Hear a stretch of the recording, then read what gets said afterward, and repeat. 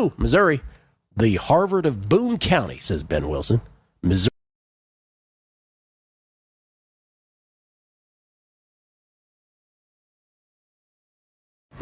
Get ready, softball fans. It's time for high school softball on Extreme Sports. Today's game should be a great matchup as two talented teams take the field, each looking to make a statement. We'll bring you every pitch, every hit, and every play right here. Grab your glove and settle in. It's time for softball on Extreme Sports.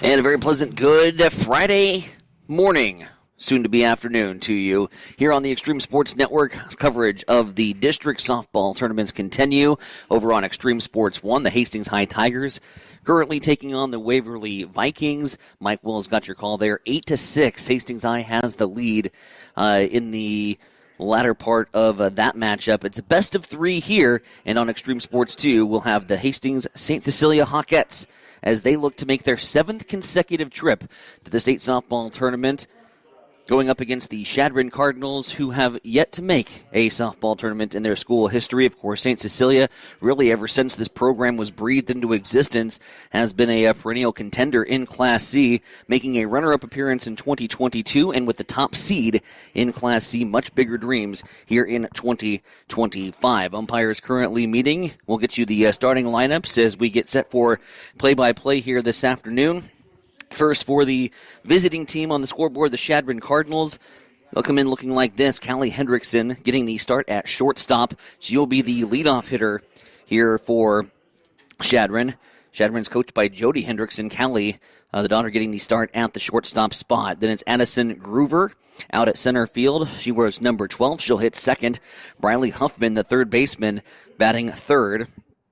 It'll be Jay Gooder in the circle and cleaning things up here for the Cardinals this afternoon. Rylan Berry playing out in left field, batting fifth. We'll see J.C. Turman at the Keystone spot at second base. She'll bat sixth here this afternoon. Jalen Brown, the first baseman, batting seventh. Caden Fisher, the designated position player. And rounding out the prime nine for Coach Jody Hendrickson will be Alexander Rasmussen behind the backstop as the battery mate for Gooder. Meanwhile, for the St. Cecilia Hawkettes, they'll line up with the leadoff hitter Kyler Widener, the center fielder. Widener on the season, .483 batting average. She represents the best hitter on this St. Cecilia Hawkettes lineup with 1 home run. Avery Kissinger, a .378 hitter on the season. She'll bat second and play at the Keystone spot at second base. Sydney Head up the middle, batting third. And for Sydney on the season, .429 batting average with 1 home run. Maddie Bauer at the cleanup spot. For Bauer, so far on the season, she's got the power. 5 home runs on the campaign in Class C softball, .413 batting average, and we'll clean things up here for head coach Matt Rosso and the St. Cecilia Hawkettes. Speaking of Rosso, Audrey Rosso batting fifth. She'll be in the circle here this afternoon with a 2.26 ERA, an 18-5 record, and 126 strikeouts so far on the campaign. Tatum Hawkinson will bat out of the sixth spot. Hawkinson, 2 home runs on the season, playing third base this afternoon. Joanna Salvage, the right fielder, wearing number 22. And Emerson Kissinger batting eighth, wearing number 33 at the first base bag.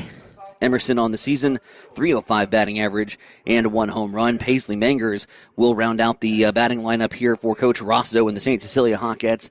Mangers wearing number 15 and has 1 home run on the season. St. Cecilia and Chadron here, a best of 3, and we'll have all the action for you here on Extreme Sports 2, part of a very busy Friday that we have in store for you with Hastings College volleyball going to be on the air later on tonight. We've still got high school football that we're going to cover here this evening, and of course getting things started off with some district softball action. 2 best of 3 series, Hastings High and Waverly on Extreme Sports 1, St. Cecilia Chadron here on Extreme Sports 2, and we'll get to the action here after the break as our coverage of softball, district softball, continues. Winner punches that ticket to state. Action coming your way right after the break. Conant Auto Care is the trusted name in Connet Auto Care is the trusted name in automotive repair and maintenance services in Hastings. We're a gold-certified Napa Auto Care Center. Our ASE-certified technicians have the Blue Seal of Excellence, receive continuous training, and are committed to providing the best service your vehicle can get. Whether it's preventative maintenance, major repairs, or just an oil change, Connet Auto Care is here for you.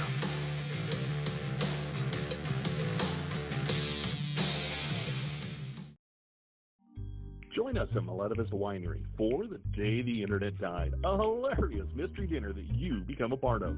Hey, this is Mick inviting you to get your tickets for 2 unforgettable nights, October 18th and November 8th. Gather your friends, enjoy a great meal, crack the case before dessert. Seating is limited, so get your tickets today at MaletaVistaWinery.com. And don't miss the mystery that everyone will be talking about, The Day the Internet Died. Get your tickets online at MaletaVistaWinery.com, St. Paul, Nebraska. If you experience heating problems this winter, call the experts at Ruts Heating and Air Conditioning of Hastings. Ruts is a locally owned family business with over 45 years of experience in the HVAC industry.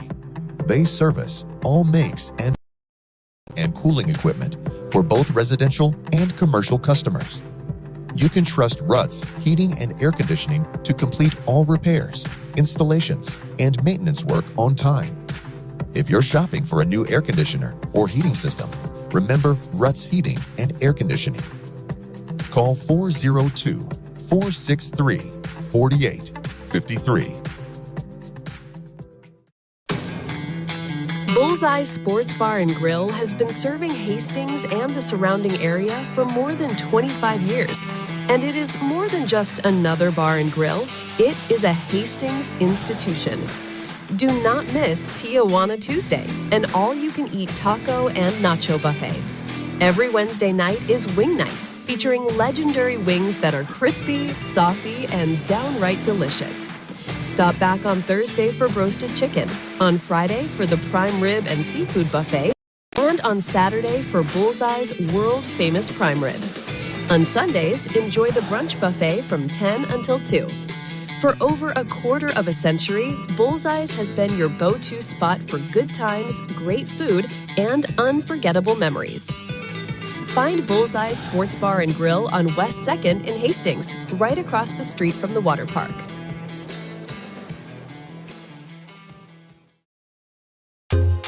TLC Vet Care is pleased to serve Hastings and the surrounding area.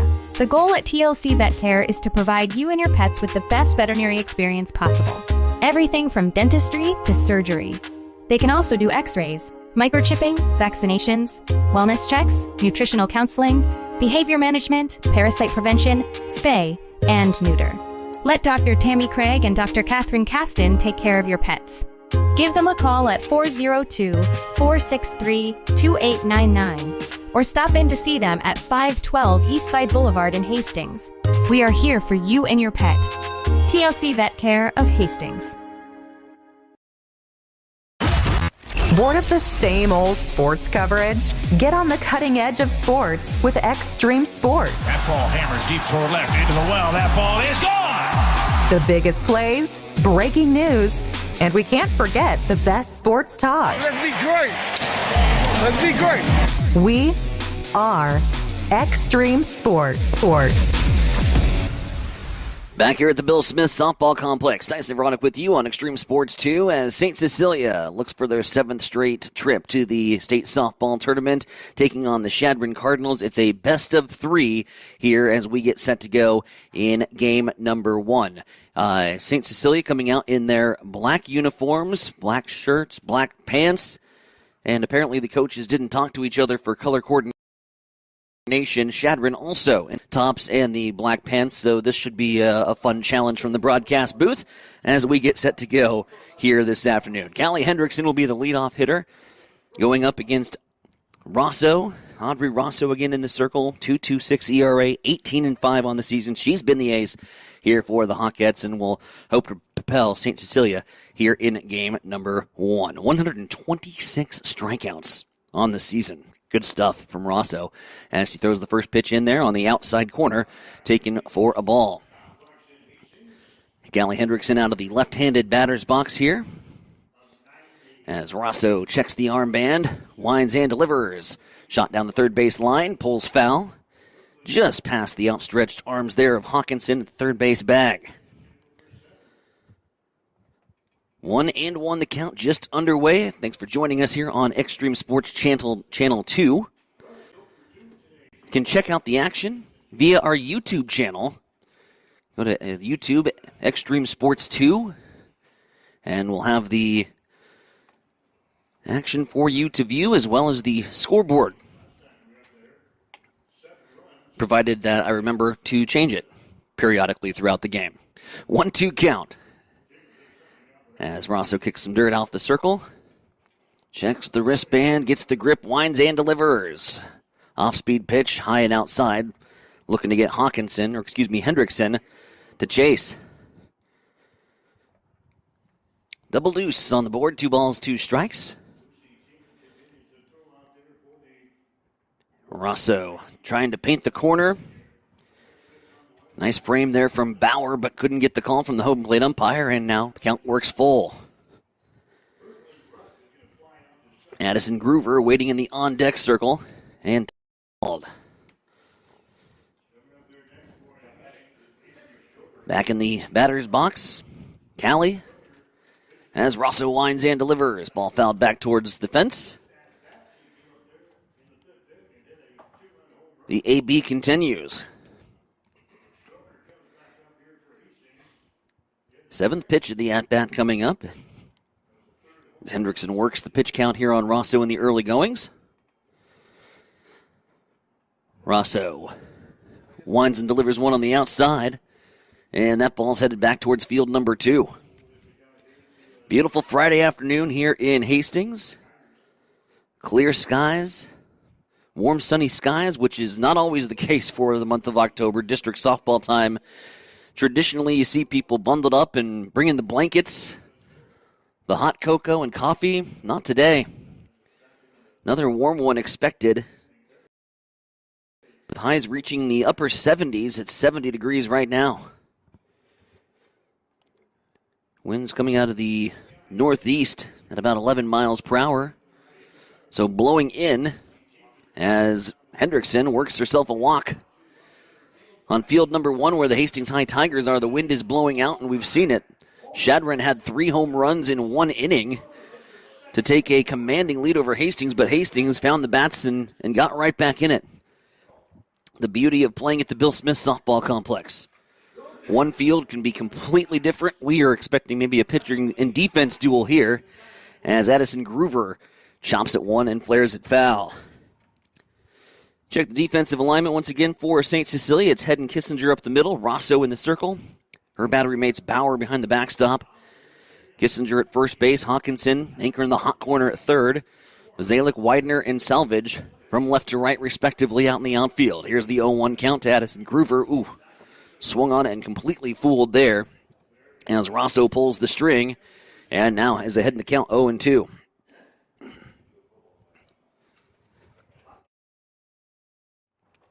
Got to be the key for Rosso moving forward, getting ahead in that count and having pitches to play with and try to get these Shadron batters to chase. Again, Shadron never been to the state softball tournament in program history. St. Cecilia knows all about how to take care of business here in these district final competitions. Best of 3 series. Pitch. Fluttered foul. And out of play. St. Cecilia 20-6 on the season. Shadron 2 games over that 500 clip at 15-13. The 1-2 from Rosso. Outside and a little bit up. Brings things to 2-2.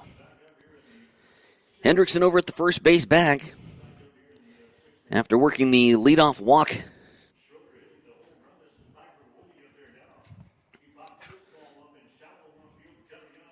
Next pitch, chopped foul into the bullpen area.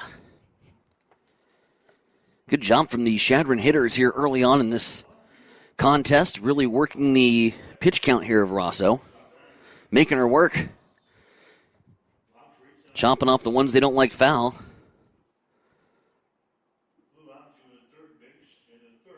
They're going to close the gate in the bullpen. Make sure that was shut. Thought they were going to ask to retrieve the softball. I didn't know if the umpire had ran out of softballs already. Nonetheless, just the gate. And we resume action. Here's the 2-2. Runner at first, and that pitch high. And Groovers worked the count full. Some early butterflies here from Rosso in the circle. Back-to-back batters working the count full. Here's the 3-2, and that's a walk. So back-to-back walks have runners at first and second here as Briley Huffman will now head to the plate. And Bauer's going to have a little chat with Rosso.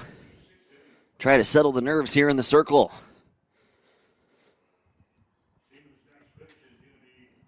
St. Cecilia has put 2 Chadron runners aboard via the base on balls, as Briley Huffman will now step up to the plate. St. Cecilia could use a ground ball right here.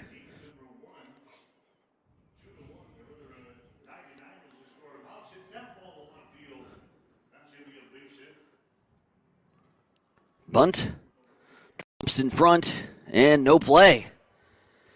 Briley Huffman with 2 aboard lays down the bunt, and it falls into no man's land, and Chadron quickly has the bases loaded after the bunt single. Jay Gooder with an opportunity to help out the own cause, as we are going to, on the YouTube page, drop in the bottom right-hand corner the score of the Hastings High Waverly game. So check out the Extreme Sports YouTube page. You can monitor the Hastings High action as well. Jay Gooder stepping up with the bases loaded, and a perfect start here for the Chadron Cardinals. Top of the first inning. Scoreless matchup. And Gooder trying to get the opening runs here of the ball game. Looks at a pitch on the outside. It's 0-2. Paints the corner there. Good shot from Bauer.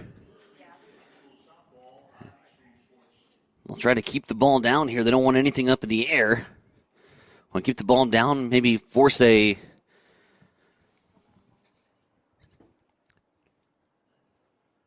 play to home to grab the lead runner and maybe over to first.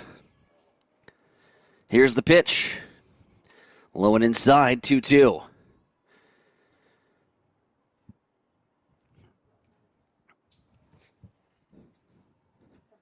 Pitch count continuing to get worked here in the first inning for Audrey Rosso, who checks the armband, winds and delivers, swung on and missed. And the first strikeout of the match for Rosso as she fans Gooder, and the bases remain loaded.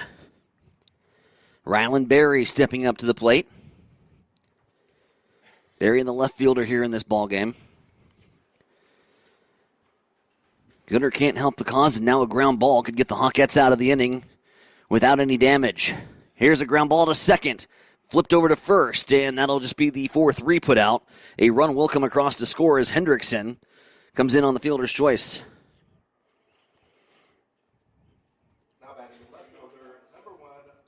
So Berry drives in a run. And the Cardinals are on the board first here in this best-of-3 district final. J.C. Turman stepping up to the plate.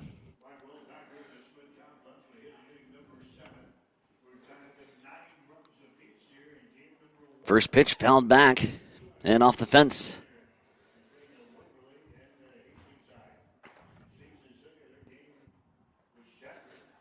Runners at second and third here for the Cardinals, and Turman at the plate.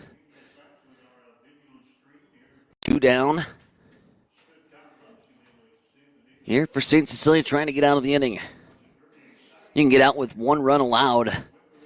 You're feeling pretty good if you're Hastings St. Cecilia. Chadron had the bases loaded with nobody down, a strikeout, and then a ground ball to second. Too tough to turn 2 there for Kissinger on the play. She was moving towards the first base bag, makes the nice and easy throw to first base as this ball is fouled out of play. And credit the Chadron bats to fighting off the nasty pitches here from Rosso.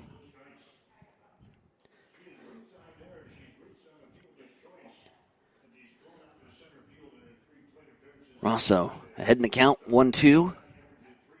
Looking for the put-away pitch and bring the Hawkette bats out. Line drive, third base side, that's going to poke through. Off into left field, another run will score as Turman gets the RBI single out to left. And Shadron now takes the 2-0 lead with runners at the corners. District Final Softball brought to you in part by Ruts Heating and Air Conditioning, Family Medical Center, 5 Points Bank. Here for the Bill Smith Softball Complex, field number 3, with the wind blowing in. A 2-0 lead here for the Shadron Cardinals, as they have broke through first here in the top half of the first inning, thanks to back-to-back walks, a bunt single, and an RBI single. Jalen Brown at the plate with a 1-0 count, now 2. Oh, it's in there for a strike. Pardon me. Rosso painting the black like Picasso. And now with the 1-1 and a 2-0 lead, Rosso checks the wristband, winds and delivers. Swung on and missed. No part of that. Balls that just dropped right before the bat. Beautiful pitch there from Rosso. And looking to finish the job here. The 1-2, Rosso. Winds and delivers. Off-speed pitch upstairs. Trying to get her to chase. No dice.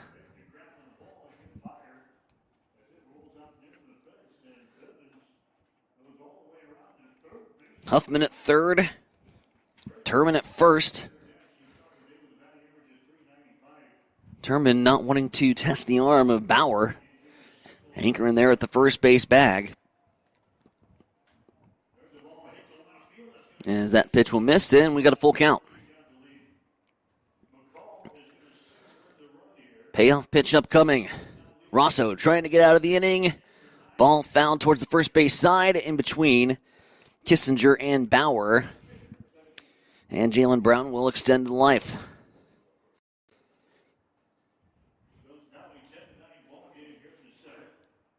Good start here for Shadron. They've scratched across the first 2 runs here of the ball game.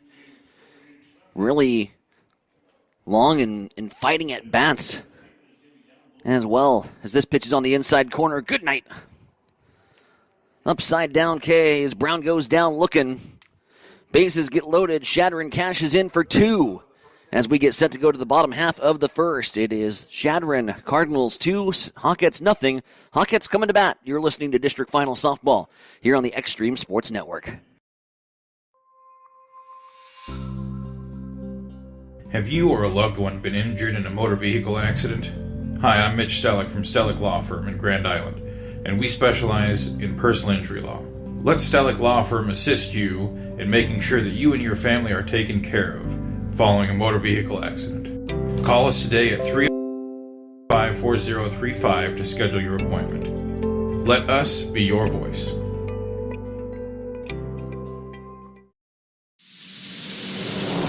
If you're looking for auto glass work, call Auto Glass Experts of Hastings.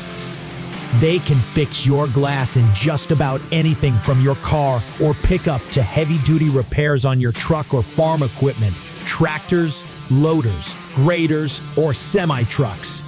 No other glass repair and replacement business comes close to the high standards of quality and customer service you'll find with the Auto Glass Experts. If you just got a little ding in your windshield, they offer rock chip repair. Give them a call today at 402-463-0025 or stop in and see them at 405 West J Street in Hastings.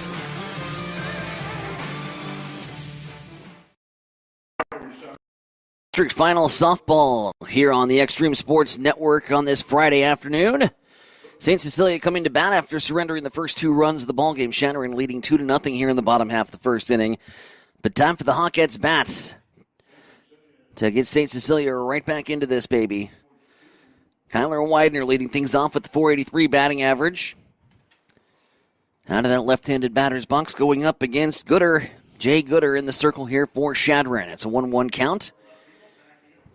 In the on-deck circle, Avery Kissinger. Avery, a .378 hitter on the season, as Widener puts one into play, and the leading hitter for St. Cecilia will start things off with a leadoff double, sliding in there safely, and the Hawkettes in business here to begin the ball game. Leadoff double for Widener, runner in scoring position. Avery Kissinger now coming to the plate. St. Cecilia trying to shake off the early start as Shadron brought across the first 2 runs. A couple walks there in that inning, a little uncharacteristic of STC softball. But looking for the bats to bounce them back right back into this baby and grab momentum here. Kissinger at the plate. Gooder looks in. Winds and delivers. Throwing some heat, not in control, low and outside. That'll bring the count to 1-0.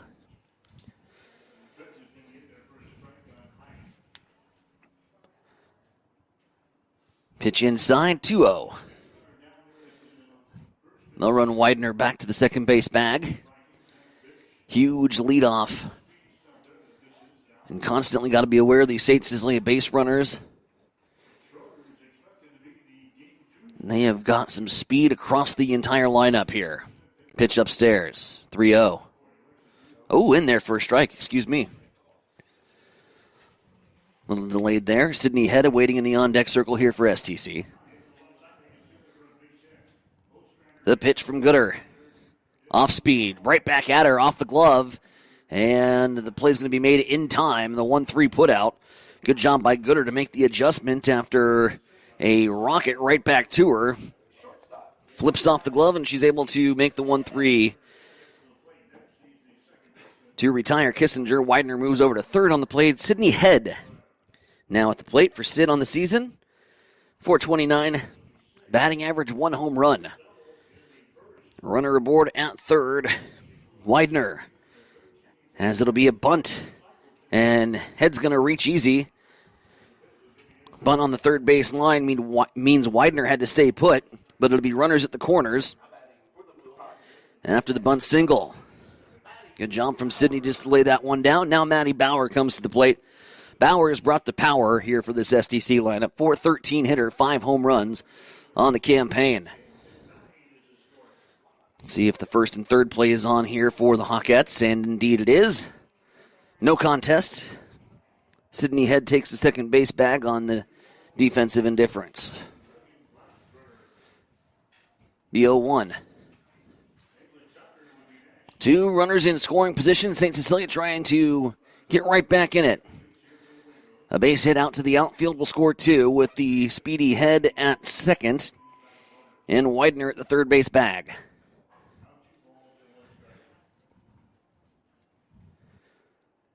One down and a 1-1 count. Gooder fires inside. Rosso has to get out of the way in the third base coaching box. A screamer. Still good reflexes, coach. 1-2, as Bauer will try to fight off. Jay Gooder here in the circle. Win the battle.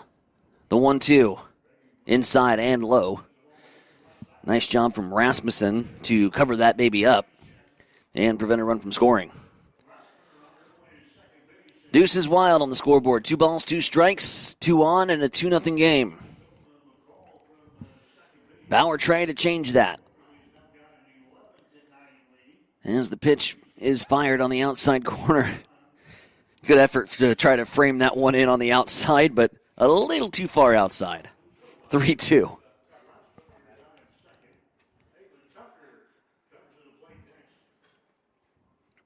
Payoff pitch to Bauer. Bauer puts one in play. Wide. Groover is underneath it, and this will score the run. Sliding in safely, and ball gets away. Widener will score on the sacrifice fly from Bauer. Head will advance to third, and St. Cecilia has come across to score a run, manufacturing with the sacrifice fly. Audrey Rosso with an opportunity to help out the cause. 2-1 your score. Shadron with the lead. 2 outs here in the bottom half of the first inning. Scheduled for 7 here in a best-of-3 series.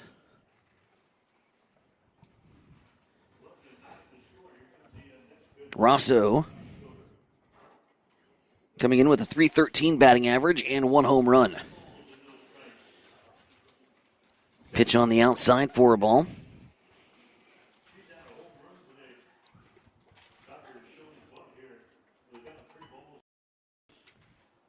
Rosso swings over the top of that, and that'll bring the count to 1-1. Again, Sidney Head, 60 feet away over the third base bag. Rosso can put the ball in play, force Shadron to make the play. Trying to score this second run and get this baby tied up. Over the top again, 1-2. Again, Hastings High and Waverly, currently airing on Extreme Sports 1. Pitch on the inside here. And that'll bring the count to 2-2. 2 balls, 2 strikes, 2 outs. Gooder looks in. It's the sign, winds and delivers. Off-speed pitch put into play. Groover calling off the right fielder and making the out to retire the side.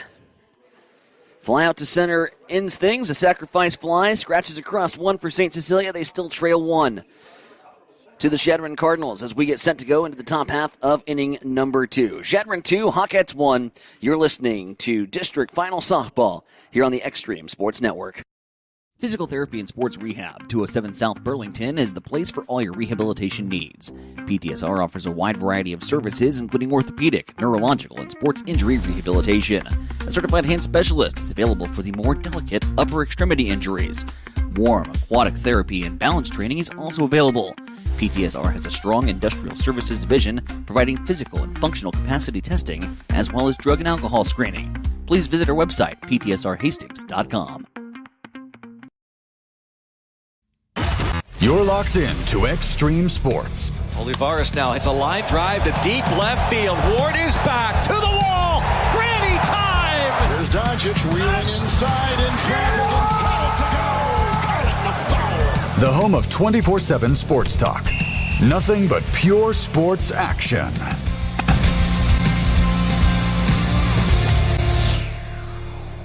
Back at the Bill Smith Softball Complex. Tyson Veronic with you on Extreme Sports Channel 2. Again, check out our YouTube feed for the video portion of the broadcast so you can have the eyes and ears on the action here at the Bill Smith Softball Complex. Shadron leading 2-1 here against St. Cecilia as we get set to go in the top half of inning number 2. 8-9-1 due up here for the Cardinals as it'll be Cadence Fisher, the designated position player, leading things off. Rosso working quickly, already ahead in the count, 0-2. Working quickly and turning to the heat. Back-to-back zippers in there. Here to Bauer, now throwing the off-speed, trying to switch up the pace, change the eye level. Keep that batter guessing. Fisher at the plate with Rasmussen waiting in the on-deck circle.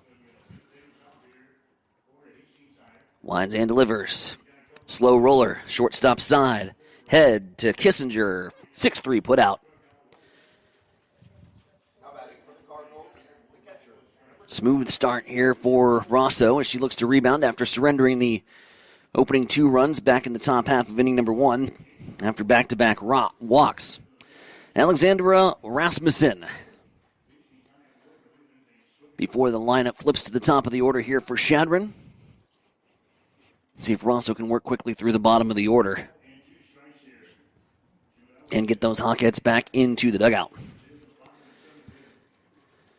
1-0 count. Rosso winds and delivers. A little low. That'll bring the count here to 2-0.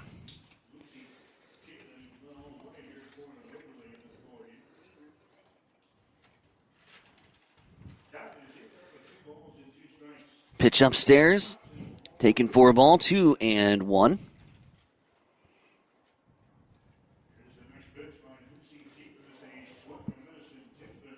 Callie Hendrickson waiting in the on-deck circle.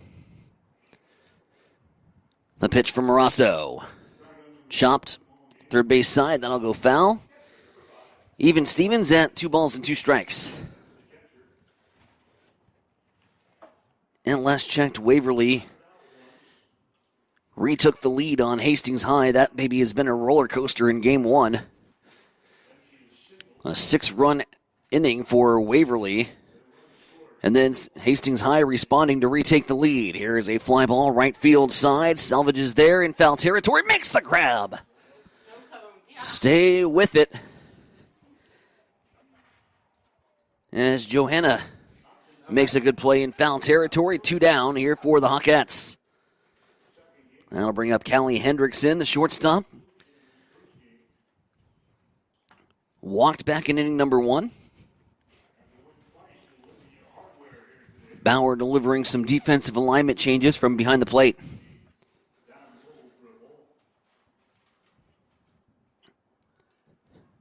Hendrickson showing bunt. And it's bunted foul. The velocity on that last pitch from Rosso actually knocked the bat right out of Hendrickson's hand as she laid down the bunt, or tried to. She'll gather, tighten up the batting gloves, and get back in the box. Here's the 0-1. Rosso winds and delivers. That's high and tight. 1-1.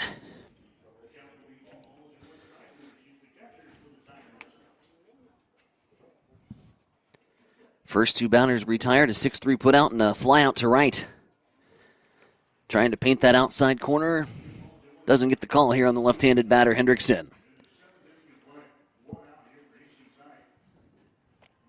2-1 count. Rosso checks the wristband. Off-speed pitch. Hit foul. And that'll bring things to 2-2. 2 balls, 2 strikes, 2 down here in the top half of inning number 2 in a 2-1 game.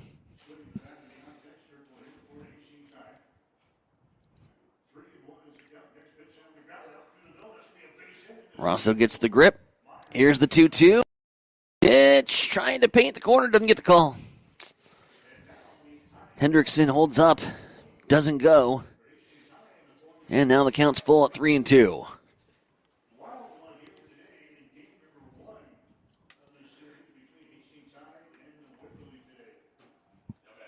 Rosso. Swung on and missed from Hendrickson. The rise ball gets her for the punch out.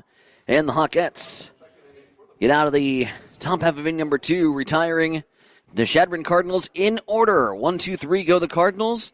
6, 7, and 8 coming up for St. Cecilia. They trail it 2-1. Bottom half of inning number 2. It's district final softball on the Extreme Sports Network. 5 Points Bank has been proudly serving the Tri-City area for decades, and we are continuously finding ways to make your banking experience easy and enjoyable. We offer the best of both worlds with kind employees in the bank while creating a strong online presence to accommodate your busy lifestyle. Our innovative technology adds layers of security while being easily accessible to all age groups. Stop into the Better Bank to learn more today.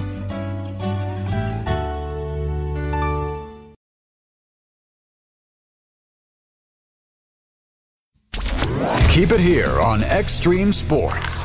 Hits it to right field. Brennan is back. He's at the wall, and we are tied. Your all-access pass to nonstop sports talk and live play-by-play. You guys are the number 1 sports station because you make the phones light up. Back here at the Bill Smith Softball Complex, Tyson Bronick with you. District Final Softball, the C1 District Final, with the top-seeded Hastings St. Cecilia Hawkettes going up against the Chadron Cardinals. Chadron on top early here in a 2-1 ball game. It's 6, 7, and 8 due up for the Hawkettes. Tatum Hawkinson on the season. 2 home runs for Tatum. As she looks at a 2-0 count, chops this one foul. First 2 pitches of the AB were both on the outside. That'll bring us to a 2-1 count. High school softball brought to you in part by the Bullseye Sports Bar and Grill. Also by Landmark Implement and TLC Vet Care of Hastings. Pitch upstairs. 3-1 as that one was at the eyeballs of Tatum Hawkinson. Joanna Salvage waiting in the on-deck circle. Emerson Kissinger in the hole.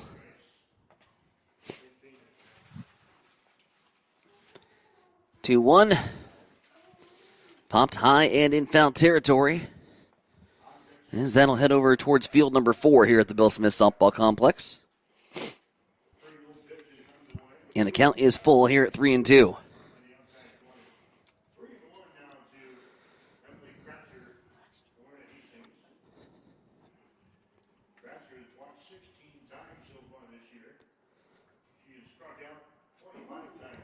Next pitch, fouled back by us.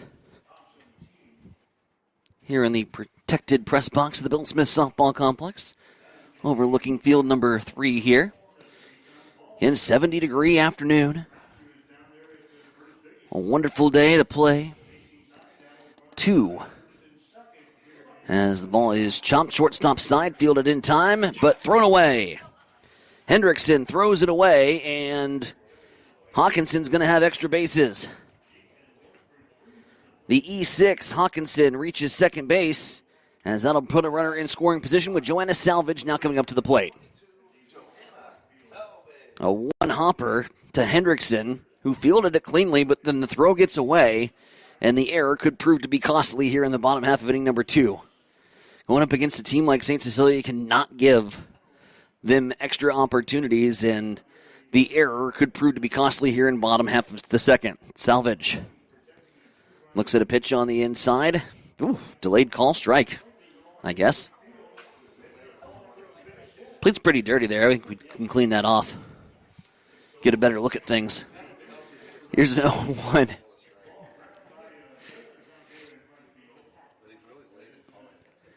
And the windup. Salvage, rocket, left field, and well foul. My goodness. That had plenty of distance, but well foul. Let's try that again.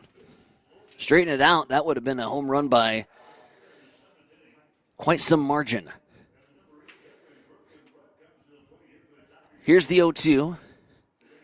Upcoming to Salvage, who has fouled one off to the right, fouled one off to the left. Putting one right back up the middle. No. Swings over the top. Goes down on strikes. So Gooder picks up the first strikeout of the contest, as Emerson Kissinger now steps up to the plate. For Emmy on the season, .305 batting average, 1 home run. An opportunity to add to that RBI tally as well with the runner over at second base. Line drive, center field side, and not going to be deep enough to advance the runner, as Hawkinson is forced to retreat back to the second base bag. Groover makes her third putout of the contest, as Emerson flies out to straightaway center.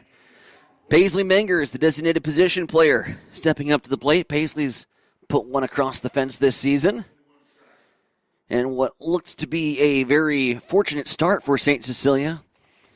A strikeout and a fly out to center.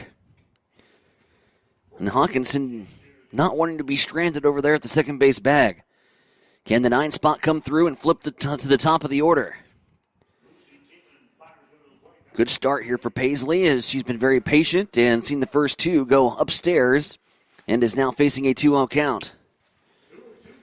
Base hit, ball 4, get that lineup to go to the top of the order. The dangerous Widener awaiting in the on-deck circle. Widener leading the team and has to be up there in the leaderboard in terms of the entire Class C, a .483 batting average coming into the district finals.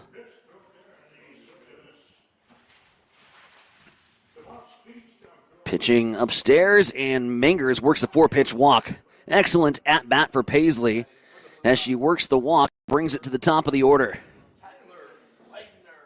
Tyler Widener now stepping up to the plate. Widener led off this ballgame with a double, came around to score on the sacrifice fly from Maddie Bauer.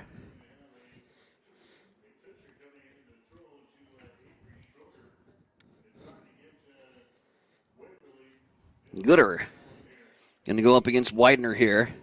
Runner advancing on the play. Ball got in the dirt, and that was just enough for Hawkinson to say, okay, I'll go ahead and swipe that third base bag.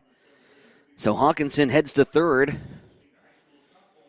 on the pitch in the dirt, and it's a 1-0 count. And now Coach Rosso is going to have a chat.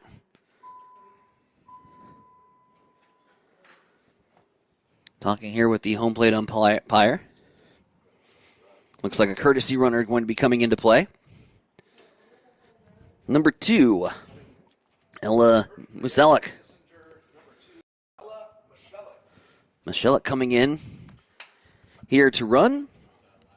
Ella's the flex player. She's out in left field defensively.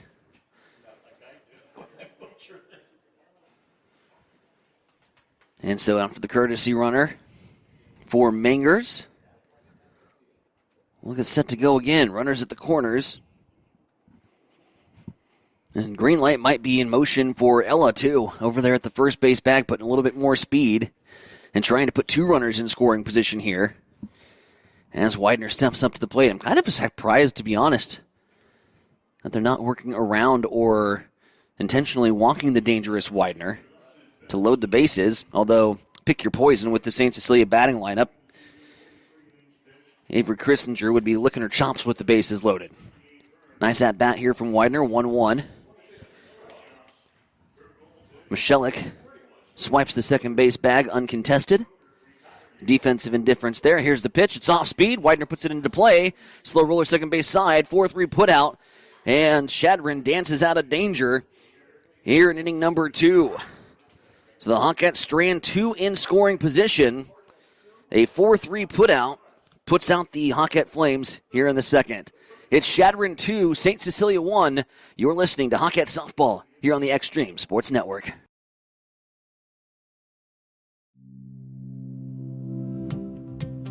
At Bosselman Energy Companies, we take pride in being a trusted partner to our customers, a strong presence in the communities we serve, and a family business that truly cares. Founded in Grand Island in 1948, Bosselman Energy has grown into a diverse group of companies with locations across the Midwest. We supply local communities with essential petroleum products that fuel farms, power industries, and heat homes. With over 70 years of industry experience, Bosselman Energy remains committed to the principles that have guided us from the beginning, ensuring our continued success for generations to come.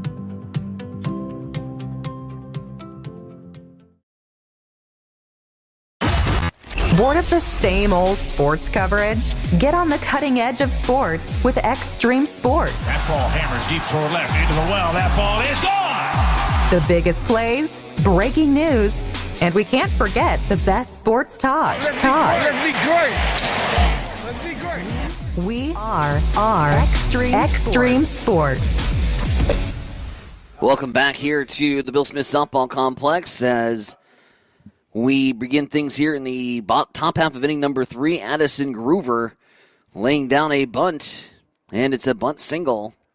Second bunt single as Shadron playing small ball here against the Hawkettes in the early goings. Briley Huffman now stepping up to the plate, 2, 3, and 4 here for the Shadron batting order. Game 1 for Hastings High and Waverly has gone final. Without Ella Tinsman in the circle, Hastings High falling 11-9 to the Waverly Vikings in a roller coaster of a battle between the Tigers and the Vikes. Line drive, right field side. And that'll put away Huffman. Groover retreating back to the first base bag. Jay Gooder now stepping up to the plate. Gooder striking out in her first AB. 3 strikeouts for Rosso so far on the day. As Gooder checks the wristband, winds and delivers. St. Cecilia trying to get a ground ball here, get right back to the bat rack, and go to work on Gooder in the circle. Here's the 1-0 off the outside. Pops out of the glove of Bauer, so there's no play to second base. And on the jump, Groover is going to nab that second base bag. So that'll put a runner on scoring position. That'll take out the double play.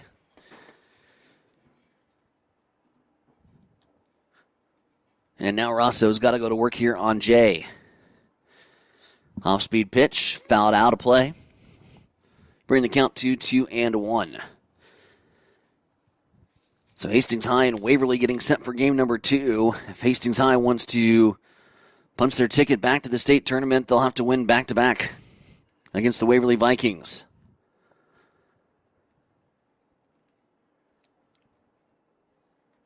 Here's the 2-1 as Rosso checks the wristband, winds and delivers. Line drive, right field side, right into the glove of Selvage. As she fires it back in. No advance from Groover over at the second base bag. Back-to-back liners out to Selvage out and right. Rylan Berry stepping up to the plate. Berry grounded out to second, but a run did come across to score. Part of that 2-run Shadron first inning after the back-to-back walks. Started things off. Here's a foul back towards the fence. And Rosso's got count advantage here at 0-1.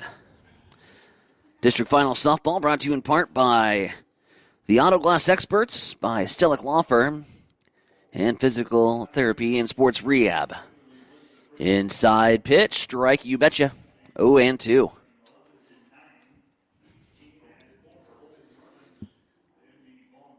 Rosso got a few waste pitches to play around with here. We'll see if she tries to get Berry to chase. Outside, Berry stays patient and holds off. It's a 1-2 with a runner at scoring position at second base. That's Addison Groover. Shadron trying to stretch the lead. Rosso trying to get St. Cecilia back to the dugout, and does. Swung on and missed. Berry goes down on strikes, and St. Cecilia out of the inning with no damage done. Runner stranded at second base. 2, 3, and 4 due up for Hastings St. Cecilia. They trail it 2-1 as we head to the bottom half of inning number 3 here in game number 1 of the C1 District Final. It's on Extreme Sports, Channel 2. Sundays are meant for relaxation and indulgence, and there is no better place to do it than at Bullseye Sports Bar and Grill in Hastings. Enjoy the Sunday brunch buffet from 10 to 2, where you will find an irresistible favorites that will make your taste buds dance. Choose from fluffy pancakes to sizzling bacon, fresh fruits, and so much more. It is all you can eat and all you could ever want. Make your Sundays special with the brunch buffet at Bullseye Sports Bar and Grill on West 2nd in Hastings, right across the street from the water park. It is the perfect way to unwind and savor the flavors of the weekend.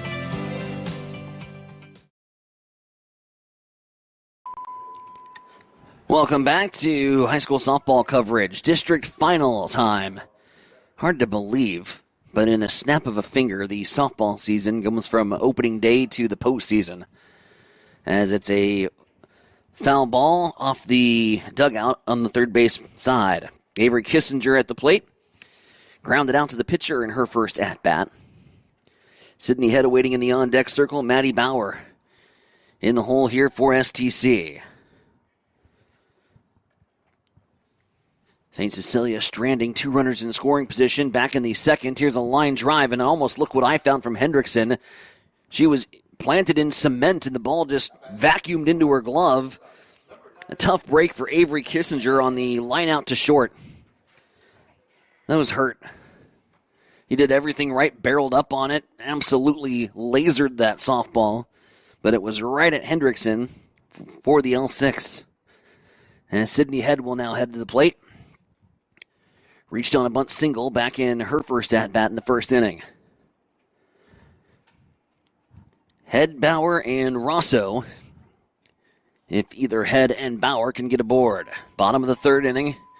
St. Cecilia, the top seed here in Class C, here in the C1 District Final, trailing the 15-13 Shadron Cardinals. Speed drops below the knees. That'll be taken for a ball. And the count bringing the count to 2-0. And Hastings High falling in their matchup earlier this morning to the Waverly Vikings. That one just concluded. Game 2 starting in about 15 minutes from now. Nice shot from Head as it finds a hole through the third base and shortstop side. Trickles out into left, and Sydney Head gets a single to start things off here for St. Cecilia in the bottom of the third. Maddie Bauer sacrifice fly and an RBI to her tally. And the speedy Head over at the first base bag. Wheels in motion, probably trying to put a runner into scoring position. Heads off on the pitch. Here's a throw down to second, and not in time. Second baseman Turman was stride for stride with Head, and that's never good. Not gonna. Sidney Head steals the bag. And is now in scoring position for the dangerous Maddie Bauer. Bauer with a .413 batting average, 5 home runs on the campaign.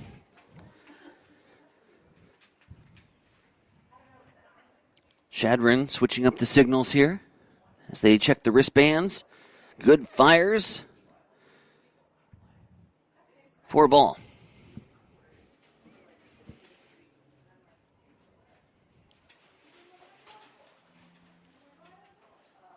Two balls, no strikes. Maddie Bauer at the plate, trying to tie this baby up with a runner in scoring position. Off-speed pitch, Bauer just mistimes that as it's fouled off towards the press box. And off the roof, which looks like the side paneling of in a hailstorm with all these softballs that have hit this tin roof here at the top. Here's the 2-1 and the delivery from Gooder. Outside, ball 3. Count advantage here for Maddie Bauer.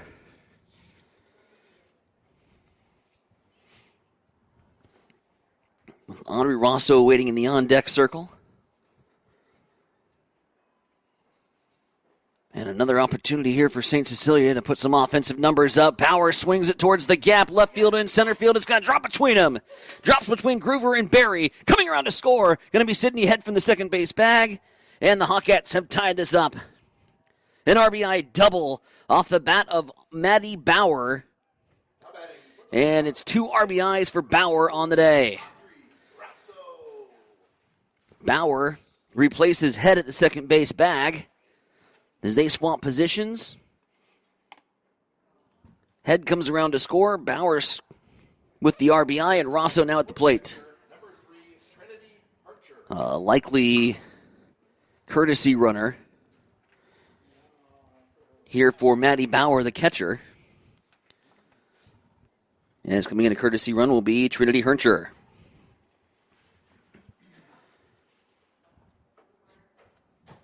So Bauer takes a bow after the RBI double. Herncher over at the second base bag. Rosso now heading to the plate. 2-2 tie. The Hawkettes strike back after surrendering the first 2 runs in the top half of the first.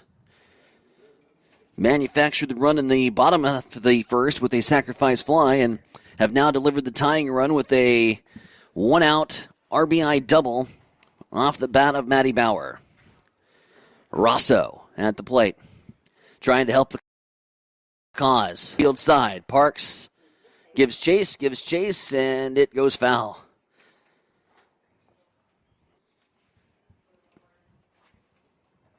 That looked off the bat like it was going to be more towards the right field line. That just kept fading and fading and fading, like my golf shot away from the fairway. Here's the 0-1, 1 down. Audrey lines 1 out towards the gap. Right fielder's there. Parks underneath it. Herncher off on the catch. Advances to the third base bag. No throw from the shortstop, Hendrickson. So that'll move a runner up 60 feet. Hawkinson now stepping up to the plate. Reached on an error to start off the top half of inning number 2, but was left at the second base bag. So back-to-back flyouts off the bat of Audrey Rosso. And that'll bring up Hawkinson with the runner standing at third. Hawkinson just foul. That'll bring the count to 0-1. 2-2 the score here in the third. Hawkettes trying to get one more and grab the lead for the first time here this afternoon.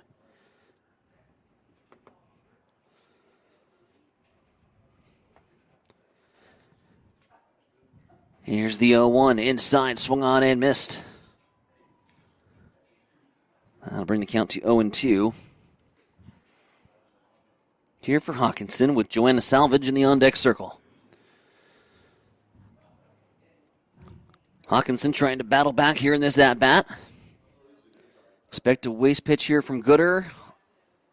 Upstairs. No go. Runner at third is Hernscher, who came into courtesy run for Maddie Bauer, who's had the hot stick tonight, this afternoon, I should say, for St. Cecilia. 2 RBIs. There's a shot from Hawkinson, left fielder. Left fielder misread it. Came in on the play. This one's going to roll out to the fence. Hertscher scores easy, and an RBI double for Tatum Hawkinson. And the Hawkettes have the first lead here of the game. Their first lead of the game, I should say. 3-2.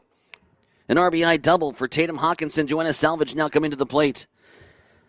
Left fielder Barry misread that. She came in off the bat, and that ball sailed on well behind her, rolled out to the fence. So the Hawkettes flexing a little bit here in the third. 3-2 contest.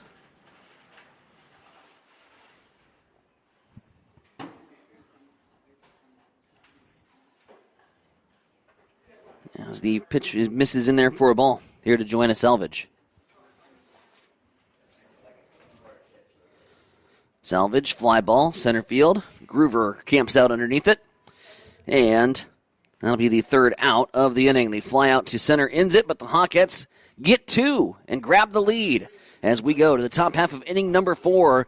St. Cecilia 3, Chadron 2. It's district final softball here on the Extreme Sports Network.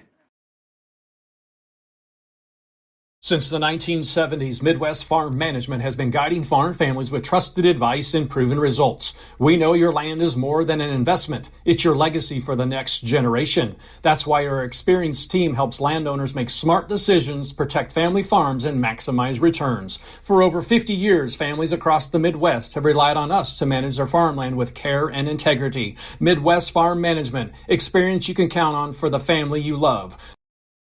Management.com. Bored of the same old sports coverage? Get on the cutting edge of sports with Extreme Sports. That ball hammered deep toward left into the well. That ball is gone. The biggest plays, breaking news, and we can't forget the best sports talk. Let's be great. Let's be great. We are Extreme Sports. Top half of inning number 4, Extreme Sports, Channel 2. Tyson and Veronic with you. St. Cecilia and Chadron here this afternoon. District final softball, best of 3 series. As we bring you the Cardinals and the Hawkettes. J.C. Truman leading things off. Quick ground ball to shortstop. Head to Kissinger, 6-3 putout. And the tournament is retired. Jalen Brown stepping up to the plate. Brown watched a pitch on the inside corner go in for a strike and was set down looking, which retired the Chadron threat back in the first. Slow roller, third base. Hawkinson, Kissinger, 5-3, 3 pitches, 2 outs. Efficiency here from Audrey Rosso.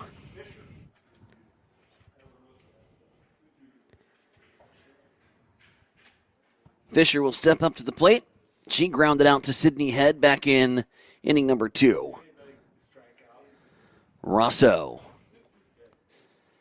frames it on the black. You bet. Strike 1.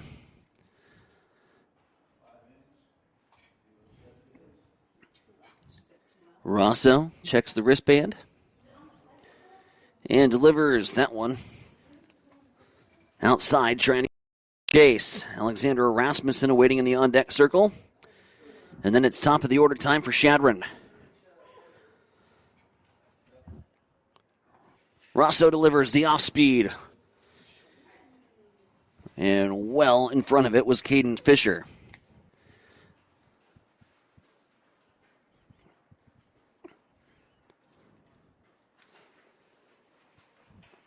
So 1-2. Plenty of pitches to play around with here. She was late on the fastball, well in front of the off-speed, and now inside. No. Infield took a few steps in towards the dugout, trying to will that strikeout into existence.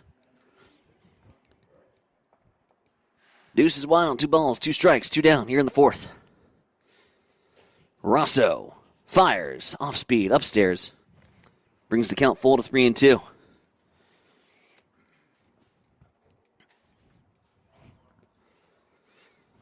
Fisher will likely get one to put in play here. As Rosso goes to work on the 8-hitter, and Fanzer struck out swinging. 5th strikeout of the afternoon for Audrey Rosso as the Hawkettes set down the Cardinals in order 1-2-3. It'll be 8-9-1 due up for St. Cecilia as we go to the bottom half of inning number 4. Hawkettes out in front by 1, 3-2 over Shadron. It's district final softball, and it's on the Extreme Sports Network.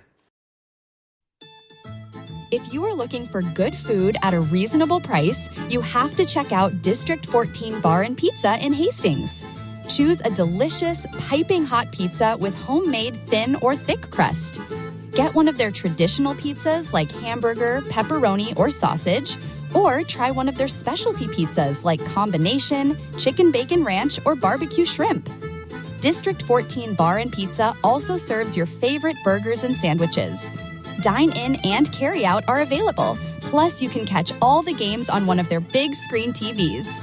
That's District 14 Bar and Pizza, 1105 Theater Drive in Hastings. Keep it here on Extreme Sports. Hits it to right field.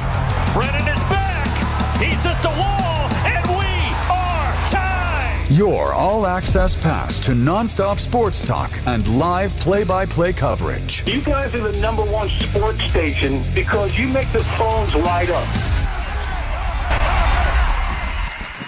Back here with you from the Bill Smith Softball Complex. Tyson Veronica on Extreme Sports Channel 2, part of our full Friday of coverage we have for you on a variety of sports. It is district final softball on channels 1 and 2 here this afternoon from the Bill Smith Softball Complex with Hastings High and Waverly getting set to go in game number 2 at St. Cecilia and Shadron here in the bottom half of the 4th, and the Hawkettes with the 3-2 lead over the Cardinals. Coming up later on tonight on Extreme Sports Channel 1, high school football takes center stage, Friday Night Lights, and Mike and Jimmy and the gang heading out to Fairfield, The Hill, Sandy Creek going up against Exeter Milligan Friend. We'll bring you that coverage beginning with the pregame show at 6:45. Then coming up later tonight on Extreme Sports Channel 2, I'll be at the Lynn Farrell Arena as Hastings College gets set to take on the Dort Defenders in GPAC volleyball. Hastings College looking to stop a little bit of a losing streak in the Great Plains Athletic Conference. Their action begins at 7:30. We'll have the action for you with the pre-match show at 7:20. Pop fly here from Emerson Kissinger out to center field. Underneath it. And Kissinger is retired to open up the bottom of the 4th. Designated position player Paisley Mangers now stepping up to the plate. Mangers drew a walk back in inning number 2. But was then courtesy run 4, and that was when St. Cecilia stranded runners at 3rd and 2nd. So Mangers steps up to the plate with one down, looks at a pitch into the inside. Another pitch inside. Mangers trying to fight it off and fights it foul. She wants to swing the bat. She took a look at the first 5 pitches that have come to her, have all been balls. She wanted to try to put one in play. Mangers now at a 1-1 count with one down. Here's the pitch from Gooder. Mangers gets underneath it. And pop fly, first base side, but it pops out of the glove. Extra life here for Mangers as Brown couldn't secure the catch. Staring straight up into the sun and just took the eye off it, and it popped right out of the glove. So a freebie here for Paisley Mangers, make her pay. You get an extra life, got to cash in. Here's the pitch from Gooder on the outside and a little low. 2 balls, 2 strikes. One down here in a 3-2 contest. Shadron hanging tough with top-seeded Hastings St. Cecilia. St. Cecilia looking for the big inning. And trying to put Shadron in the rearview mirror. It might start right here. Just inches foul. Line drive shot Just missed. Emerson Kissinger is warming up in the St. Cecilia bullpen. Unsure if that's just to keep Kissinger loose. Rosso's been kind of dialed in after the tough start in the first. Had back-to-back walks. Shadron made her pay. Took the first 2 runs of the ball game. But is dialed back in, and St. Cecilia offense has done enough to get them the lead. Here at 3-2 in the bottom half of the fourth. Here's the payoff pitch, the 3-2. Swung on and missed. Mengers goes down on strikes, and that'll bring things back to the top of the order, where Kyler Widener will head to the plate. A double and a ground out to second.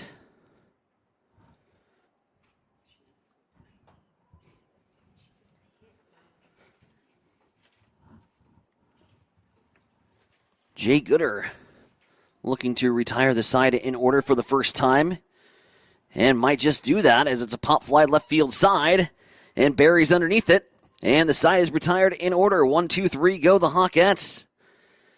As we get set to go to the fifth, Shadron Cardinals trailing the Hawkettes by 1. It's St. Cecilia 3, Shadron 2.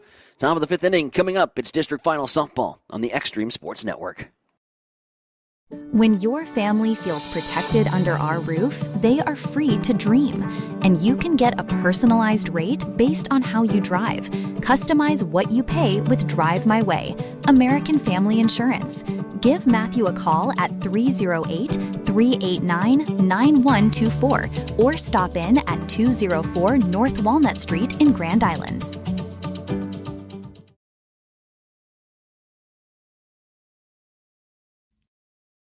Locked in to Extreme Sports. Olivares now hits a line drive to deep left field. Ward is back to the wall. Granny time! Here's Doncic wheeling inside in traffic and got it to go. Got it in the foul. The home of 24/7 Sports Talk. Nothing but pure sports action.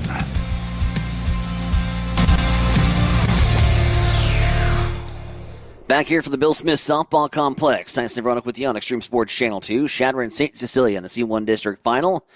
Winner punches the ticket to the state softball tournament right back here next week. 3-2. St. Cecilia out in front. Rosso continuing in the circle here for St. Cecilia. Gave up the first 2 runs back in inning number 1. Is dialed in since. It's best of 3 competition here this afternoon. With the 11 miles per hour.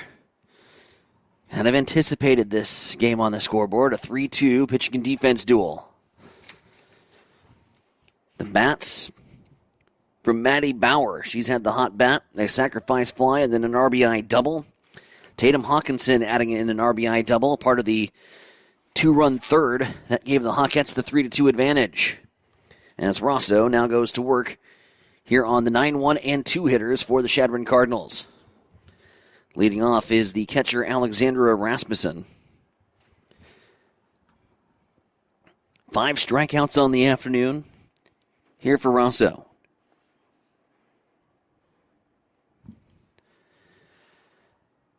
Swung on and missed. 1-2.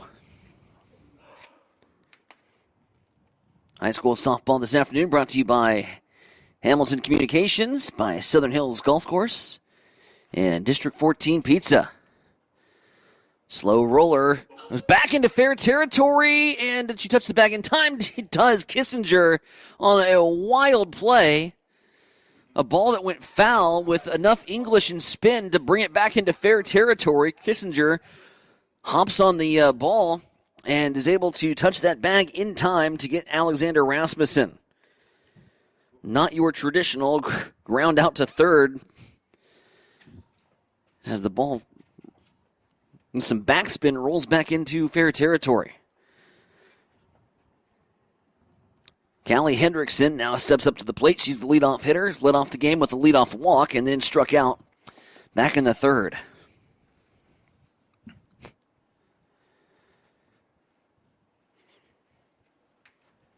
Rosso ahead in the count 0-1. Outfield playing way in on Callie Hendrickson.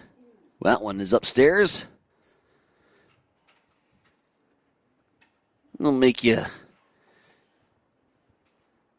dig a little less in the box as that chases Hendrickson out. Here's 1-1. Rosso fires, bunt, goes foul.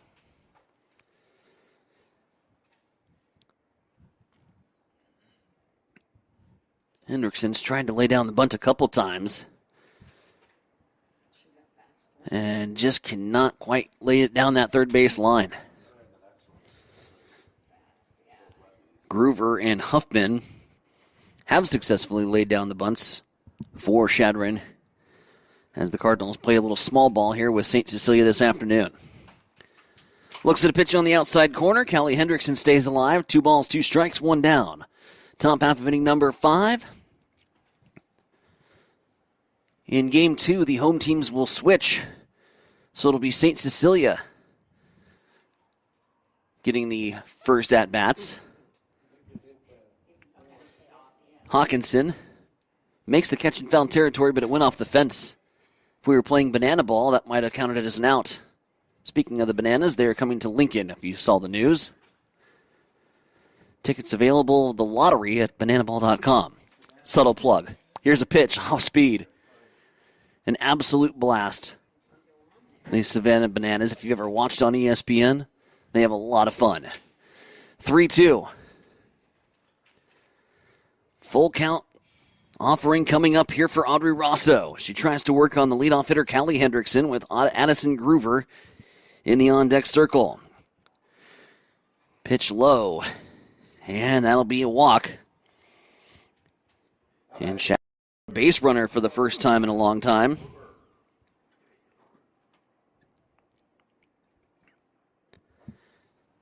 Snaps a streak of 7 straight Chadron Cardinals to be retired.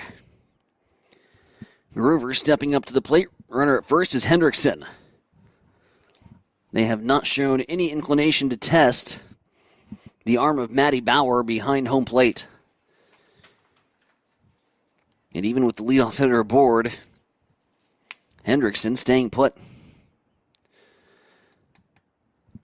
Groover takes a look at a pitch low and outside. Here comes pitch number 2 on the 1-0. Shot straight up into the air. And it's off the top of the fence.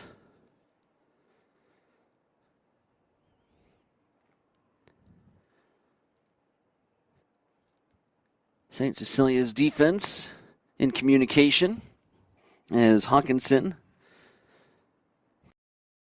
delivers a miss. They both chase after that foul ball. Roll it up. How about a ground ball to shortstop? Here's the pitch. Hendrickson's going to go, and Hendrickson's sliding in there safely. Hendrickson wanted no part of my ground ball scenario and double play opportunity for the Hawkettes and swipes the bag. That'll bring the count to 2-1. Hawkettes leading by 1 here in the top of the 5th, but Chadron now with a runner in scoring position. Here's the 1-2. From Rosso, off speed, second base side, and that's going to get into the outfield, and that'll bring in the runner Hendrickson. No advance from Groover, but Groover picks up an RBI single, and we are tied here at Field 3. Addison Groover, the RBI single, scores Hendrickson just past the outstretched arms of Kissinger at the second base bag.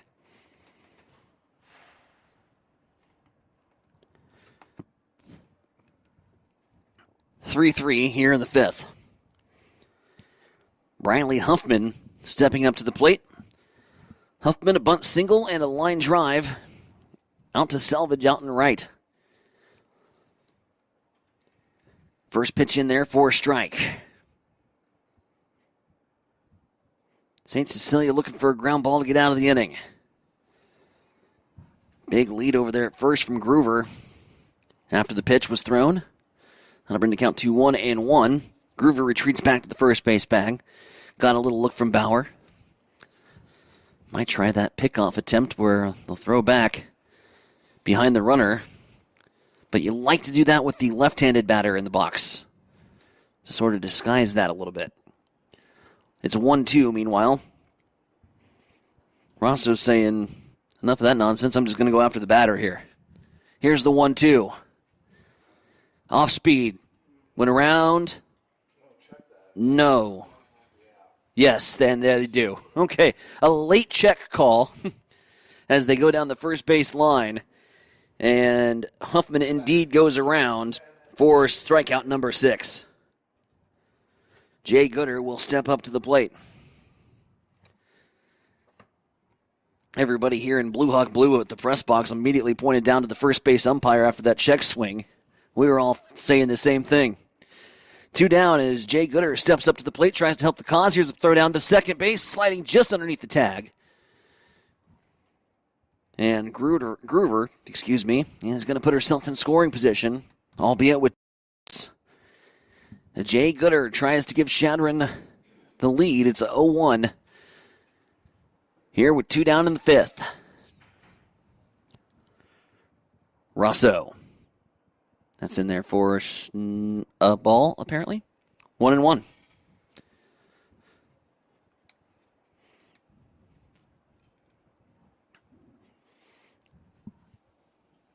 Rosso working against Jay Gooder. 2 pitchers doing battle here. Pitch on the outside. 2-1. Runner in scoring position, Addison Groover, the RBI single here in the 5th. To tie this baby up at 3 apiece. The pitch inside. And that'll bring the count full. Check that, 3-1.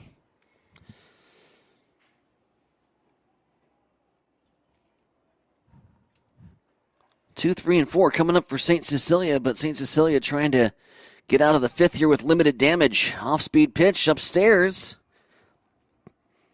And 2 walks here in the inning. And a runner at second base. Rylan Berry stepping up to the plate. And a visit here in the circle.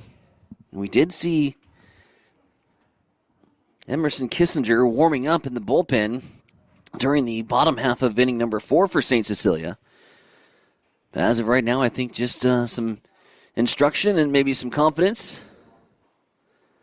Try to stall the Shadron momentum here. Home plate umpire is not going out to get Rosso. I'd stay out in the circle. As Rosso will retreat back towards the dugout.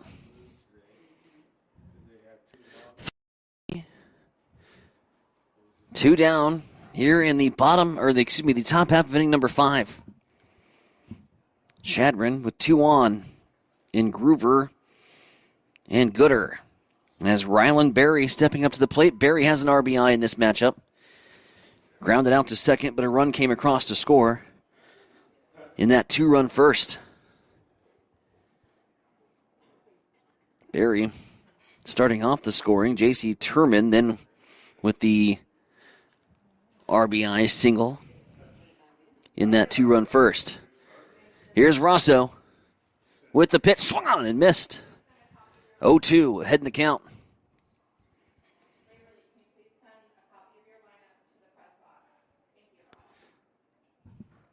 Audrey Rosso going to work here on Rylan Berry. Trying to strand 2 Cardinals.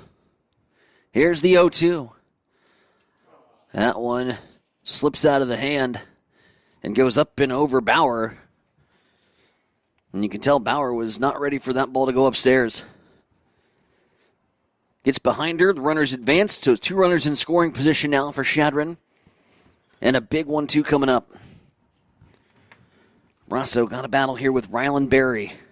Looking for that strikeout pitch. The 1-2. Off speed. Swung on and missed. Pulls the string. Gets Berry to fan. And the Hawkettes escape with limited damage. Although Shadron does tie it up. The RBI single from Addison Groover. And we are at 3 apiece. Shadron 3, St. Cecilia 3. Bottom of the 5th coming up. 2, 3, and 4 do it for the Hawkettes. You're listening to St. Cecilia Softball on the Extreme Sports Network. there is still plenty of time to enjoy the Southern Hills Golf Course of Hastings. Call or go online to book your tee times and enjoy this 18-hole, par 72 course that offers fun and challenges for all skill levels. The greens at the Southern Hills Golf Course are large and a delight to putt on. After the round, relax in the newly remodeled clubhouse with plenty of TVs to enjoy your favorite sporting events and grab some great food, including pizza, burgers, a Philly cheesesteak sandwich, or your favorite appetizer. Don't forget to book the clubhouse for an upcoming event. Just give Southern Hills Golf Course a call or go online at southernhillshastings.com. The Southern Hills Golf Course is located just off Highway 6 on Southern Hills Drive. Swing by today. Back here from the Bill Smith Softball Complex, Tyson Evronic with you. District Final Action, C1 District Final, Best of 3 Series, brought to you in part by Bumgardner Dentistry, also by Pro Team Design, and by Southern Hills Golf Course. Bats looking to get things going as we begin things here in the bottom half of the fifth. First pitch swinging from Avery Kissinger, fly ball left field side, and Barry camps out underneath it. And the Hawkettes one pitch, one away. Sydney Head now up to the plate, and the dangerous Maddie Bauer awaiting in the on-deck circle. St. Cecilia trying to slam on the accelerator offensively. They've been held in check from a really good pitching performance today from the Chadron ace, Jay Gooder. Gooder just one strikeout, but she has kept the ball in play, and the defense has, for the most part, made big plays behind her. St. Cecilia was able to take advantage of a E6 from the shortstop, but then was stranded at the second base bag, so wasn't able to cash in on the lone Chadron error of the ballgame so far. Meanwhile, Sydney Head, good at-bat brewing here, is taking a look at the first 2 pitches and is ahead in the count 2-0.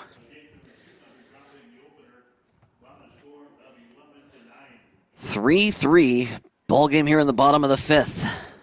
Head puts it in play, third base side, one hop. Huffman fires across the diamond to Brown in time.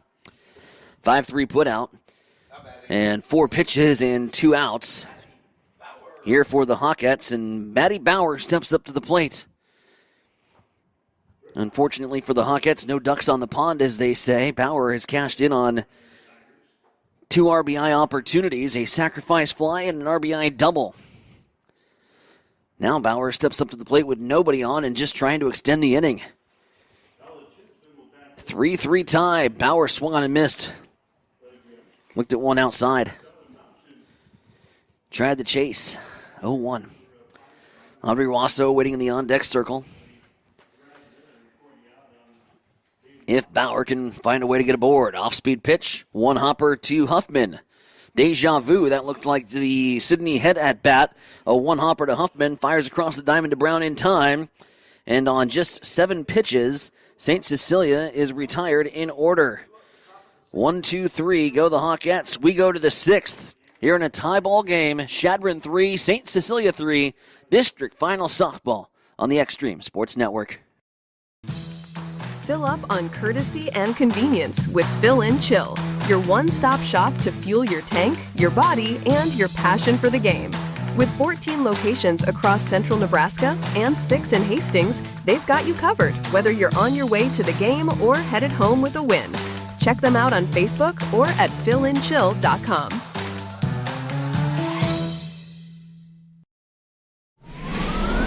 Extreme Sports, the ultimate destination for sports enthusiasts. This is the greatest record in the history of sports. Broadcasting live 24/7. Just have some fun out here, and enjoy the journey of all this of trying to get 16 wins and going after a gold trophy. We give the people what they want. And I am a huge sports fan. I love sports.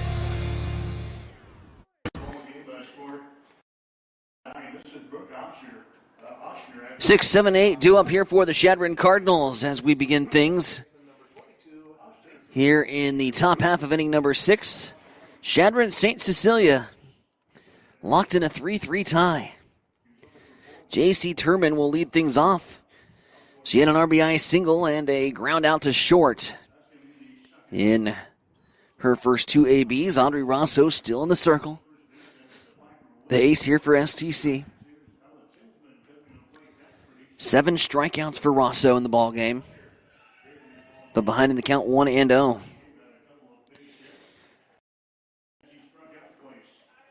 Addison Groover's RBI single back in the top half of inning number 5 tied this baby back up at 3 runs apiece. Meanwhile, for St. Cecilia, Maddie Bauer with 2 RBIs and Tatum Hawkinson with an RBI double,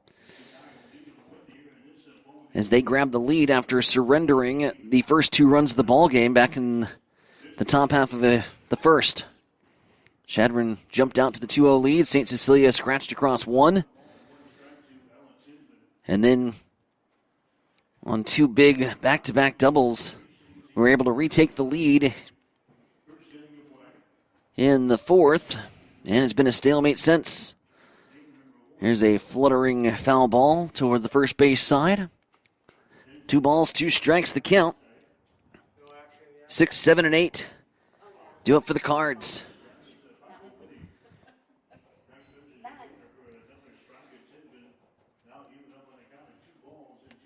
Here's the pitch from Rosso. Outside and upstairs. That'll bring the count full.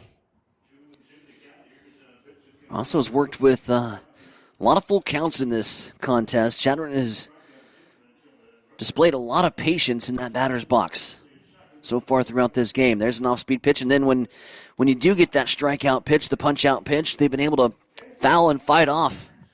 I'm impressed with some of these at-bats from this Shadron batting lineup today. Coming in as the quote-unquote unofficial 16 seed here in the district finals. 8 winners punching that ticket to state. Here's the pitch from Rosso, and Truman wanted it, but didn't. Ball goes low for a ball. It's a base on balls. Truman walks.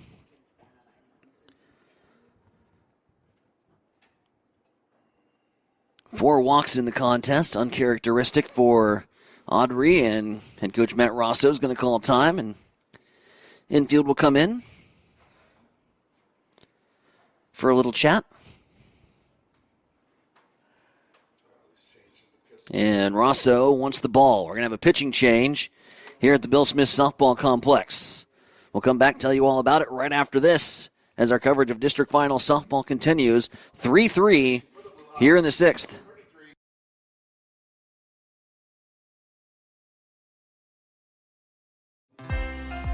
Bill Hamburger Remodeling has been doing work in the Hastings area for over 25 years. They provide remodeling and building services for both residential and commercial clients. Their services include new homes, additions, bathroom remodeling, kitchen remodeling, window installations, doors, siding, roofs, concrete work, drywall, painting, fences, and garages. Trust the professionals at Bill Hamburger Remodeling at 622 East 2nd Street in Hastings. Give them a call at 402-469-8551.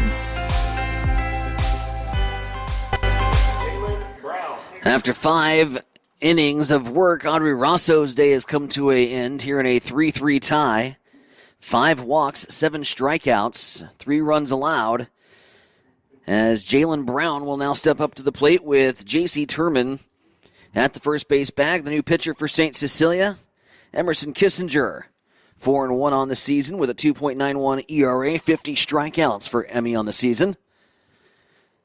As she goes to work here on the bottom of the order for Shadron with a runner at first base. Here in this district final. Again, St. Cecilia looking to, at the end of the day, punch their ticket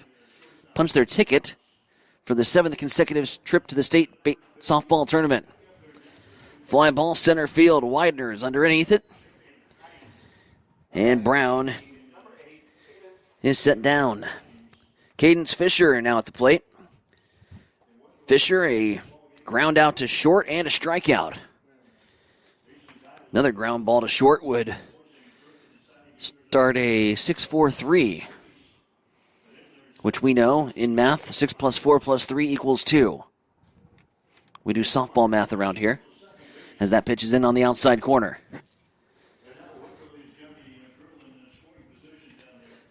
Emerson Kissinger In relief. Winds and fires on the 0-1, and that one does the plate. Rolls in there, 1-1.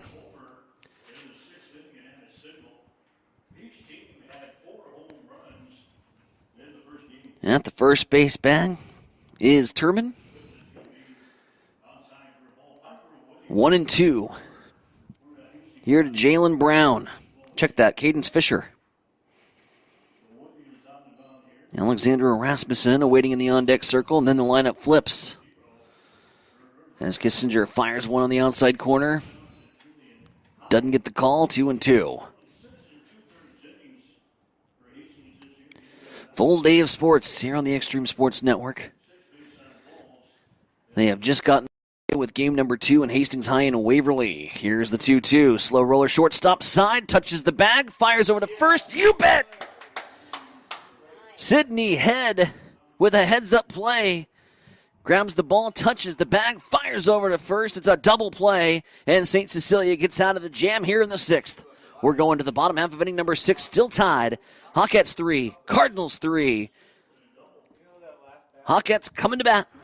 You're listening to St. Cecilia Softball here on the Extreme Sports Network. Farm ground is more than dirt. It's history, it's family, it's legacy. At Reuter Auction and Realty, we've been rooted in agriculture for nearly 60 years, helping landowners across Nebraska and Kansas market and sell their farmland with integrity. Our team combines proven sales methods with powerful marketing to bring you the right buyers and the best results. Licensed in Nebraska and Kansas, we know farming because we live it. When it's time to sell your farmland, trust Reuter Auction and Realty. Visit ReuterAuction.com, where farmland meets its future. Bored of the same old sports coverage? Get on the cutting edge of sports with Extreme Sports. That ball hammers deep toward left into the well. That ball is gone! The biggest plays, breaking news, and we can't forget the best sports talk. Let's be great. Let's be great. We are Extreme Sports. A big play defensively for the Hawkettes. The double play getting the Hawkettes out of the jam, and now Bats looking to come alive. Audrey Rosso going to lead things off for St. Cecilia. Flew out to center, flew out to right. Hawkettes, they can scratch across to run and be 3 outs away from putting 1 in the win column and being 1 game away, 1 win away from a trip back to the state softball tournament. Here is a 1-0 as Gooder continues to work in the circle here for Shadron. Just 1 strikeout, but so far has kept this mighty St. Cecilia offense from pulling away. 4 runners left in scoring position for St. Cecilia, trying to erase that trend here in the bottom half of inning number 6. And it's 3 straight wide ones here to Audrey Rosso, and she's staring at a 3-0 count. See if Rosso even elects to swing here if the stop sign is on. Indeed it is. And Rosso works a 4-pitch walk. And you can see the confidence start to increase in that St. Cecilia dugout. Give Shadron a lot of credit. They've come in and absolutely taken St. Cecilia to task here. It has been a fun fight watching the Cardinals and Hawkettes get after it here, as Tatum Hawkinson will step up to the plate. Hawkinson, an RBI double that gave St. Cecilia the lead at 3-2 before Shadron back and tied it back up in the 5th with an Addison Groover single. Looks like we're going to have a courtesy runner here for Audrey Rosso.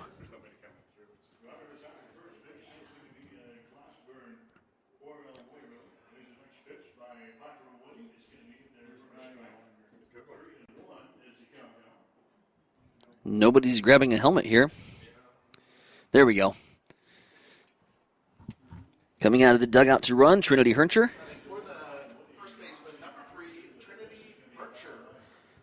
Herncher will run for Rosso.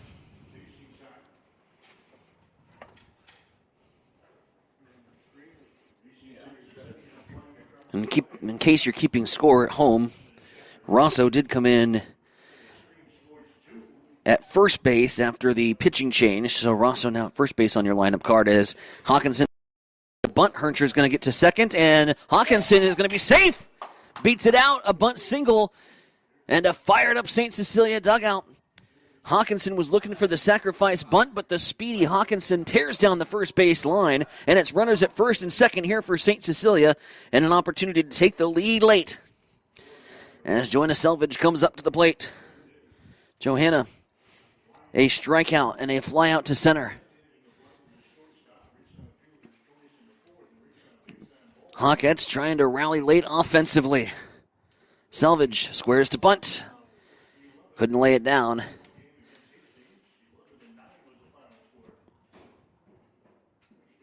Love the approach here, trying to manufacture the run to give St. Cecilia the lead.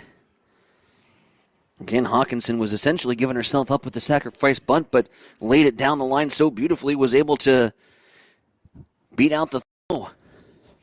And so now SDC really in business with 2 aboard and nobody down.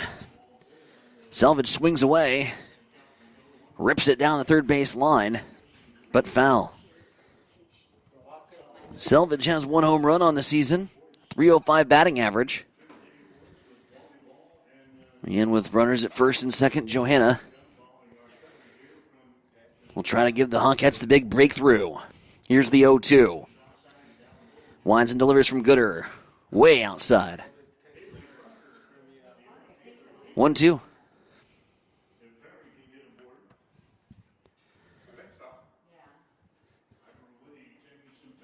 St. Cecilia Shadron, bottom of the 6th, tied up at 3. Johanna watches a pitch to get away. In the dirt, runners at second and third, 2 in scoring position here for STC.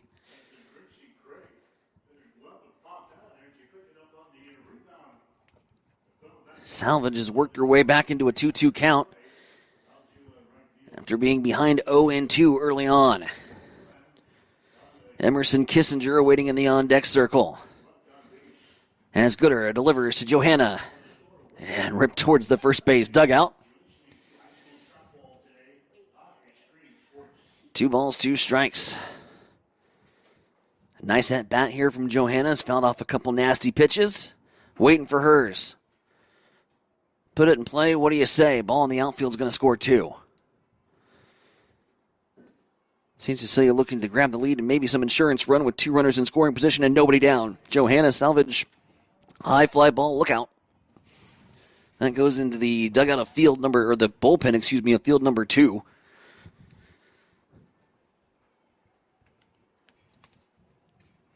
Was heading towards some innocent powers, but well beyond them. 2 balls, 2 strikes, 2 board. Here in a 3-3 tie. St. Cecilia trying for the breakthrough in the bottom of the 6th. Ball's going to get behind her, and off on the play, sliding in safely, is going to be Herncher. As the courtesy runner comes in and scores for the Hawkettes. A passed ball gives the Hawkettes the lead. A 4-3 lead here in the bottom of the 6th. As courtesy runner Trinity Herncher scores on a pass ball. 3-2, I believe now, here in a 4-3 game. Full count to Johanna Selvage. Selvage pops one straight up the chute, and that's going to go in no man's land. Gooder, Huffman, Rasmussen all in the area, and nobody calls it. Free life here for Johanna Selvage. With the runner over at third base bag. Hawkinson standing 60 feet away. Johanna Selvage trying to get on the RBI train here for St. Cecilia. They lead it 4-3. Johanna's ground ball, shortstop side is going to be booted. Booted by Hendrickson. And Selvage takes second on some heads-up base running. Be an E6. But Hawkinson was going to score easily, so we're going to give Johanna credit for the RBI. And after surrendering 2 runs with nobody down here in the 6th, Shadron is going to chat about it here in the bottom of the 6th. Coach Jody Hendrickson coming.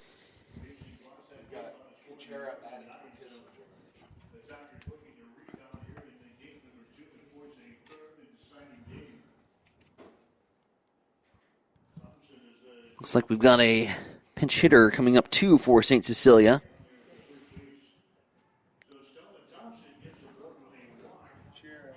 Yep, number 14, Faith Kuchera. Now batting for the Blue Hawks, number 14, Faith Kuchera.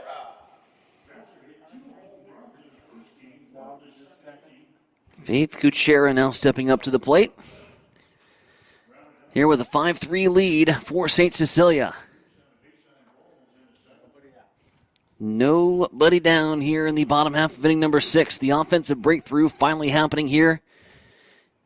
It was late, but it's great for STC. As Faith, sharp ground ball third base side, just misses the bag. Board at second base, Johanna Salvage. Put the ball in play, good things will happen. Put a poke right at shortstop. Hendrickson booted it. St. Cecilia extends the lead here to 5-3. Andy Pajes from the Dodgers will tell you that same story. Put the ball in play, good things will happen. Of course, he driving in the winning run in yesterday's Dodgers-Phillies extra inning affair. That was booted by the pitcher and then thrown away. LA advancing to the NLCS. Again. 1 ball, 1 strike here to Faith. Takes a look at one on the outside corner. Top of the order. In the hole. As Paisley Mengers waiting in the on-deck circle. 2-1, Gooder delivers.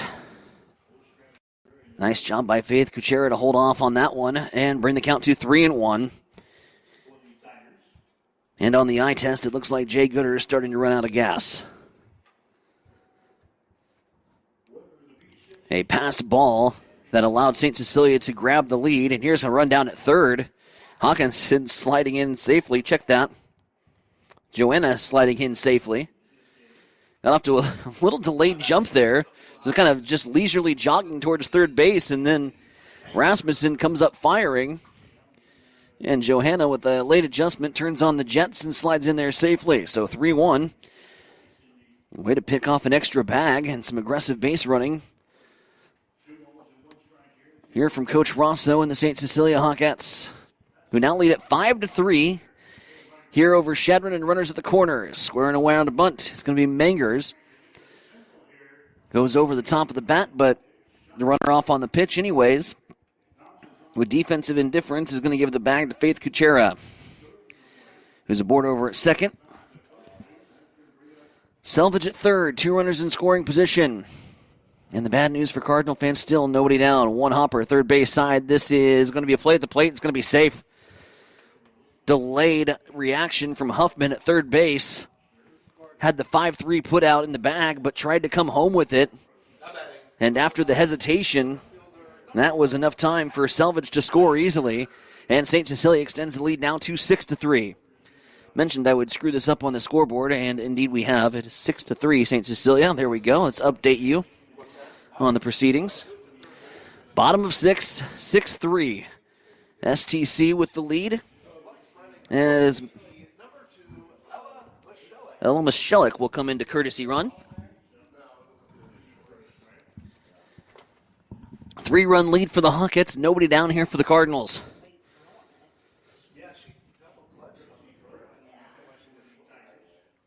Hawkettes with runners at the corners, and it's top of the order time for STC. The breakthrough could get even bigger here for the Hawkettes. Came into the 6th inning with a 3-3 tie, and now leading 6-3, and the control is completely gone here from Jay Gooder. Outside in the dirt, gets behind the catcher. Chair is over.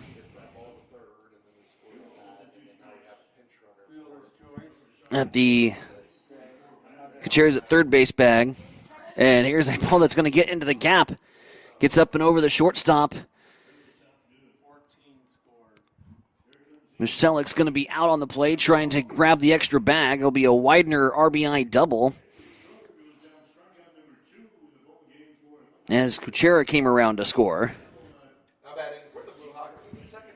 And the Hawkettes extend the lead to 7-3. Avery Kissinger now at the plate.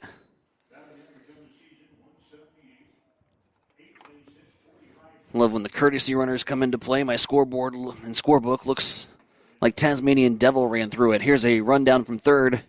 Widener swipes the bag. Defensive indifference. Runner at third. We've got arrows and loops and swoops all over this scorebook. As Widener is standing at the third base bag with Avery Kissinger at the plate. Kissinger 0 for 3 today, looking to change the fortunes here with one down. Squares around to bunt. Lays it down beautifully first base side. And yeah, absolutely, Avery Kissinger is going to be safe. Gooder goes to underhand it and just very slow delivering that softball out of the glove. Defensively has absolutely killed the Cardinals here in the sixth. Huffman hesitating at third base, not electing to throw decisively. There was some indecision from Gooder, and the Hawkettes have taken advantage of some shattering defensive miscues and have now pulled out to an 8-3 lead. Kissinger just trying for the suicide squeeze play to drive in Widener, ends up driving in Widener and getting an RBI on a bunt single. Sidney Head now stepping up to the plate. Head's laid down a bunt single. Also still on a base. Flies this one out to right. And that'll be out number 2. On the first pitch swinging there for Sidney Head. Breathing a lot easier if you're a St. Cecilia fan. A 5-run sixth. As Matty Bauer will step up to the plate.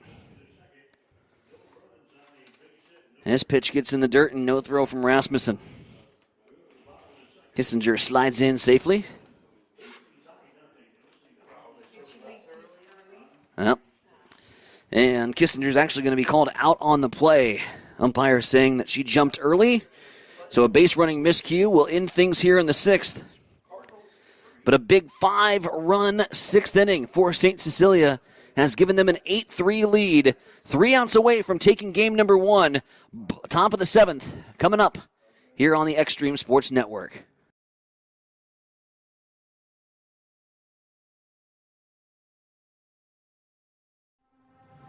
Not just an RV center, but a legacy. That's what Dykeman's Campers was to Hastings and the surrounding communities for the last 75 years. Built on honesty, quality, and attentive sales and service. While Dykeman's Campers have set the bar high, we at Tim forward to carrying on the torch of excellent customer service and rapport. Timmy's RVs is now open, just behind the old Dykeman's location on Highway 6. Stop in to see Herb for all of your RV service needs. And don't forget to get your RV or camper in for winterization. Timmy's also has year-round covered storage available. Give them a call at 402-879-8893. That's Timmy's RV Sales and Service of Hastings. Back in action here from the Bill Smith Softball Complex. St. Cecilia 3 outs away from taking game number 1 against the Shadron Cardinals here on a Friday afternoon.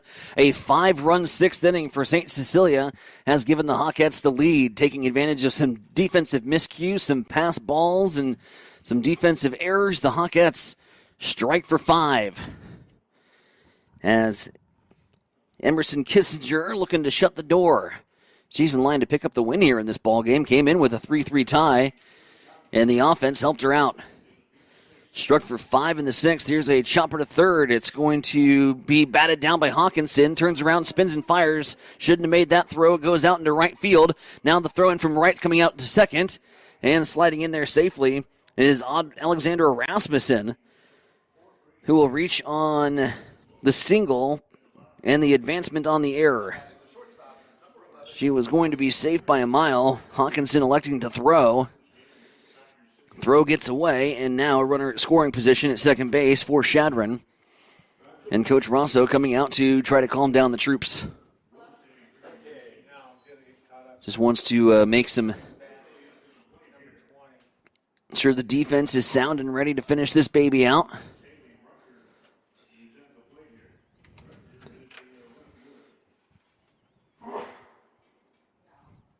So after the Coach Rosso pep talk, Hawkettes will get ready to regroup. Top of the order now up here for Chadron. After the 9-hole, Rasmussen reaches second base on the overthrow.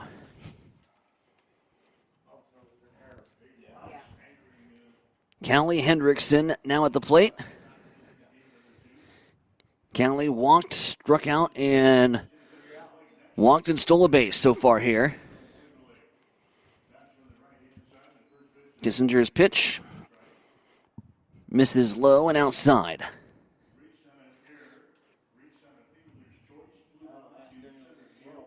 Rasmussen at second, Hendrickson at the plate. Hendrickson squares around to bunt. Small ball down by 5. That's unique. 2-0. Hawkettes leading 8-3 here over the Chadron Cardinals. Chadron making the 5+ hour road trip down here for district final Friday. Nice play from third base. Hawkinson gets Hendrickson, who is trying to bunt. Lays one down the third base line. And Hawkinson fires in time to Kissinger. So Callie's retired. 5-3 put out. Addison Groover steps up to the plate. Groover's had a good day. Walk, bunt single, and an RBI single. And now steps up with a runner just 60 feet away in the form of Rasmussen. Corner infielders coming in, trying to cut down the would-be Chadron run.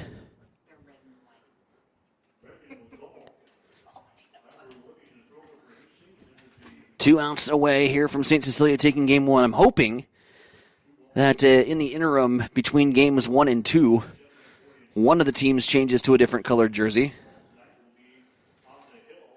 Be a heck of a lot less confusing, especially since we're away.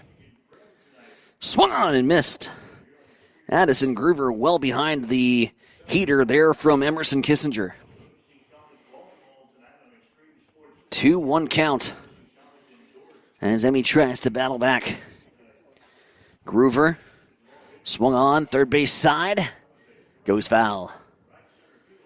2 balls, 2 strikes, 1 down. 2 outs away here from St. Cecilia to pick up a huge game 1. Give the Chadron Cardinals credit. They hung into this baby for 6 strong innings. Falling apart kind of defensively in the bottom half of the 6th.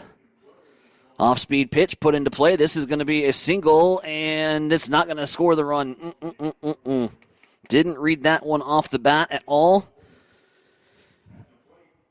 Groover gets aboard on a single, but robbed of an RBI opportunity. Rasmussen stayed put. It's massive respect from Chadron on that St. Cecilia defense, but that ball was getting down all the way. Bradley Huffman stepping up to the plate, runners at first and third.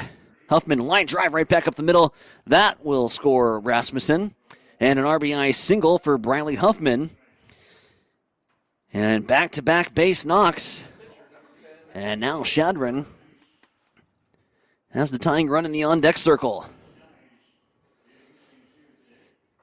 Just 1 down. Jay Gooder with an opportunity to make up for the rough 6th inning in the pitching circle with a big AB here. Slow roller, shortstop side. 6-4 in the dirt. Interference? No. So just to put out at second. Had a contention there for runner's interference from Bradley Huffman as they went through the second baseman. But a nice jump by Head to start what could have been a double play to end things. 8-4. Runners at the corners. Groover and Gooder. Rylan Berry now at the plate.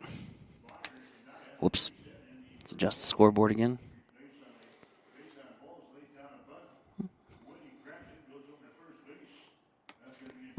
8-4 your score. Runners at the corners. Here's the pitch from Kissinger. Swung on and missed. 0-1.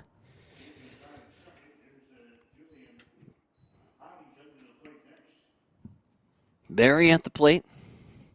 2 down. Kissinger winds and delivers. Inside corner, strike 2. Thank you. 1-2. St. Cecilia looking to take a 1-0 advantage. here in the C1 district final. Kissinger, it's fouled.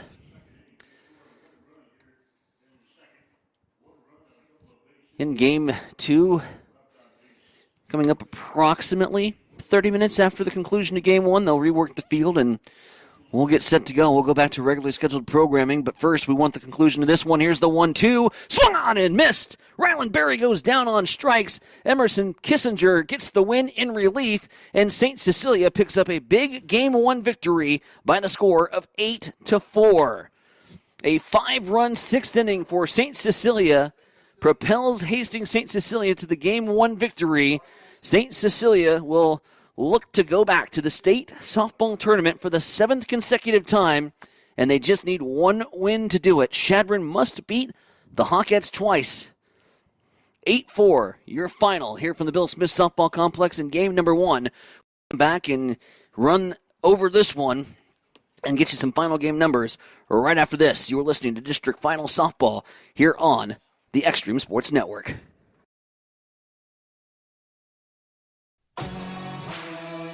Welcome to Mid-America Truck Sales, where customer satisfaction is our top priority. With over 40 years of combined experience, Joe and Brandon have been proudly serving Hastings and the surrounding communities. Whether you're looking for a top-quality pre-owned truck, trailer, or piece of equipment, we've got you covered. At Mid-America Truck Sales, we believe the buying process should be stress-free, simple, and yes, even fun. Our goal? To earn your trust and have you recommend us to your family and friends. Unmatched quality. Unbeatable deals. Stop by today. We're located at 3300 UTEC Avenue, just behind Menards and Hastings. Or visit us online at midamericatrucksales.com.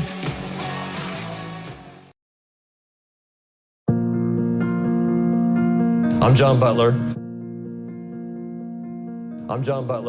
Funeral director and owner at Livingston Butler Vollen Funeral Home and Cremation Center in Hastings. And I'm Nikki Butler, the advanced funeral planning specialist.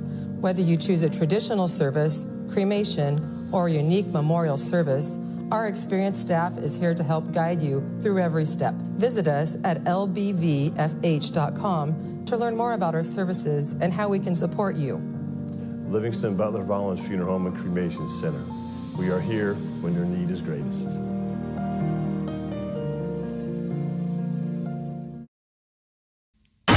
You're locked in to Extreme Sports. Olivares now hits a line drive to deep left field. Ward is back to the wall. Granny time! Here's Doncic wheeling inside in traffic and got it to go.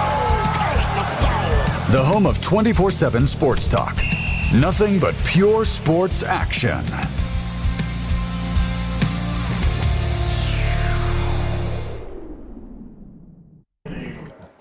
Hastings St. Cecilia winning game number 1 here in a best-of-3 C1 district final. A big 6th inning for the St. Cecilia Hawkettes as they took a 3-3 tie and turned it into an 8-3 lead, ultimately winning the ball game by the score of 8-4. Credit Chadron, they hung around and they took the fight to St. Cecilia, the top seed here in this Class C district tournament field.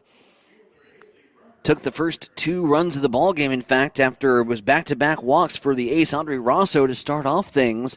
So it was a little shaky in the circle, but Rosso then gained control and put together 5 good innings of work. Emerson Kissinger coming in relief for her to ultimately pick up the victory here and getting the strikeout to send the Hawkettes to a Game 1 victory. The line score for Andre Rosso, she finishes with 7 strikeouts and 5 walks, allowing 3 runs in the ball game. Chadron again taking the first 2 runs. St. Cecilia was able to scratch across their first run in the bottom half of the first, thanks to a sacrifice fly from Maddie Bauer in the second inning. St. Cecilia strikes right back after a Tatum Hawkinson reaching second base on an error from the shortstop, but Hawkinson planted there, left stranded at the second base bag. St. Cecilia then in the third inning set down, and all the way to the fourth, it took a Maddie Bauer 2 RBI double to give St. Cecilia the 3-2 lead. Chadron then striking back in the fourth with a run of their own, courtesy of Addison Groover. That knotted up things at 3, and that's where we stayed all the way into the bottom of the 6th inning, where it was a big breakthrough inning for St. Cecilia, and really a breakthrough inning courtesy of some defensive miscues and some hesitation that allowed St. Cecilia to manufacture some runs on some small ball and some good base running execution on the base paths. St. Cecilia ultimately taking the 8-4 victory. A couple of numbers and notes to pass along here in this one offensively. Leaders were Maddie Bauer, who was 1 for 3 with 2 RBIs and a double. Kyler Widener, 2 for 4 on the afternoon with an 2 doubles and 1 RBI.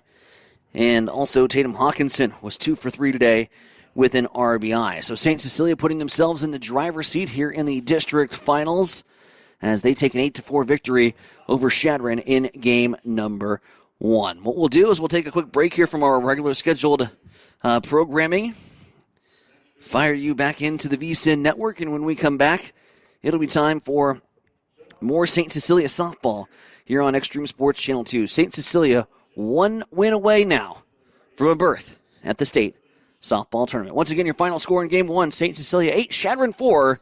You've been listening to District Final softball action here on the Extreme Sports Network.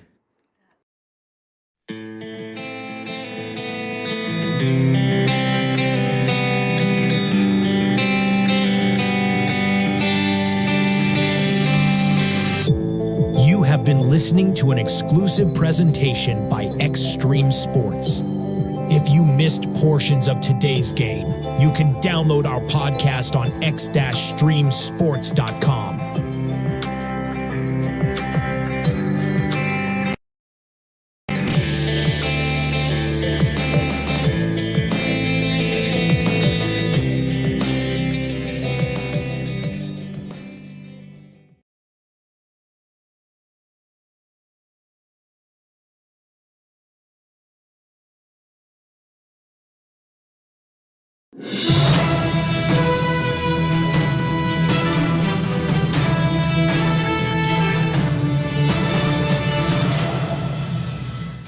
From Feature Story News in San Francisco, I'm Ira Spitzer.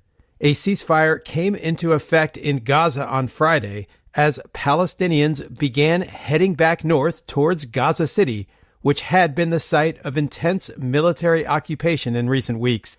FSN's Mitch McCann reports. The ceasefire agreement came into effect at midday local time on Friday, with the Israeli Defense Forces withdrawing from parts of Gaza.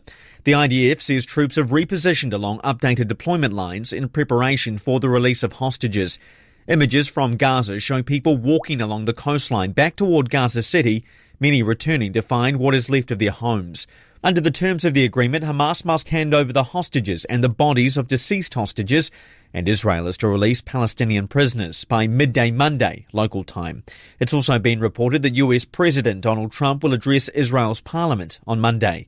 Mitch McCann, New York. US President Donald Trump has not won the coveted Nobel Peace Prize. The annual award has gone to Venezuelan democracy activist Maria Corina Machado. FSN's Nick Harper reports from Washington. Well, not the result that Donald Trump wanted, but the February 1st nomination deadline worked against him. That was just a week and a half into his second term, at a time when just one congresswoman had put in a nomination for the US president. This is VSiN, the Sports Betting Network. This is Money Moves on VSiN, the Sports Betting Network. Second hour of the program. We've got more to get to coming up in just a couple of minutes. Will Hill at Not the Will Hill will join us, get his thoughts on college football. And coming up in about 30, Zach Cohen will join us as we get a deep dive on the NBA betting guide. So let's head out to the Progressive Guest Line. We have a lot to get to in the world of college football and the pros. Get more thoughts, more analysis. Will Hill is with us here to take a look at what's going to transpire with football this weekend. Will, I wanted to start in college because we have a lot of interesting games coming up, tonight included, but let's look ahead.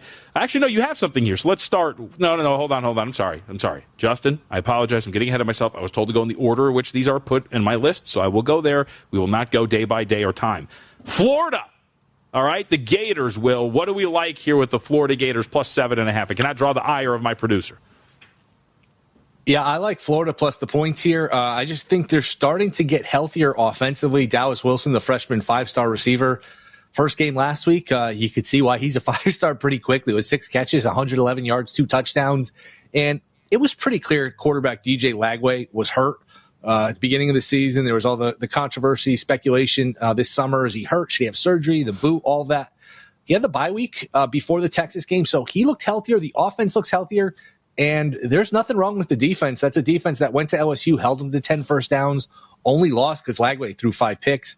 That was a team that played Miami. That was 13-6 late in the game before Miami pulled away.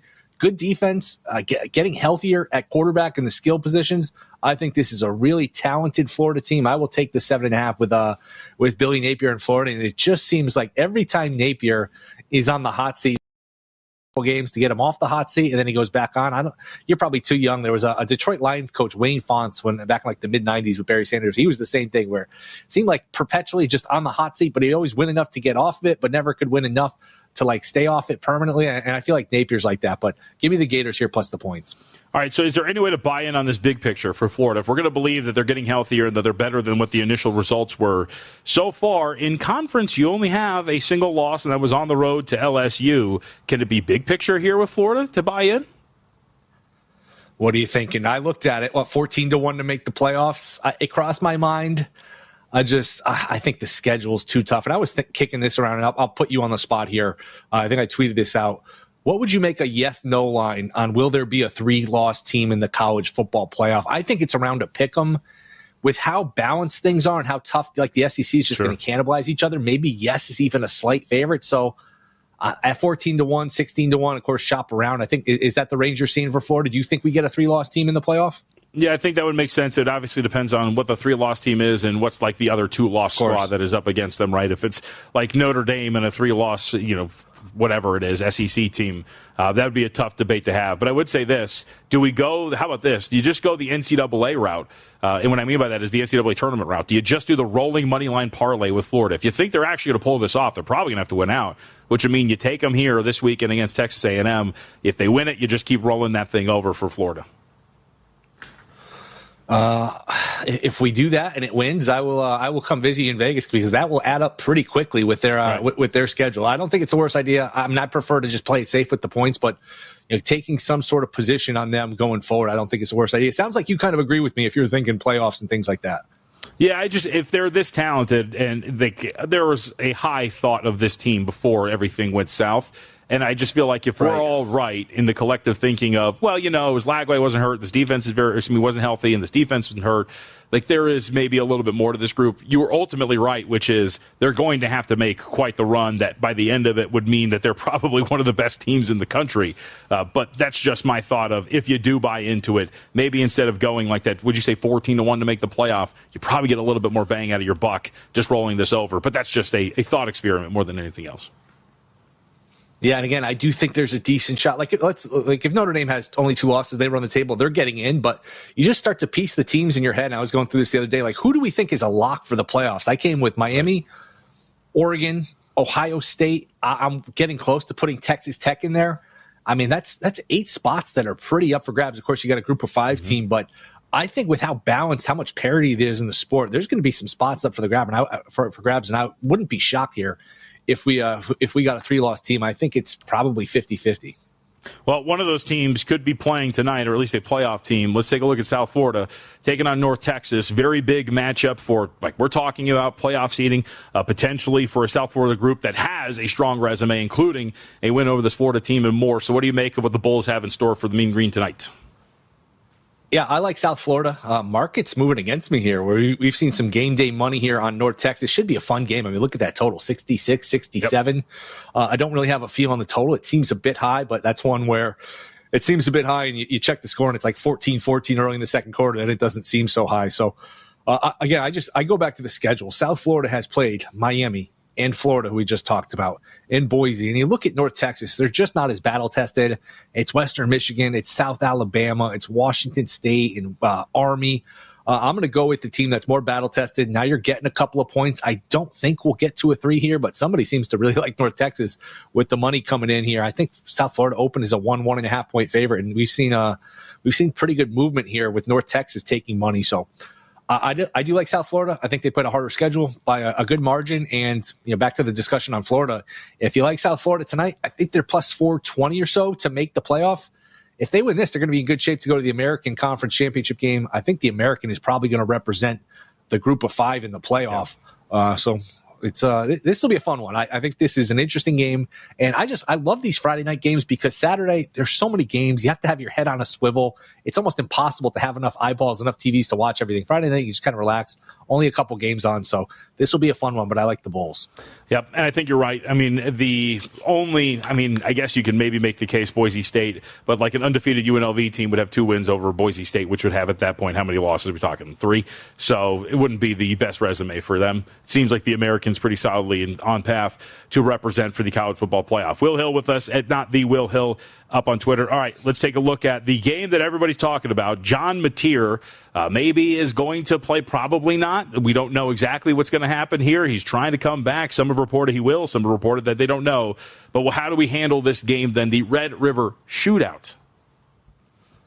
The best job in the world, I would say, is the job Stormy has because she gets to hang out with you. I would say the second best job in the world is being a college football insider because you could just tweet out, oh, this guy might play, he might not play, and that serves as like breaking news. Just tweet you don't know if he's playing. We've gotten all of these half-measure reports of he could play. There's optimism. It's always coded where you can just never be wrong. It's really not news. So I have no idea if he's playing, but if he is playing, remember, that's an injury to his thumb on his throwing hand. Is he going to be 100%? I like the under here. I like both defenses. I don't like either offensive line. I don't love having a backup quarterback or an injured quarterback for Oklahoma. Arch has, I think, gotten a little too much crap just because a lot of it is the offensive line in front of him. But to me, I know it's a pretty low total for college, 44.5, 45. This could be like a 20-17 type of game. I just think this trends well here, matches up well here for an underplay. How about this report? This is from a message board that said apparently this person was in a Chipotle and the tortilla presser asked John Mateer in line if he was going to play, and he said 100%. So there we go. And a little bit. I like it. I like it. And look, there's probably some gamesmanship with this. We've seen that a lot with a lot of these programs where they'll announce him the starter. Doesn't mean he's playing. He'll be there during warm-ups. I don't think we're going to know for sure until he actually takes the field. And again, it's not binary. It's not like, oh, he's playing, he's 100% healthy. Watch him to see, is he handling the ball well? Is he throwing well? Just because he's out there doesn't mean he's 100% either. Yep. All right, let's move to the National Football League. Rams get the lucky bingo card spot here. They will take on the Baltimore Ravens. What do we make of what the Rams have in store as big favorites? 7.5. Yeah, I usually don't like laying this kind of number on the road, but I will make an exception here. You could talk me into the fact that maybe the Rams team total over 26.5 is the better play. That might be. I just think the Ravens are such a shell of themselves defensively. Rams number 1 DVOA on offense, number 3 DVOA overall. And it's not like, when you're a big favorite, you think, maybe they'll take the Ravens for granted. They'll be sleepy. They're not going to be sleepy. They just lost as a big favorite. They have extra rest. McVay's a good offensive coach. He has time to scheme up against this flawed Ravens defense. To me, this is a Rams win comfortably. I think they'll get into the 30s here, and I just don't see how the Ravens keep up.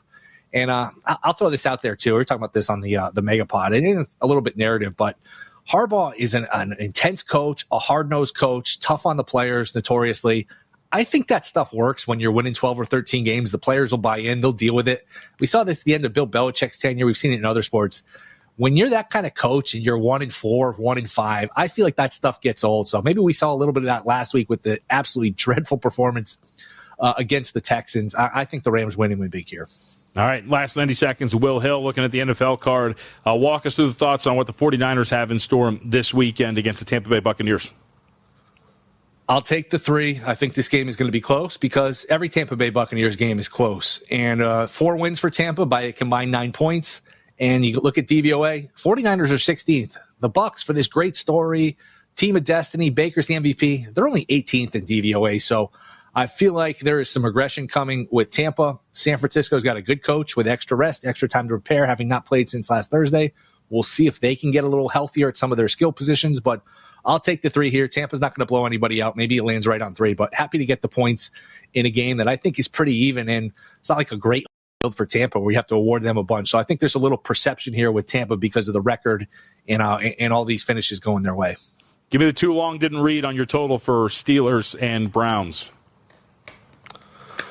Under 38.5. I just think Gabriel first road start. Steelers maybe a little healthier on defense. To me, it's got like an ugly 1910 Steelers win written all over it. That being said, I hate betting these low totals under now because with the kickoff rules, these teams start at the 40. You get a first down, you're in field goal range. But to me, this should be an ugly low-scoring game. Will, good to talk to you. Thanks for putting up with me. Appreciate it as always, man. All right, see you guys. Thanks. Like that shirt, very strong collar. At Not The Will Hill up on Twitter. Should have bet more pod, part of the VSiN pod family, which is growing, expanding, and might be even adding another one. When we come back, take a look at the Friday slate. We talked a little bit about South Florida, what that matchup looks like, and 2 others tonight in college football.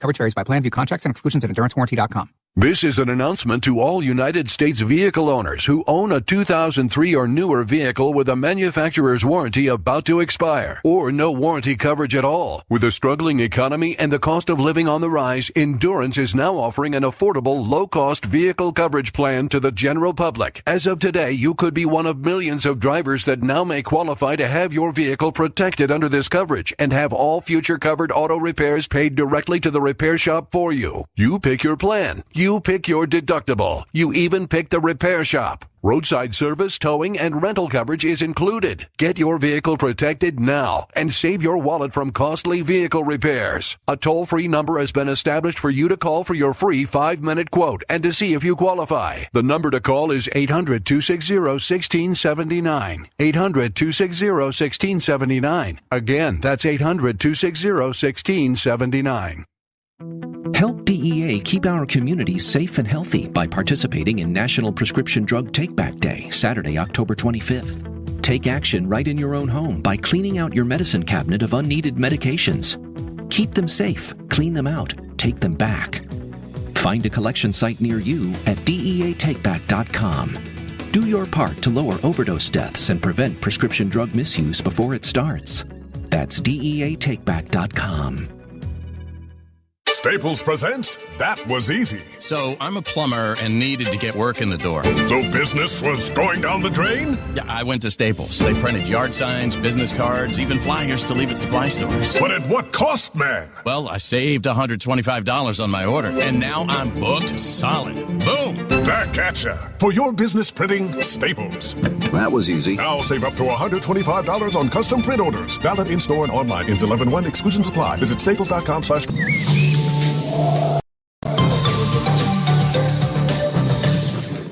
Here's a look at your weather forecast, powered by weatherology.com. Partly cloudy this afternoon with a high of 77.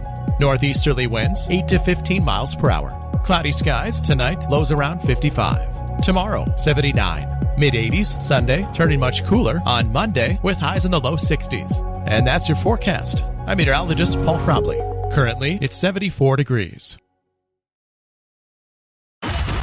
Bored of the same old sports coverage? Get on the cutting edge of sports with Extreme Sports. That ball hammered deep toward left into the well. That ball is gone. The biggest plays, breaking news, and we can't forget the best sports talk. Let's be great. Let's be great. We are Extreme Sports.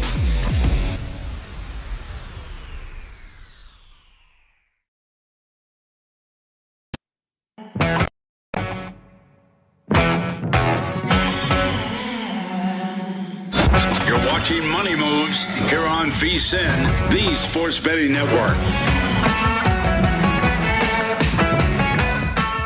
Coming up in 15 minutes, will Zach Cohen join us, get his thoughts on the impending NBA season, preseason well underway, NBA betting guide out as well. Get his thoughts on some of the best bets and futures he likes for the association. But we are on the verge of another full slate of college football. And tonight we have a lot, but we have to get to the news of the weekend. And that is, of course, right around the Red River rivalry, where Oklahoma will take on Texas. Sooners right now sitting pretty strong, pretty solidly across the board as about a 1-point favorite, depending on where you look for your numbers. Now, a lot of people would look at that and go, that's a little bit different than what it was just the other day. And that's, of course, because of the news that John Mateer has been upgraded to probable for this game against the Longhorns. That is the only thing pointing out right now. Will was just on with us and talked about all the reports and the noise and the nonsense around some of these vague reports of his status.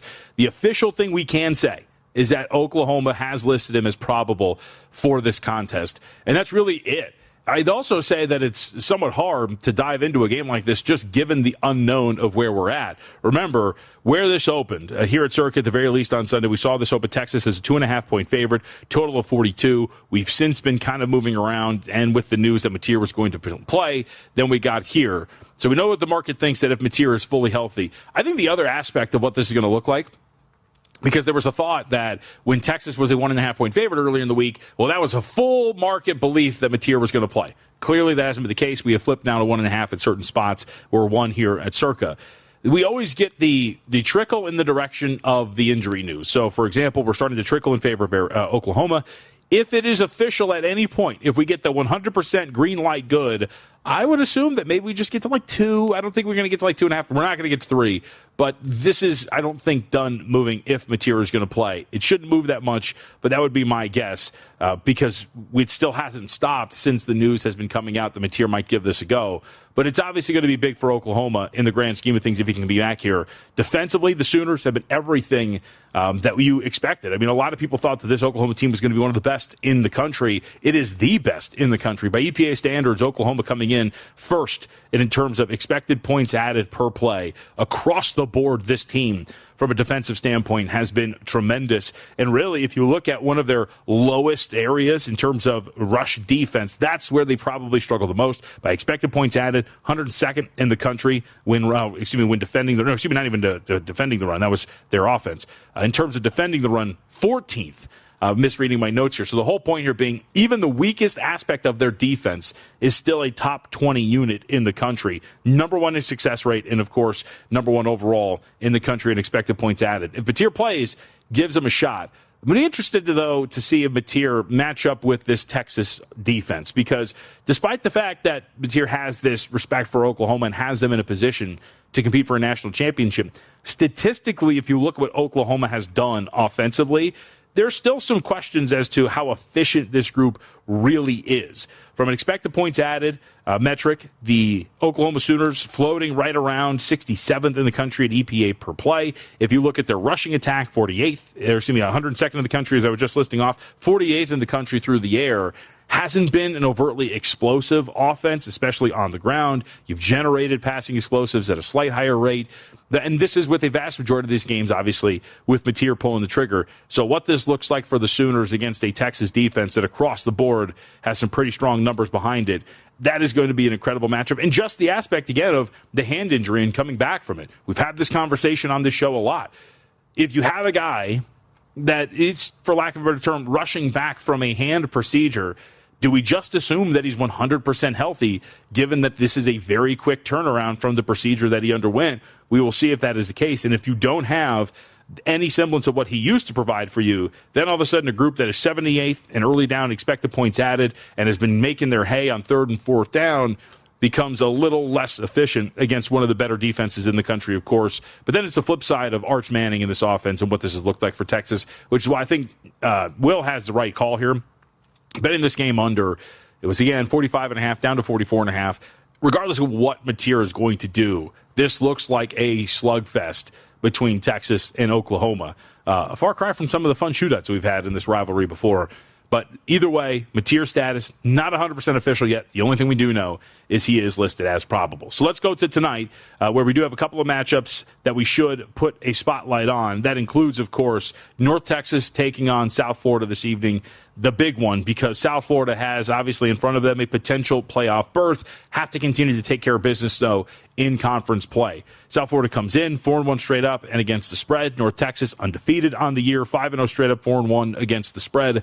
I think the real question is, how do we determine, when you look at these two teams, the statistical resumes against one another when you have such a difference in terms of strength of schedule. North Texas comes into this having played a much easier schedule. Lamar, Western Michigan, Wazoo, Army, and Southern Alabama. While we know what South Florida has gone through to this point, North Texas does have to be better, though, on third and fourth downs against South Florida. 127th in opponent success rate on third and fourth downs.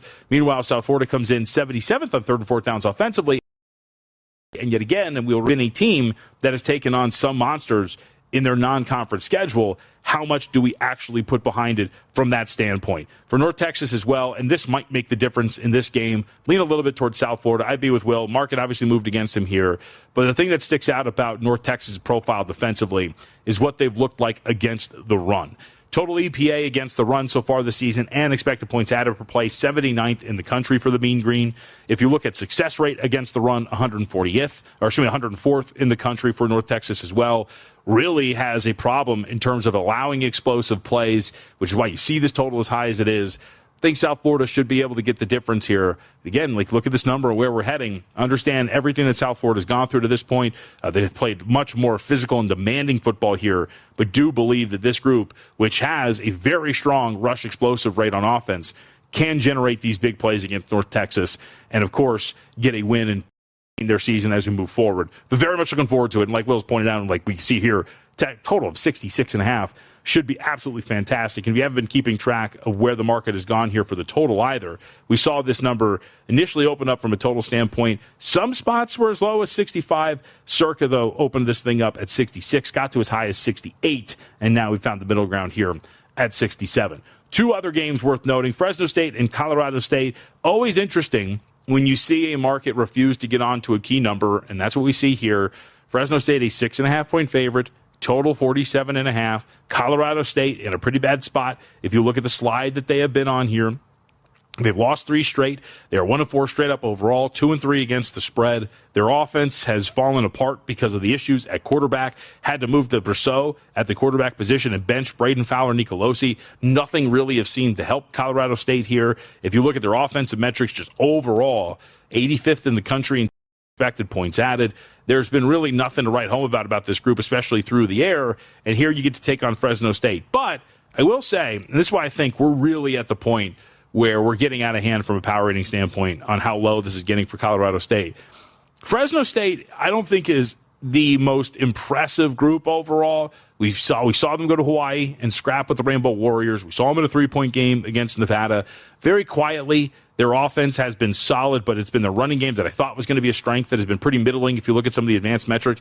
And their own secondary, Fresno State, has shown some blemishes here. When you look at their own metrics, floating around 96th and 94th in the country if you break it down by expected points added or success rate. So I think we're probably at a buy low spot for Colorado State. We're not getting to 7 for a reason. I took 6.5 with Colorado State. I don't like Jay Norvell and where this program is going. I have been on record for that. We do have an under on the win total here too, but do think that we're going to buy at a high, or should we sell at a high and get in on Colorado State tonight, catching that big number. And then finally, Rutgers and Washington. Somewhat impressive stretch, I would say, for Washington to go out on the road last week and get that win and now come back here against Rutgers. Rutgers defensively, I think, is going to be the story. Huskies have the potential to be very explosive, as we have seen. And Rutgers defensively, there's a reason why 5 of their games, all 5 of them, have gone to the over. Defense is one of the worst in the country, depending on when you look. 113th against the pass, 96th against the run. If you look at early down EPAs, 126 in the country, Rutgers is. So you're giving up yards on those early downs, first and second down. And then defensive success rate on third downs, 112th in the country. You have not been really good at all in any facet of your game when you come to this defense. And on the flip side for Washington, this defense is probably the weak link when you look at what they've done, especially if you look at some of the other different key metrics, including their lack of success on third and fourth down themselves. And Rutgers' offense has been very good. Totals at 61.5 here. It's a big number for Washington. Maybe Rutgers finds themselves in position to get inside of a big number on a backdoor, but you never want to bet. I always kind of drives me nuts when people will tell you, well, I'm going to bet this because I think Rutgers can get in the back door. Well, then you're actively saying that you think that Rutgers isn't going to be covering on a final possession would put you in a pretty tough spot. So lean a little bit toward Washington, nothing really crazy. Feel stronger or more, of course, about Colorado State catching that and took that against Fresno State. Folks, our AI player prop projections are up. Check those out. Exclusive for VSiN Pro subscribers. Quarterback, running back, and wide receiver projections. Real-time adjustments as well. VSiN Pro subscribers can see them at vsin.com/props. That's vsin.com/props. All those AI-driven projections for positions in football. When we come back, Zach Cohen's going to join us, get his thoughts on The Labor of Love, the NBA betting guide. It's out. You should check it out now at vsin.com.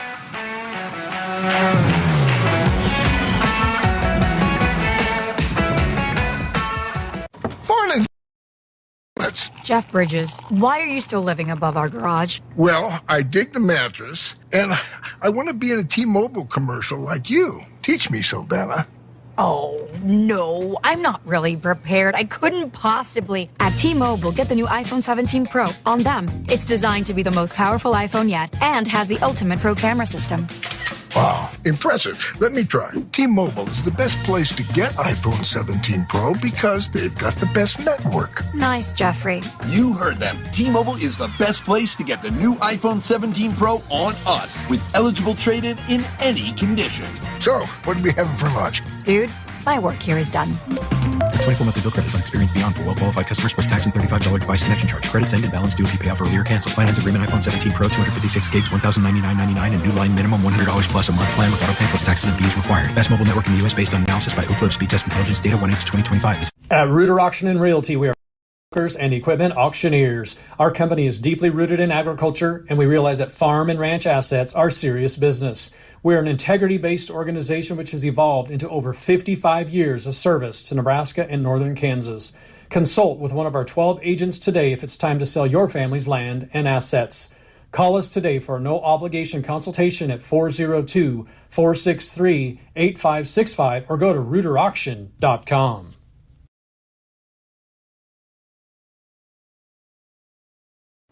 Get ready, softball fans.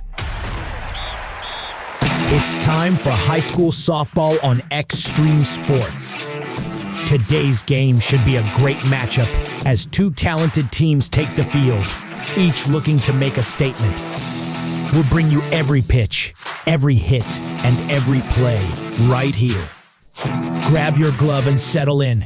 It's time for softball action on Extreme Sports.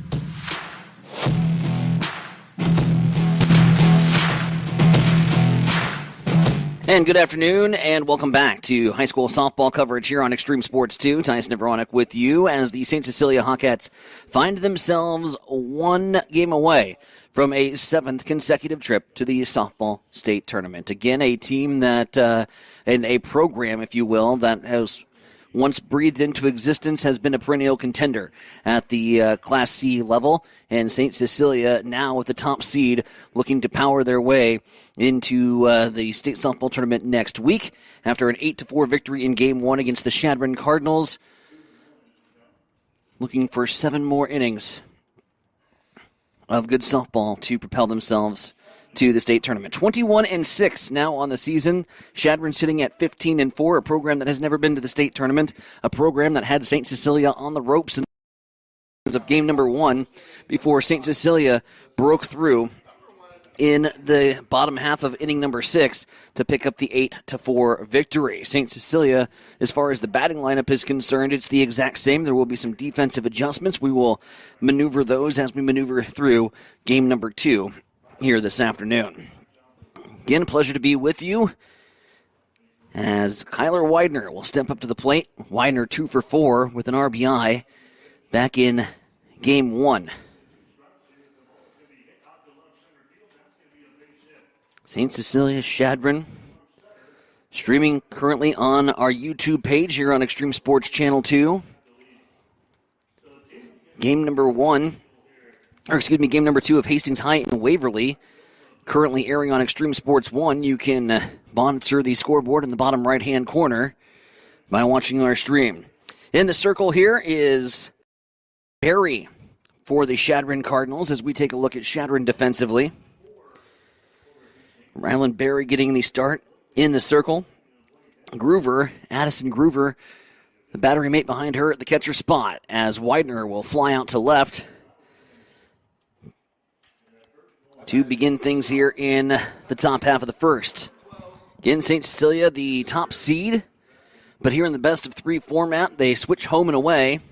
They did not switch unis, by the way. So St. Cecilia still in the all-black uniforms. Chadron also in the all-black uniforms with the cardinal red striping, as Avery Kissinger will step up to the plate. Kissinger, bunt single and an RBI back in Game 1. Anchoring the Keystone spot. Sydney Head awaiting in the on-deck circle. Maddie Bauer will bat fourth and clean up for the Hawkettes. Audrey Rosso, Tatum Hawkinson, Johanna Salvage, Emerson Kissinger, and Paisley Mangers. The 9 here for Coach Rosso. 1-1. Shopper, third base side, bobbled by Hoffman, and there's going to be no play. Let's meet the Chadron defense there. Briley Hoffman chalks up an E5. She's playing the hot corner today. Jalen Brown at the first base spot. It's Hendrickson and Truman up the middle. Left to right will be Parks, Rasmussen, and Gooder. As Sydney Head will head to the plate, the shortstop. Coming off a 1-for-3 and a stolen base. Back in Game 1. The delivery from Barry catches the outside corner for a strike.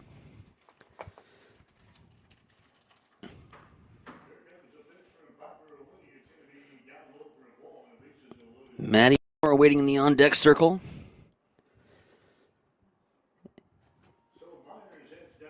Big performance from Maddie Bauer in Game 1. Paced the offense with a 1-for-3 day and 2 RBIs. 2 strikes here on Sid. Off speed in the dirt. Ball 1.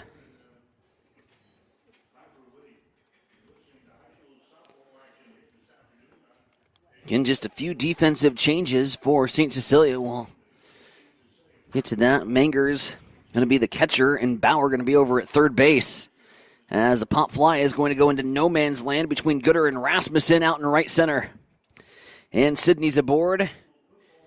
And after the E5, the single from Sydney Head. 2 on here for the Hawkettes, and Maddie Bauer stepping up to the plate.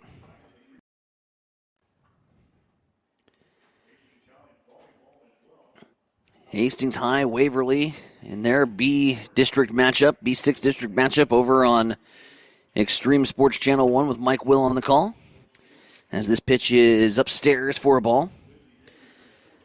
Then Mike's going to jaunt on down to Fairfield to catch the Sandy Creek Cougars in 8-man action against Exeter Milligan Friend.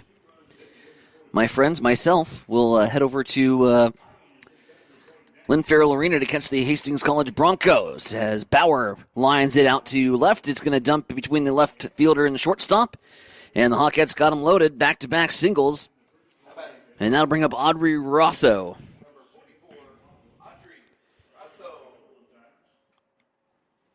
Rosso will get the start in the circle here for STC after going 5 innings in the first matchup.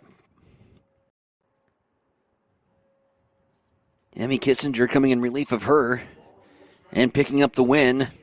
When she came in relief, it was a 3-3 tie. So Rosso with the bases loaded.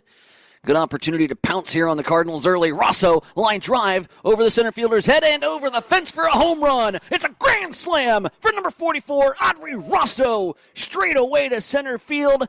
Goodbye, softball.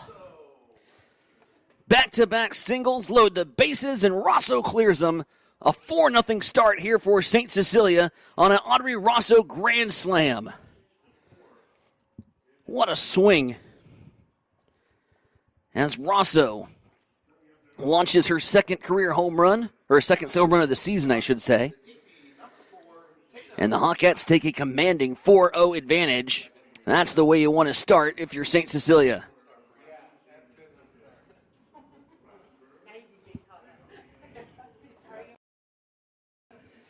Tatum Hawkinson. Tatum reached on an error, had an RBI double in game number 1 against these Cardinals.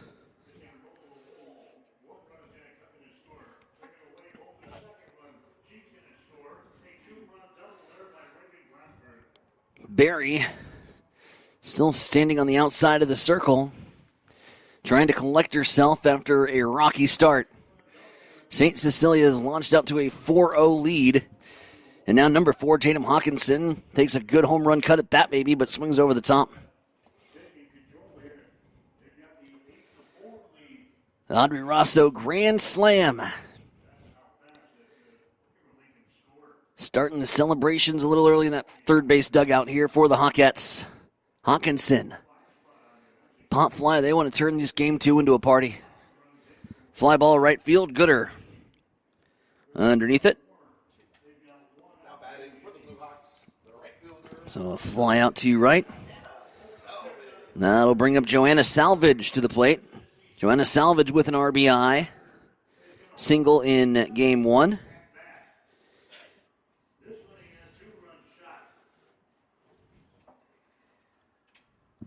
Joanna's first pitch swinging, gets through the wickets. Gets between the legs, goes 5-hole past Hendrickson. And Salvage is going to reach on an E6. It was the E5 that started the bases loaded train, back-to-back singles after an E5. So 2 errors here in this first inning for the Chadron Cardinals. Can St. Cecilia continue to make him pay? Emmy Kissinger stepping up to the plate. Johanna's going to run, and she's going to be nabbed down, caught stealing on the play. Johanna, a late jump, and is gunned down. Groover to Rasmussen, but the Hawkettes deliver the big blow. A grand slam off the bat of Audrey Rosso, and St. Cecilia has a 4-0 lead as we go to the bottom of the first. You're listening to St. Cecilia Softball here on the Extreme Sports Network. Imagine starting your day with a computer glitch that leaves you feeling stuck, frustrated, and unable to get your work done. You have 1,000,001 things to get done today, and waiting for the tech issue to solve itself isn't one of them. It's time to let Hamilton handle the tech so you don't have to. We help businesses across the state spend more time on what they do best and less time frustrated with office technology. As the official business IT partner of the Huskers, we're focused on providing custom solutions that set you up for success now and in the future. Connect with us today at hamiltonisbusiness.com. Bored of the same old sports coverage? Get on the cutting edge of sports with Extreme Sports. That ball hammers deep toward left into the well. That ball is gone. The biggest plays, breaking news, and we can't forget the best sports talk. Let's be great. Let's be great. We are Extreme Sports.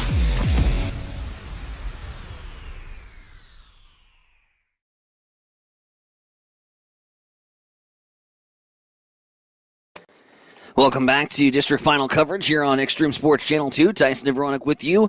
Audrey Rosso getting the start. Got the start in Game 1. Went 5 strong innings.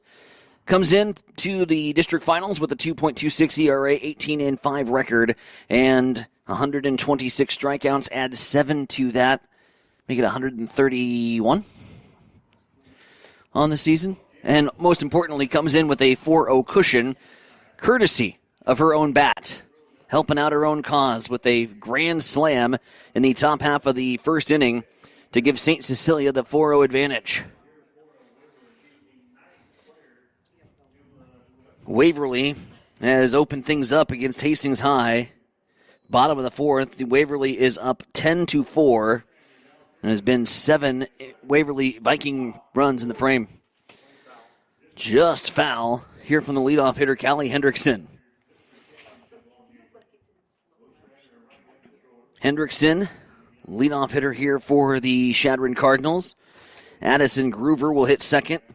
Briley Hoffman batting third, playing third base. Jay Gooder in the cleanup spot. It'll be Ryland Berry batting fifth. J.C. Truman batting sixth. Jalen Brown, seventh.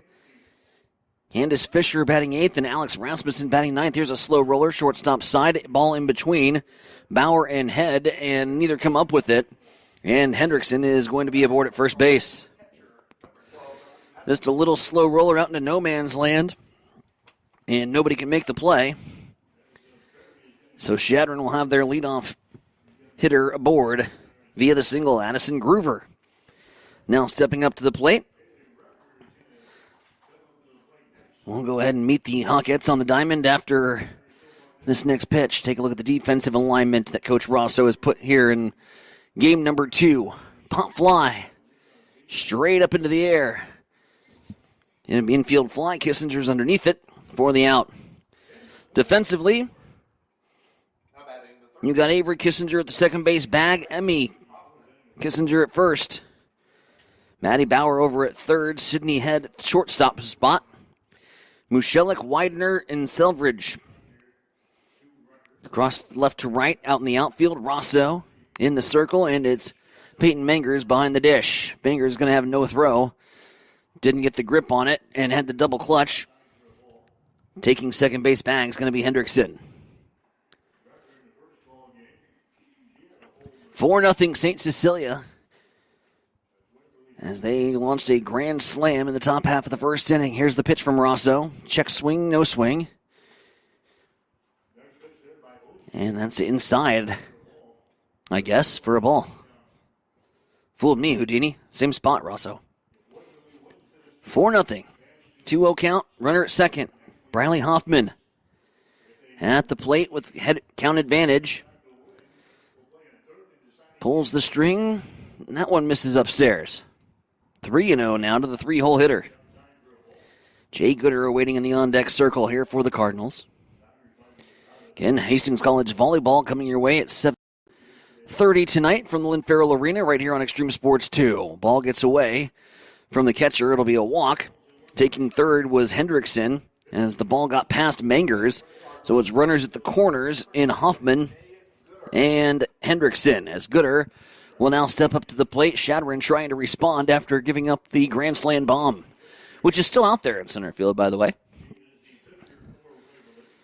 I think somebody would retrieve that for the trophy case. For Audrey, as this pitch is on the inside corner, strike one.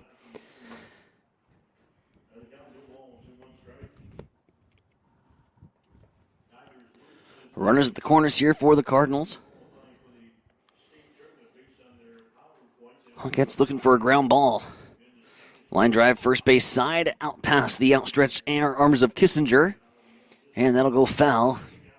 And Audrey's got counted at 0-2.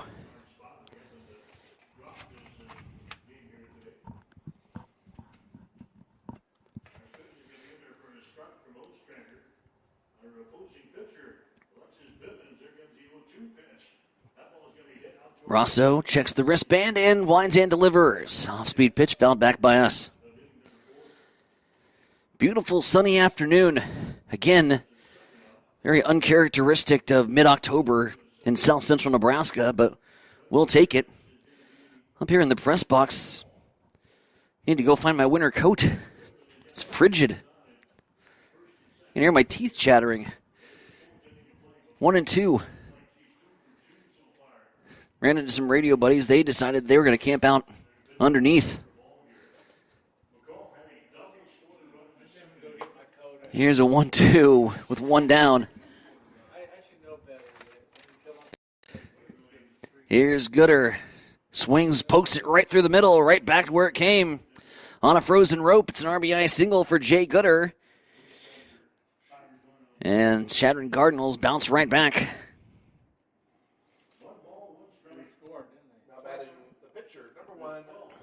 Huffman to second, Gooder to first. Rylan Berry now with an opportunity to help out the Cardinal cause.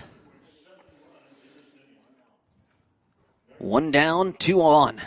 Slow roller, third base side, goes foul.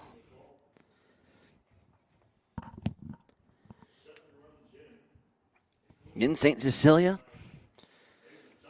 into the state tournament 6 times in a row. Runner-up in 2022, falling to UTAN Meade in the state championship game. Last year being ousted by a very good Ashland Greenwood team in the state softball tournament. Picking up the number 1 seed here in Class C, here in the C1 district final. Bigger dreams ahead for the Hawkettes. The 0-1 put into play at third base side. Touching the bag right there at third is going to be Bauer. Good heads-up play. cuts down the lead runner. And so the fielder's choice will reach Rylan Berry. Jay Gooder over at second, Berry at first, and it's J.C. Turman, second baseman. Here for Shadron, getting set to go. Truman, lazy pop fly, second base. Kissinger is underneath it and will set the Cardinals down. Shadron strikes for one. We're going to the top half of inning number 2. St. Cecilia holding on to that 4-1 lead. You're listening to District Final Softball here on the Extreme Sports Network.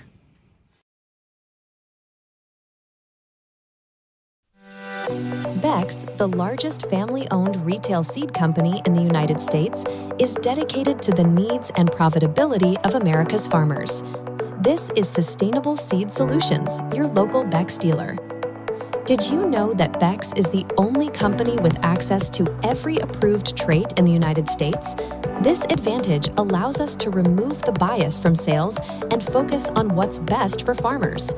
For more information, call Ryan, Doug, or Adam at 402-751-0089 or find us at sustainableseedsolutions.com. Beck's would like to wish all area teams the best of luck this season.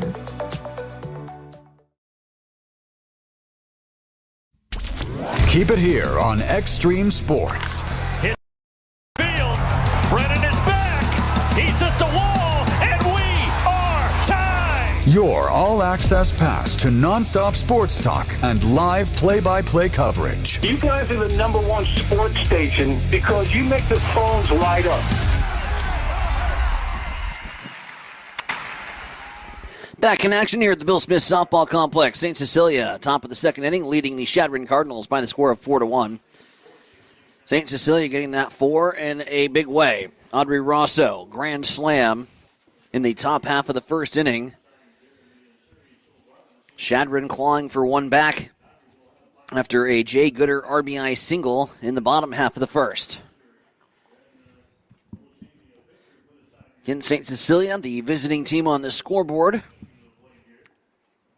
If Shadron takes it to a Game 3, they will flip back, and St. Cecilia will again be the home team for the deciding third game. But St. Cecilia wants no part of 3 games today. As Ernie Banks would say, it's a great day for ball. Let's play 2, and let's keep it at 2, shall we? 1 and 2. Here to Emmy Kissinger, who steps up to the plate for the first time this afternoon in game number 2. Kissinger 0 for 2 in game 1. 2 balls, 2 strikes. Peyton Mangers awaiting in the on-deck circle before the lineup will flip.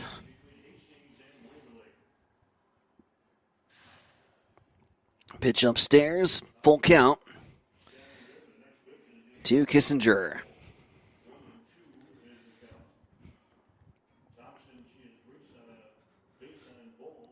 Here's the pitch from Berry. Off speed upstairs. Base on balls, thank you very much. St. Cecilia has a base runner to begin things here in the second, and Paisley Mangers now steps up to the plate. Mangers walked and struck out back in game 1. Mangers takes a look at that one on the outside corner. Berry got ahead in the count to Emerson Kissinger. Good patient at bat from Kissinger to work the walk. So Mangers, first pitch, she wanted to make sure that that was in there. Forced her to throw a strike. She did. Counts 1-1 as the second pitch is upstairs for a ball. Top of the order in the on-deck circle. Here for St. Cecilia as they try to stretch out this lead. That pitch is on the inside.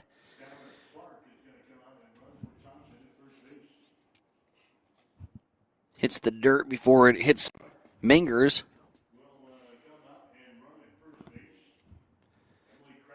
As it's now 2-1.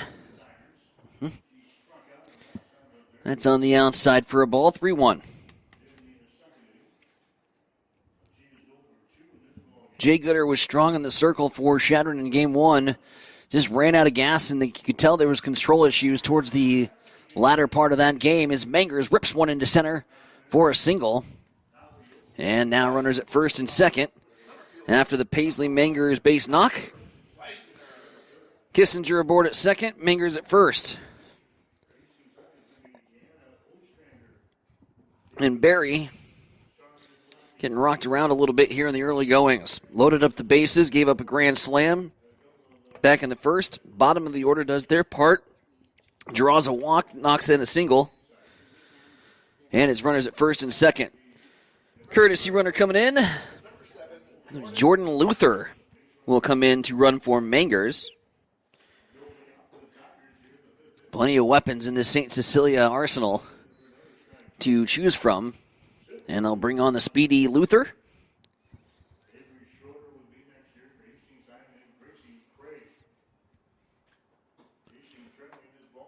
Three-run lead here for the Hawkettes, and now it's time to feast. Two aboard with nobody down, and the top of the order up. First pitch in there for a strike.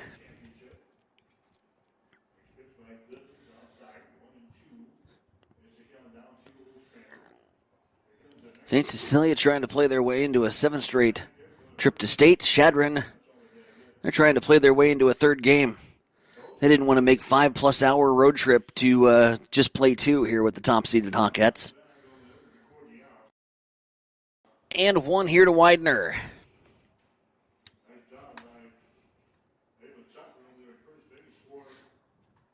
Widener takes a swing at it. Line drive out over the shortstop's head. Getting the wheel around is going to be Kissinger as Emmy Kissinger gets waved home from Coach Rosso, and it's an RBI single off the bat of Kyler Widener. Hawkettes extend the lead.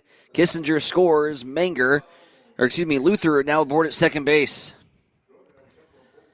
RBI single. Avery Kissinger now to the plate. Hawkettes tack on another 5-1. They lead it here in inning number 2. Here's the pitch to Kissinger. Upstairs, eye level, good eye from Avery. Head awaiting in the on-deck circle, and the always dangerous Matty Bauer. Ready to take some swings here as it's 2 on and nobody down for the Hawkettes. Luther at second. Widener at first.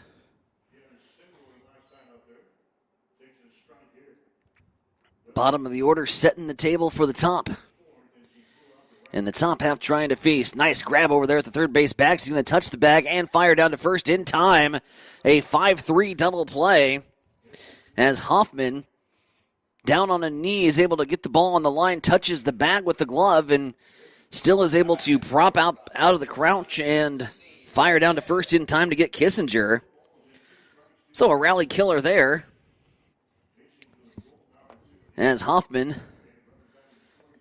is able to get 2. Now Coach Rosso going to have a little chat here with the first base umpire who made the call down at the first base bag. And now there's going to be a discussion. She was originally ruled out. And still standing there on the first base bag. And going to get a conference here. See who had an angle. Indeed, she is out. Double play. Coach Rosso wanted to see if anybody else at the diamond had a better vantage point. First base umpire was in the middle there at second. So 2 down here. And I'll bring up Sid. Sydney Head. Single back in the first. Goes first pitch swinging. Sky high first base side. And Brown makes the grab, and the St. Cecilia threat is diminished. A nice play at third base from Hoffman to get 2 Hawkettes. A fly out to first, and the second inning has come. Top of the second inning, has come to a halt here for STC. Hawkettes lead at 5-1 here over Chadron. We're back with more STC softball right after this on the Extreme Sports Network. Fill up on courtesy and convenience with Fill and Chill, your one-stop shop to fuel your tank, your body, and your passion for the game. With 14 locations across central Nebraska and 6 in Hastings, they've got you covered, whether you're on your way to the game or headed home with a win. Check them out on Facebook or at fillinchill.com.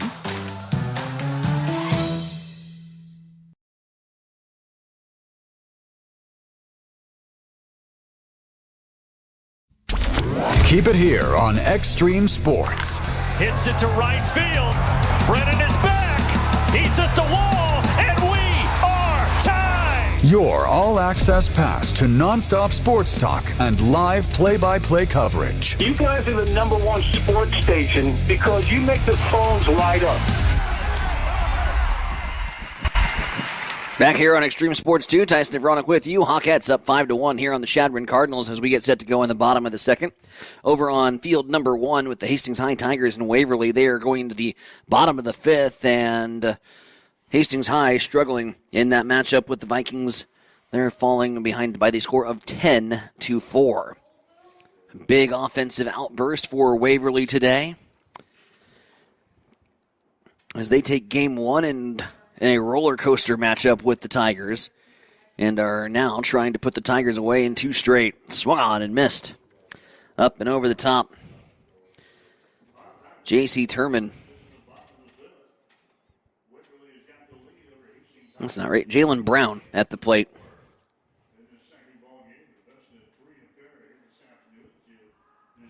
Brown, fly ball. Right field side. Selvage is there for the out.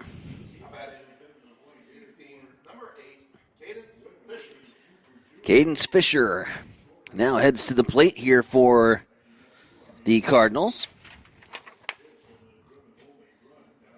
Fisher grounding out to short, striking out and grounding out to a double play. Big momentum swing for the Hawkettes in game number 1.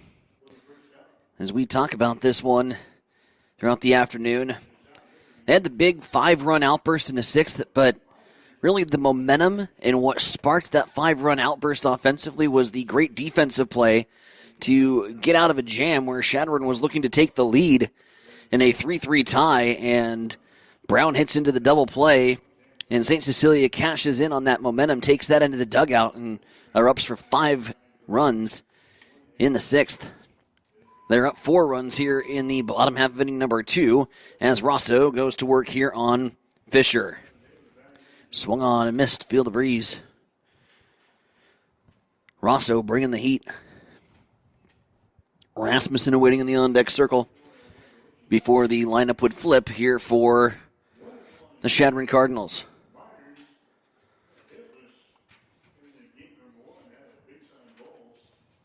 Beautiful backdrop setting here at the Bill Smith Softball Complex on a sunny October afternoon. And in south central Nebraska, not too far away, cows grazing just off the other side of the street. Things you see on Fridays in the fall. Rosso. 3-2 with 1 down. Off-speed pitch popped up into the air. Kissinger is underneath. 2 down here for Chadron. As Brown and Fisher go down in order. Rasmussen stepping up to the plate.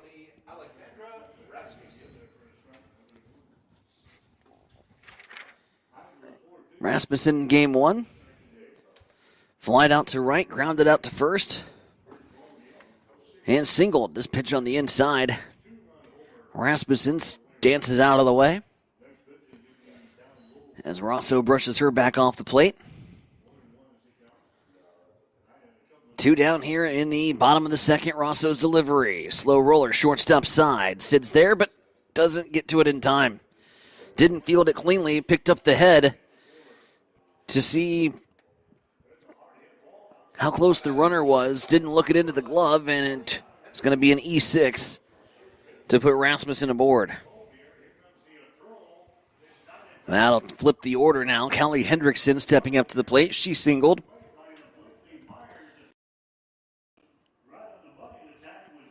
And came around to score back in the first.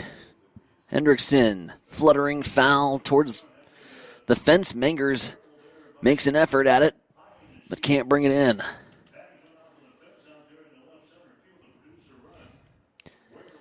5-1 lead here with 2 down in the second. Rasmussen aboard at first.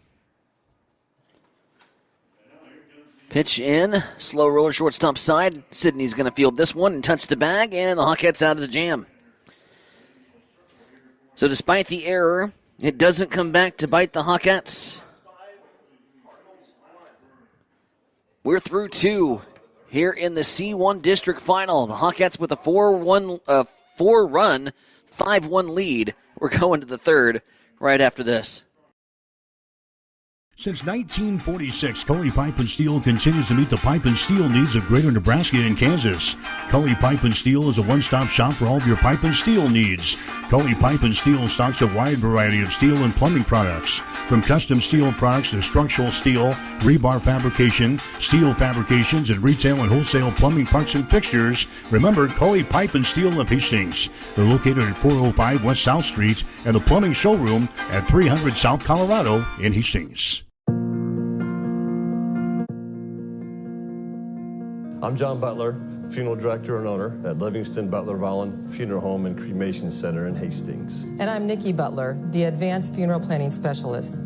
Whether you choose a traditional service, cremation, or a unique memorial service, our experienced staff is here to help guide you through every step. Visit us at lbvfh.com to learn more about our services and how we can support you. Livingston Butler Volland Funeral Home and Cremation Center. We are here when your need is greatest.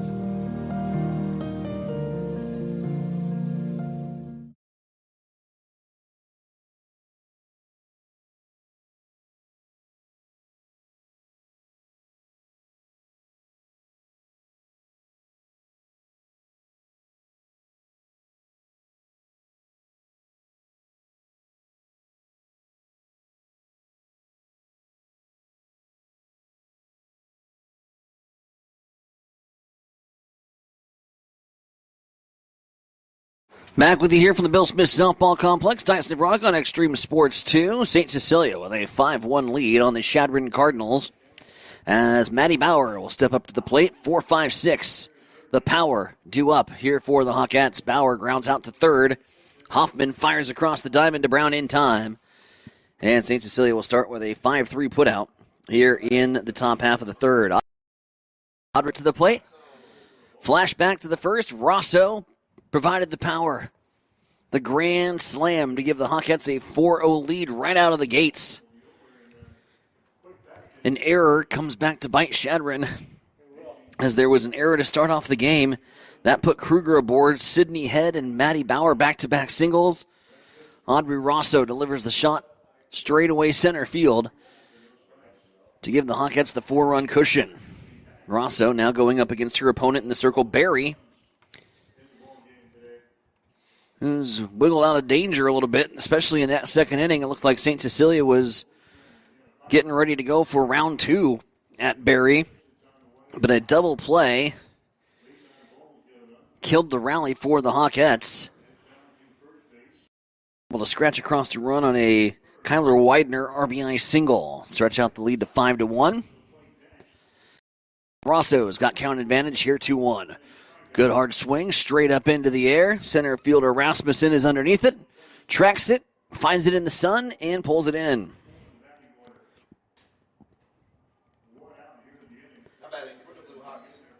Ground out to third, a pop out to center. Here to start the third for the Hawkettes is Tatum Hawkinson stepping up to the plate. Be a lot easier if I could read my own writing. Here's the pitch. Hawkinson, first pitch swing. Second base side. Truman's underneath it. Camps out, and the inning has come to a close for the Hawkettes.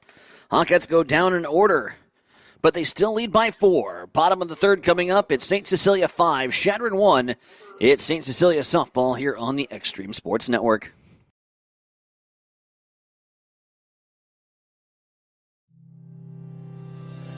Taking care of your teeth and gums is important to keeping a healthy smile, and that's where we come in. Dr. Corey Bumgardner of Bumgardner Family Dentistry will provide exceptional oral care services to both children and adults. They offer routine cleanings and screenings, emergency and scheduled surgical and cosmetic procedures, and a teeth whitening program to all of their patients. Whatever your dental care needs, Baumgardner Family Dentistry is there to help. New patients are welcome. Just call 402-462-6484 or stop in and see them at 2217 West 12th Street in Hastings. Extreme Sports, the ultimate destination for sports enthusiasts. This is the greatest record in the history of sports. Broadcasting live 24/7. Just have some fun out here, and enjoy the journey of all this of trying to get 16 wins and going after a gold trophy. We give the people what they want. I am a huge sports fan. I love sports. Back with you here at the Bill Smith Softball Complex. Bottom of the third inning and a 5-1 St. Cecilia lead. 2-3-4 due up here for the Chadron Cardinals. Cardinals trailing the Hawkettes by 4, thanks in part to a Audrey Rosso grand slam to start things off in the top half of the first inning. And here's a slow roller to begin things here in the Chadron third. 4-3 put out. Briley Hoffman stepping up to the plate. She drew a walk back in her first plate appearance. Coach Matt Rosso couldn't have drawn up a better start. Load the bases in the first. Audrey unloads them with the grand slam. And now Audrey in the circle trying to keep the Hawkettes marching towards the state tournament. With eyes not just here in the Bill Smith Softball Complex next week, but perhaps Connie Clausen Field over in Omaha. There's a pitch off the top of the glove. The deflection switches Sydney Head around, and she has to go back to retrieve it. An E1 on Rosso, and Hoffman is aboard. Jay Gooder stepping up to the plate, an RBI single back in the first.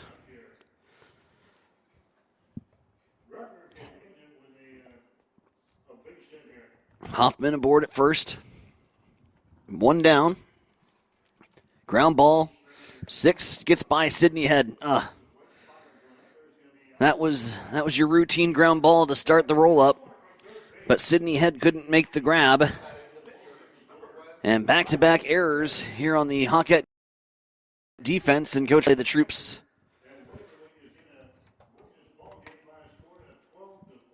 Ball goes off the glove of Rosso, and then Sydney Head couldn't pick it up. And so back-to-back errors. And time for the Hawkettes to regroup here.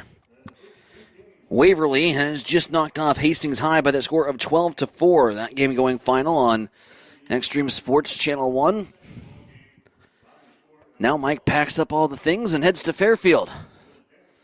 Titletown in Class D1, Sandy Creek Cougars, 2024 state champions, taking on an Exeter Milligan Friend.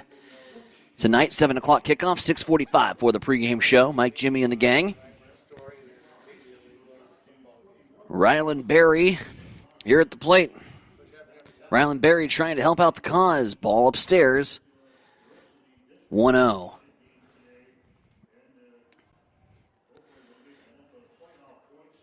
Meanwhile, here on Extreme Sports 2, we've got more sports for you, too. We're just going to jam-pack all the sports today. Hastings College volleyball coming your way tonight at 7:30 at the Lynn Farrell Arena. Hastings College taking on the Dordt Defenders. Broncos trying to stop a skid in the G-Pack. Falling to Waldorf over the weekend. Here's the 2-0. Second base side, and another error on St. Cecilia. This an E4 off Avery Kissinger. Throw not in time, and all runners advance. My goodness. 3 consecutive errors for St. Cecilia. Chadron's got 2 runners at second and third. 2 runners in scoring position, a run coming across to score. 5-2. Chadron clawing back on all St. Cecilia self-inflicted wounds. An error on Rosso, an error on Sydney Head at short, an error at Avery Kissinger at second. And now J.C. Truman, who flew out to second in her first at-bat, has an opportunity to put Shadron right back in this ball game. Swung over the top of it. Strike one, 0-1 count. Bottom of inning number 3, 5-2 your score. St. Cecilia on top. But Shadron threatening here in the third. Truman, soft shot is going to be between second and right field. It's going to drive in a run. Couldn't have thrown it out there any better. J.C. Truman has a little dying quail that just drops in between the right fielder and the second baseman. It's an RBI single. And now runners at the corners here for Shadron, who finds themselves just down by 2. Hawkettes get the grand slam. Got the cushion. Shadron battles back. Jalen Brown at the plate. Brown has not reached in this ballgame or in game 1. She flew out to right in her first appearance back in inning number 2. RBI single from J.C. Truman. Drives in another Shadron Cardinal run.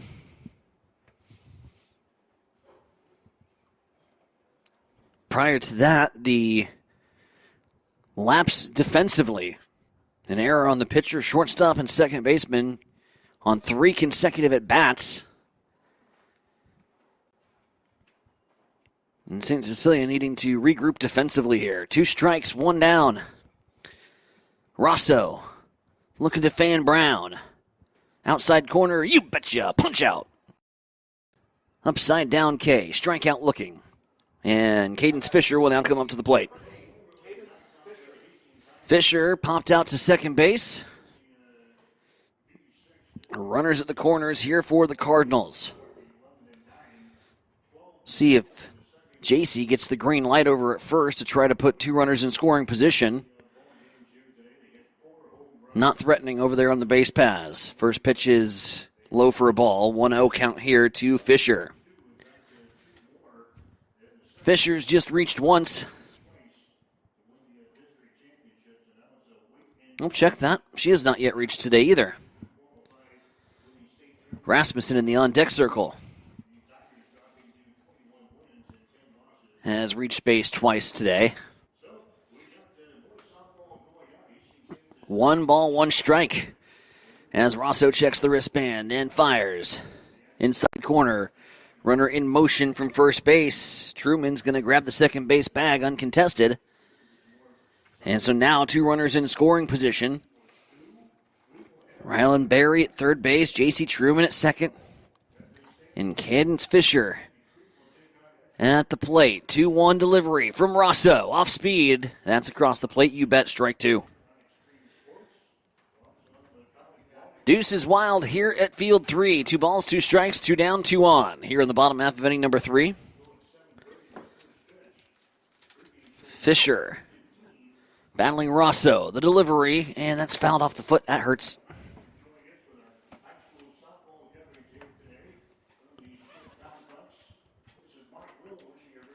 Rosso heading back into the circle.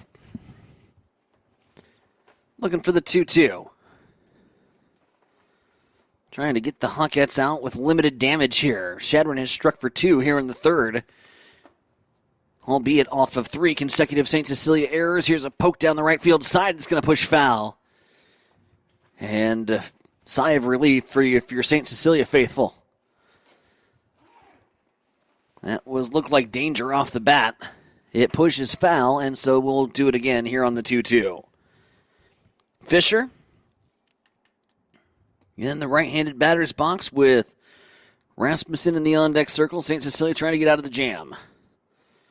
2 runners in scoring position. The off-speed pitch from Rosso. Swung on in. Missed. They'll fire down to first, although it wouldn't have mattered. Fisher was heading back towards the dugout. Back-to-back punch-outs. Big strikeouts for Audrey Rosso as St. Cecilia heads to the top of the 4th with a 5-3 lead on the Shadron Cardinals here in the C1 District Championship game. Top of the 4th coming up. You're listening to District Final Softball here on the Extreme Sports Network. Physical Therapy and Sports Rehab of Hastings is the trusted name in sports injury management. The staff of PTSR provides up-to-date and efficient care of sports-related injuries, returning athletes quickly and safely back to the playing field. PTSR offers free evaluation of all sports-related injuries to all area athletes during convenient 6 a.m. to 6 p.m. hours Monday through Friday. Call 402-462-8824 for more information. Remember, Physical Therapy and Sports Rehab of Hastings for all your physical and occupational therapy needs. Bored of the same old sports coverage? Get on the cutting edge of sports with Extreme Sports. That ball hammered deep toward left into the well. That ball is gone! The biggest plays, breaking news, and we can't forget the best sports talk. Let's be great! Let's be great! We are Extreme Sports. Top of the fourth inning, St. Cecilia with the 5-3 lead after taking game one by the score of 8-4. Looking to go back to the state tournament for the 7th consecutive time, as it'll be the bottom of the order to start things off here for the Hawkettes. Johanna, Emmy, and Paisley Mangers due up here. Barry in the circle, trailing here by 2. Here's the pitch. Whoops. Lost the handle on it. Oopsie daisies, 1-1 count.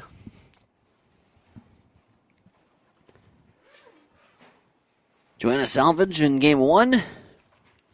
Got an RBI single. Also reached by way of error. Struck out and flew out. She reached on an E6 and then was caught stealing back in the first.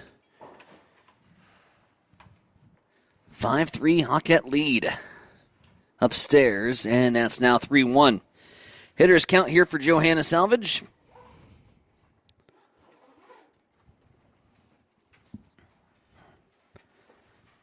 With Emerson Kissinger in the on-deck circle. The delivery from Barry. Off speed. Slow roller. Out to short. Picked up by Hendrickson. Fired over to first, but pulls the first baseman Brown off the bag. And Salvage is going to reach. The first baseman, number 33, Emerson. Just put the ball in play. Good things will happen. Johanna Salvage reaches first. Check that. Batting for Kissinger, number 14, Faith Kuchera. Faith Kuchera now coming into the ball game for St. Cecilia. Replacing Emery Kissinger. Lineup. Kuchera came in as a courtesy runner in the Hawkettes' 5-run 6th inning. That gave him at the time the 8-3 lead in what they would ultimately hold on to win that matchup over the Cardinals by the score of 8-4. Took the offense a little bit to get going. They had a little help, too, with some reckless defensive plays from the Cardinals, as their errors compounded in the 5th and some control issues in the circle and all the ingredients for a rough ending on the diamond. Here's the pitch to Kuchera. Upstairs for a ball, 2-0. Here to Faith. Paisley Mangers waiting in the on-deck circle. Mangers reached on a single in her first AB. The 2-0 to Kuchera. Now 3-0.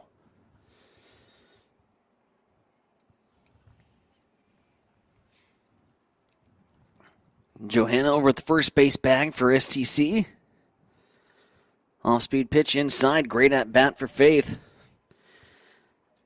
as she watches 4 wide ones and takes the bag. So an E6 and a base on balls, and Paisley Mangers steps up to the plate. 2 on, nobody down in what could be a big 4th inning here for the Hawkettes.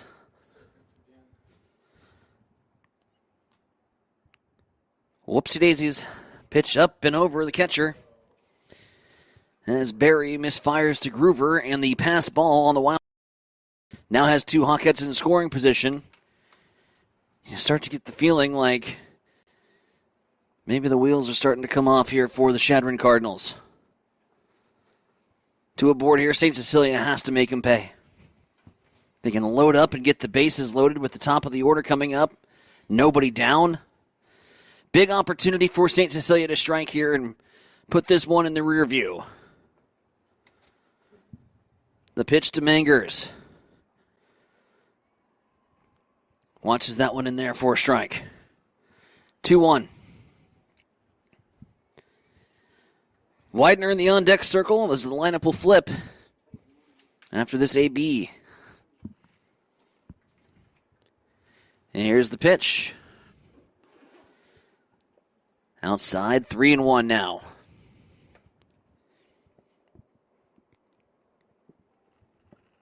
Control starting to get away here from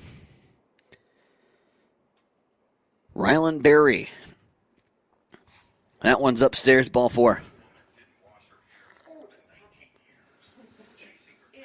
Bases loaded here for the Hawkettes, and Kyler Widener now at the plate. We're going to have a visit in the circle before Widener steps up. Jody Hendrickson going to talk things over, noticing the control issues, I'm sure, as well. Courtesy runner for the catcher, number 7, Jordan Luther. Jordan Luther will come in and run for Mangers. And so far, doesn't look like the ball is being pulled here. And just a long discussion. You can break it up at any time, Blue. What's that? They're having this discussion. What are we going to eat afterwards? Dinner plans, possibly. Ice cream always is a good choice, especially on a warm day. 5-3 here in the 4th. They'll break up the visit in the circle. Bases juiced here for St. Cecilia in the top of the order, coming up with nobody down.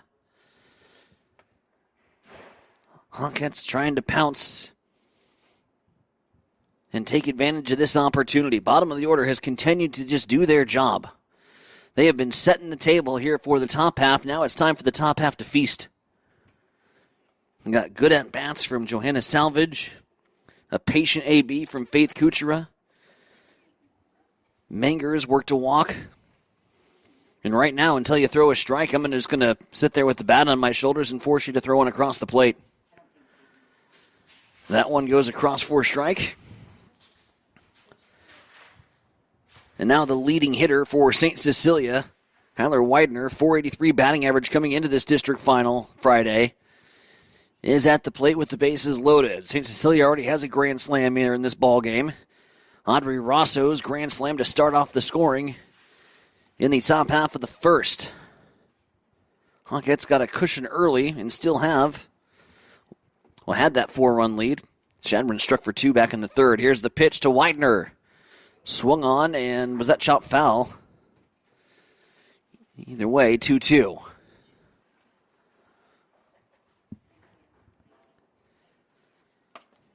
Big at-bat here in this contest.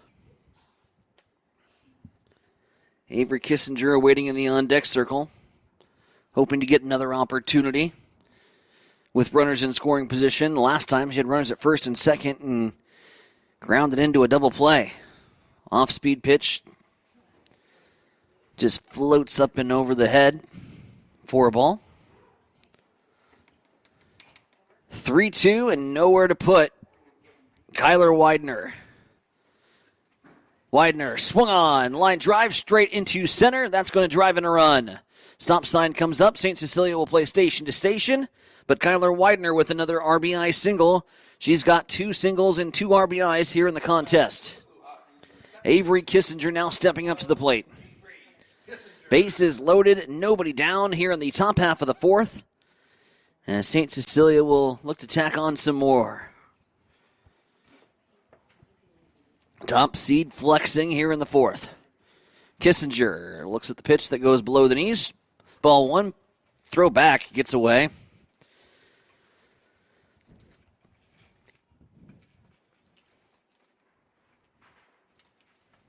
Starting to sense the frustration building for Chadron a little bit. couldn't cash in on the opportunity with the bases loaded as it was back-to-back punch-outs. Really, the two biggest at-bats in this game came when Shadron was trying to climb back in the 5-3 contest, and Audrey Kissinger went back-to-back strikeouts with 2 runners in scoring position. Got the St. Cecilia Hawkettes into the dugout. They grabbed the bats and they went to work. But the bats really haven't had to do too much. The control issue starting to plague Shadron here, and this is 4 straight balls to Avery Kissinger, and they're going to walk in and run. Pitching change now upcoming here for the Cardinals. That'll do it for Rylan Berry, as Shadron needs to find a strike thrower. 7-3, 4-run advantage here for St. Cecilia in the 4th. Pitching change upcoming. We'll come back and tell you all about it right after this on the Extreme Sports Network. Hi, this is Terry Anstein, President, 5 Points Bank of Hastings. On behalf of our shareholders, directors, and staff, I would like to thank all of our great customers for helping us become the fastest growing bank in Hastings. I would also like to invite everyone in the Hastings area to stop in and visit with one of our bankers and learn how we can be your bank for the long run. Locally owned, locally managed, 5 Points Bank, the better bank. Member FDIC. You're locked in to Extreme Sports. Olivares now hits a line drive to deep left field. Ward is back to the wall. Granny time! There's Doncic wheeling inside in traffic and got it to go. Call it the foul. The home of 24/7 Sports Talk. Nothing but pure sports action.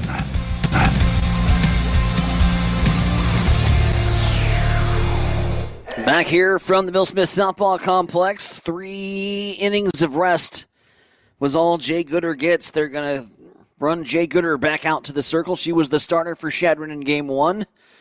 Control issues plagued late Gooder's performance, but early on in that contest, through the first 5, she held the Hawkettes' bats in check. Only 3 runs scored up until the big 5-run outburst in the bottom of the 6th to give St. Cecilia the cushion to get the 8-4 victory. They lead at 7-3, bases loaded, nobody down, and Sydney Head coming to the plate. So Jay Gooder comes back in for some mop-up duty here for the Cardinals, and it's a mess. Bases juiced and nobody down. Gonna have to just throw a strike. Let your defense make the plays behind you.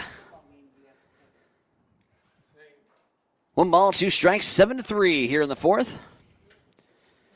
Again, our coverage of high school sports, Hastings College sports, continues tonight. Busy Friday. Pop fly here from Sydney Head, and it's going to go straight up the chute. Infield fly. Head is retired tonight on Extreme Sports Channel 1. Sandy Creek, D1 state champions from 2024 in action against Exeter Milligan Friend. Mike Will and the gang on the call from Fairfield tonight for a party on the hill, and then at the Lynn Farrell Arena, Hastings College volleyball getting back to action as they take on the defenders of Dordt. Maddie Bauer at the plate with the bases loaded. Bauer with 5 home runs on the season, leading the Hawkettes in that category. Puts one out to right field, and not enough. Sacrifice fly, maybe. It gets underneath the tag. Nice job from Luther, sliding underneath the tag. And all the runners will advance. If that throw was on line, that would have been a double play. But offline, and Luther is able to slide in safely. Maddie Bauer gets the sacrifice fly.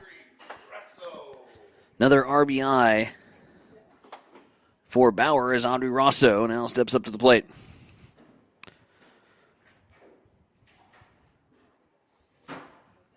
Rosso led off this game with a bang, the big fly.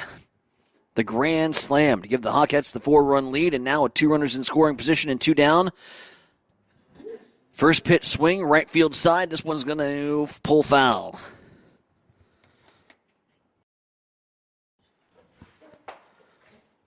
Another swing and you feel great. Give that Hawkettes the 11-3 advantage.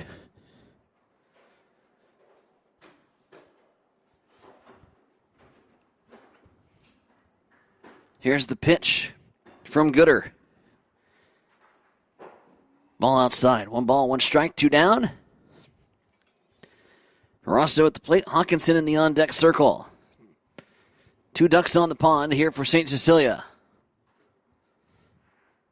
Both in scoring position. Off-speed pitch. Rosso out to right center. This one's got a chance, but no. Caught at the fence from the right fielder as Barry makes the play and retires the side. Rosso puts a good swing on it, but it gets caught up in the jet stream. And the Hawkettes strand 2 in scoring position. Top of the 4th comes to a close. Hawkettes tack on a couple more. They lead it 8-3 over the Cardinals. Bottom of the 4th coming up next. You're listening to St. Cecilia Softball here on the Extreme Sports Network. Conant Auto Care is the trusted name in automotive repair and maintenance services in Hastings. We're a gold-certified Napa Auto Care Center. Our ASE-certified technicians have the Blue Seal of Excellence, receive continuous training, and are committed to providing the best service your vehicle can get.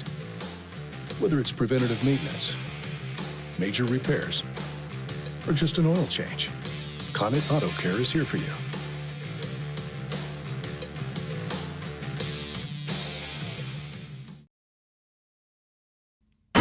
You're locked in to Extreme Sports. Olivares now hits a line drive to deep left field. Ward is back to the wall. Granny time! There's Doncic wheeling inside in traffic and got it to go. Call it the foul. The home of 24/7 Sports Talk. Nothing but pure sports action.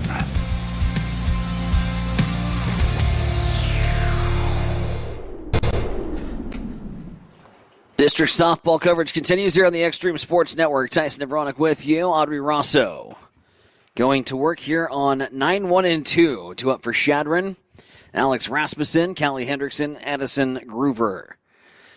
8-3, 5-run advantage as we begin the bottom half of inning number 4. St. Cecilia starting off with a grand slam to begin the ball game here for game 2. Picking up the game 1 victory, 8-4.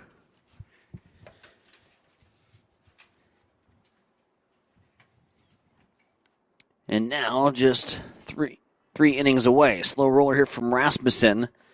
No play from Bauer. She had to come a long way over from the hot corner to make that play, and would have been no chance. So keeps it in the pocket. Rasmussen reaches on the infield single. Callie Hendrickson now at the plate. Hendrickson, a single. And a ground out. So far in this one, bunts again. Just over the head of the third baseman, Bauer.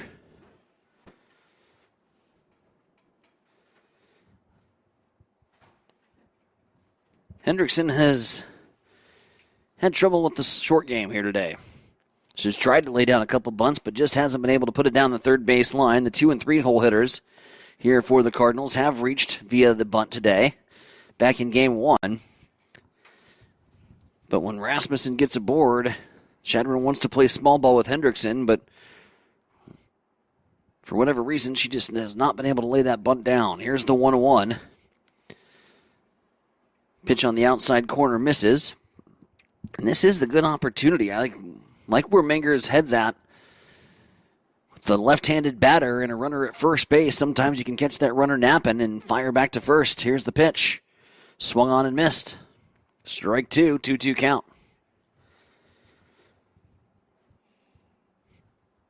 Just kind of stay disguised back with the left-handed batter. Creep around and fire down to first. Here's a slow roller first base side. It's going to be 3 unassisted as the tag is applied. Nice job by Kuchera for the tag. Now batting the catcher, number 12, Addison Gruber. Kuchera came in for Emmy Kissinger back in inning number 4. And what do we have here? A discussion. She wants to see whether or not the tag was applied. This is far-fetched here. In the baseline, it was a tag up.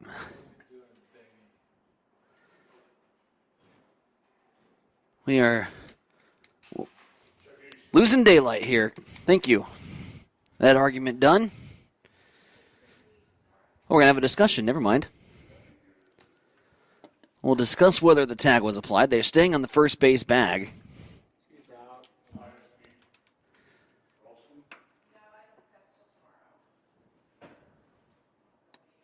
This is taking far too long.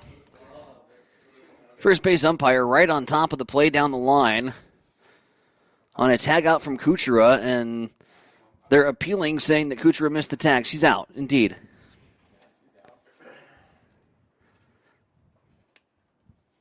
She's out as the sky is blue.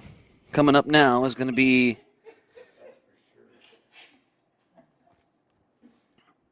well, let's see. I lost the place here. Left-handed batter. Pump up into the air. It's Groover at the plate. Goes straight up to the catcher and the F2. So Hendrickson out on the 3 unassisted. Groover pops up straight to the plate. 2 down after all that. Briley Huffman now stepping up to the plate. She reached on a walk and reached on an error. 2 down. Huffman. 1 hopper, shortstop side, 6-3 put out.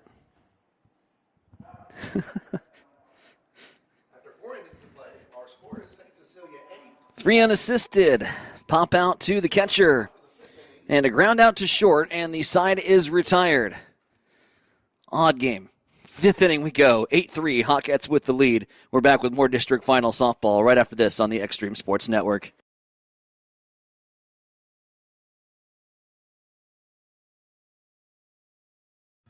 If you're planning to build a new home or add an addition to your existing one, trust the experts at Gangwish Construction.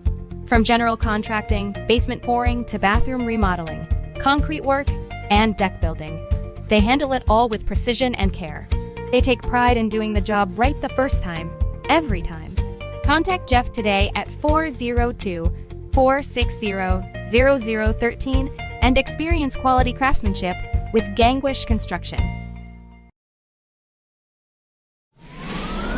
Extreme Sports, the ultimate destination for sports enthusiasts. This is the greatest record in the history of sports. Broadcasting live 24/7. Just have some fun out here, and enjoy the journey of all this of trying to get 16 wins and going after a gold trophy. We give the people what they want. And I am a huge sports fan. I love sports. Back in action here from the Bill Smith Softball Complex, C1 District Final. Hastings St. Cecilia holding on to the 8-3 lead over the Shadron Cardinals. Hawkettes 1 game away from playing their way into a state tournament. Tatum Hawkinson now at the plate. Shout out to Eric Williams on the Hastings College softball coaching staff listening in to this afternoon's broadcast. Took quite the noggin. I'm sure that's a softball-related injury. It looks like it's healing nicely. Good for you, Little E. 1 ball, 1 strike. 5-run lead for St. Cecilia. A grand slam off the bat of Audrey Rosso in the top half of the first. Gave STC the cushion, and they've clung on to the lead from here. Tacked on a few insurance runs back in the 4th.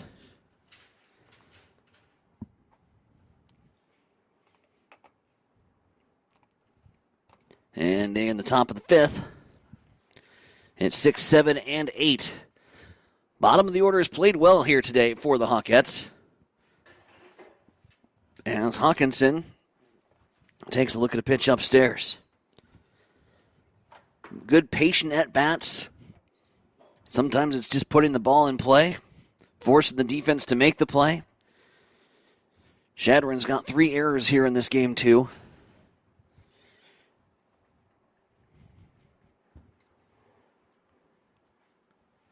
As it's a full count now to Tatum Hawkinson.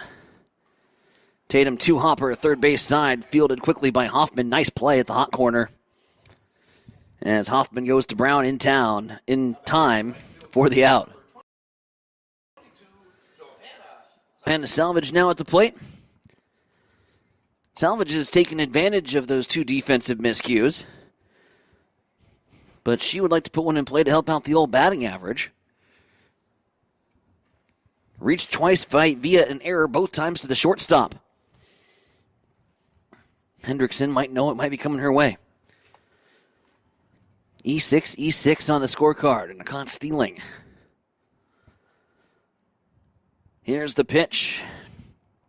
Johanna fouls it back on the fence. 1-1. 5-run lead here for the Hawkettes in the fifth. Again, Hastings College volleyball coming your way on Channel 2 tonight. The Dordt Defenders come to town. As Salvage puts a shot down the line. Home run distance, but foul. Second time she's done that tonight. A rocket down the left field line. Plenty of distance, just not the Tordents. 1 ball, 2 strikes, 1 down. Here's the pitch to Johanna. It's low in the dirt.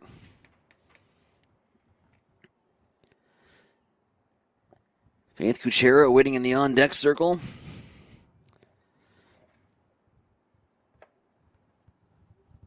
As Gooder goes back to work here on Johanna. Ground ball, single, right back up the middle. Right back to where it came from. Johanna's Salvage gets a base knock. And that'll bring up Faith Kuchera. Kuchera drew the walk back in inning number 3, excuse me. And will step up to the plate with 1 down and 1 on.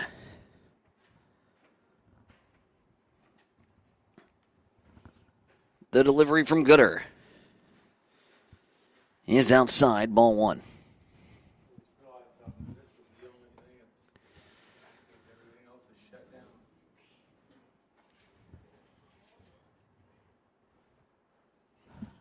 Parking lot clearing out after the Hastings High Waverly game. That was over on field 1 right behind us here at the Bill Smith Softball Complex. Waverly sweeping the Tigers tonight. Pitch in the dirt. Delayed reaction from Johanna, but she's able to slide in safely. Little indecisiveness about whether she was going to take off or not. Nice job by Groover just to keep that in front of her. And Groover nearly caught Johanna for the second time on the base paths tonight. 3:45 coming up as the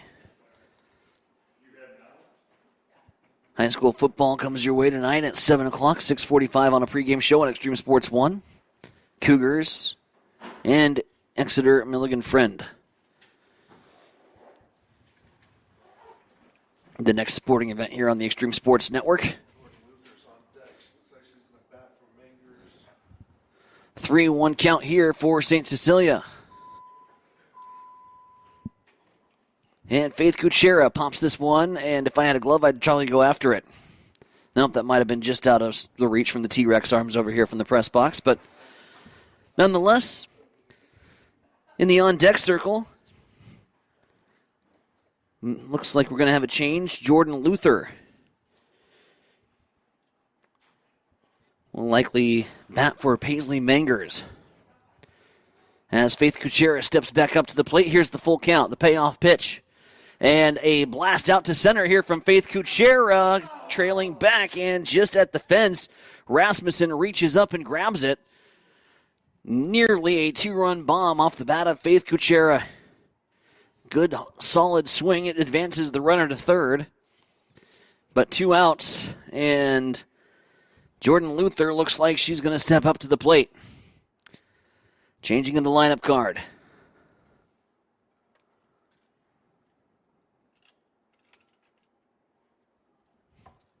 Now batting for the Blue Hawks, number 7, Jordan Luther. So Luther will step up to the plate. Widener in the on-deck circle as the lineup would go to the top of the order. Hawkettes leading here by 5. 8-3 in the fifth.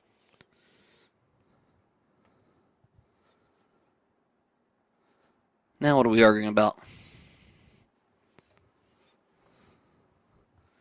Shadron coming out and wanting a word with the umpiring crew.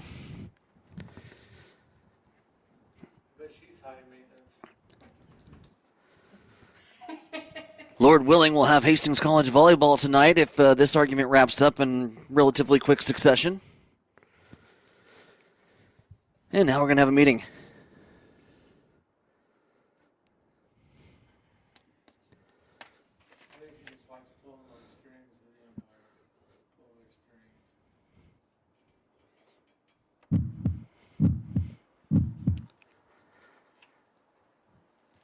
Whatever it was is resolved, and let's play ball, shall we?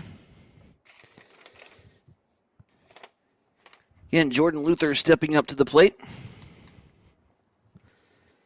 Hawkettes with the 8-3 advantage. 2 down.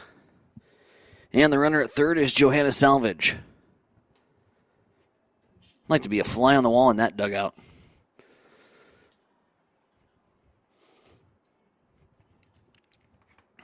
Something grinding at the gears of Jody Hendrickson, the head coach of Chadron. 1-0. Here it's Luther.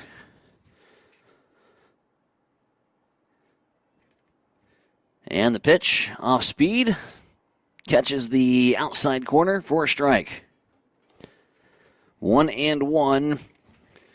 The runner 60 feet away for the Hawkettes. Here in the top half of inning number 5. Here's the pitch. Outside and in the dirt, ball 2. 2-1.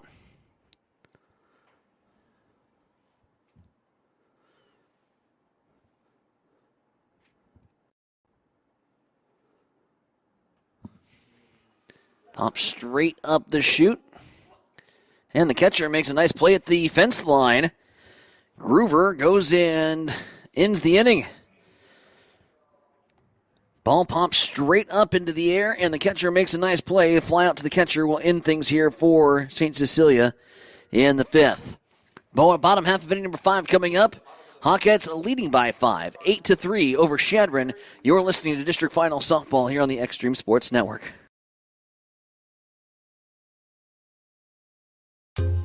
TLC Vet Care is pleased to serve Hastings and the surrounding area. The goal at TLC Vet Care is to provide you and your pets with the best veterinary experience possible. Everything from dentistry to surgery. They can also do x-rays, microchipping, vaccinations, wellness checks, nutritional counseling, behavior management, parasite prevention, spay, and neuter. Let Dr. Tammy Craig and Dr. Catherine Caston take care of your pets. Give them a call at 402-463-2899 or stop in to see them at 512 Eastside Boulevard in Hastings. We are here for you and your pet. TLC Vet Care of Hastings. You're locked in to Extreme Sports. Olivares now hits a line drive to deep left field. Ward is back to the wall. Granny time! Here's Doncic wheeling inside in traffic and got it to go. The home of 24/7 Sports Talk. Nothing but pure sports action.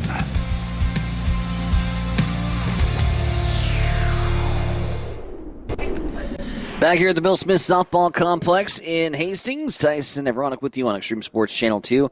St. Cecilia with the 8-3 advantage here in the 5th. And a line drive out to center field. Going to be fielded by Widener, and there's one down. Go ahead and join the Facebook world as we welcome you into the stream with the Hastings High game concluded. We'll go ahead and toss you on for the ride for St. Cecilia trying to play their way into the state tournament. Facebook, YouTube. All streaming. With the Hawkettes up 8-3 here in the bottom of the 5th. Audrey Rosso has been in the circle here for the duration of Game 2. As Jay Gooder will fly out here to second base.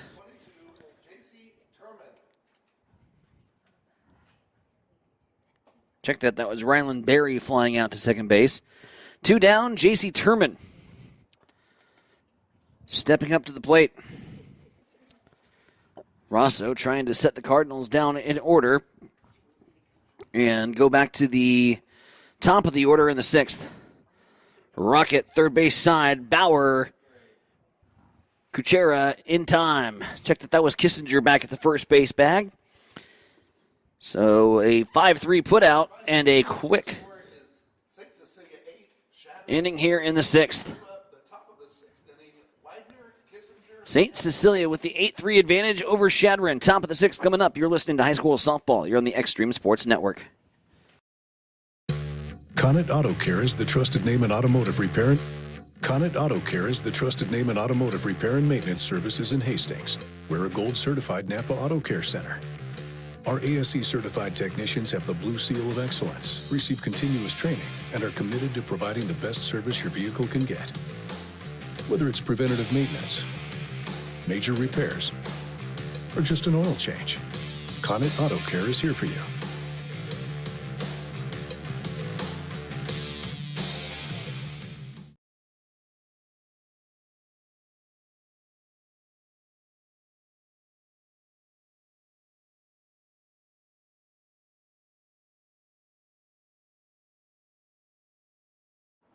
Back here on Extreme Sports Channel 2, Tyson Avronic with you.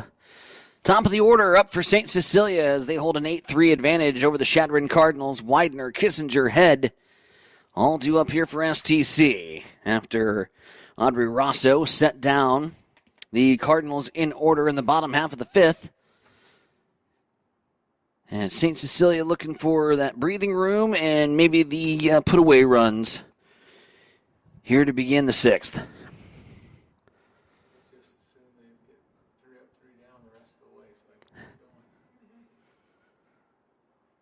Here's the pitch to Widener. Pop fly, center field side, and oof.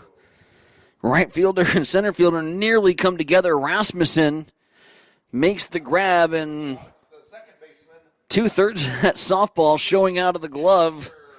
The old snow cone grab by Rasmussen. More of a look what I found is Rasmussen and Barry nearly come together on the play. Nonetheless, a fly out to center for Widener, who's had a great day at the plate, 2 for 3 with 2 RBIs. Pop fly. Second base side for Avery Kissinger, straight up the chute, F4. And there's quickly 2 down here for the Hawkettes. That'll bring up Sydney Head to the plate.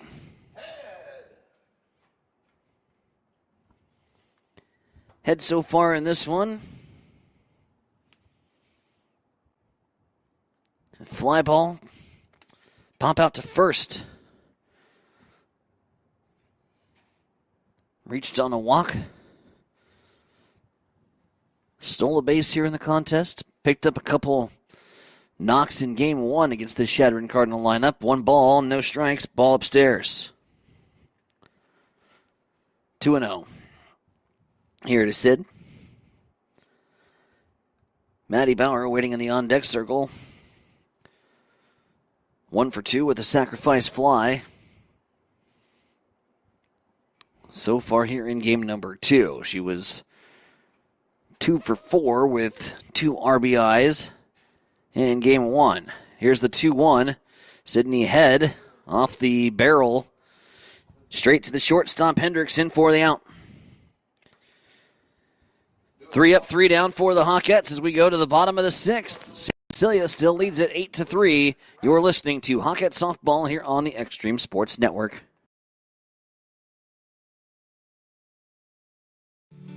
When it comes to helping you protect what's important to you, you can trust the licensed independent insurance agents at Klein Insurance of Hastings.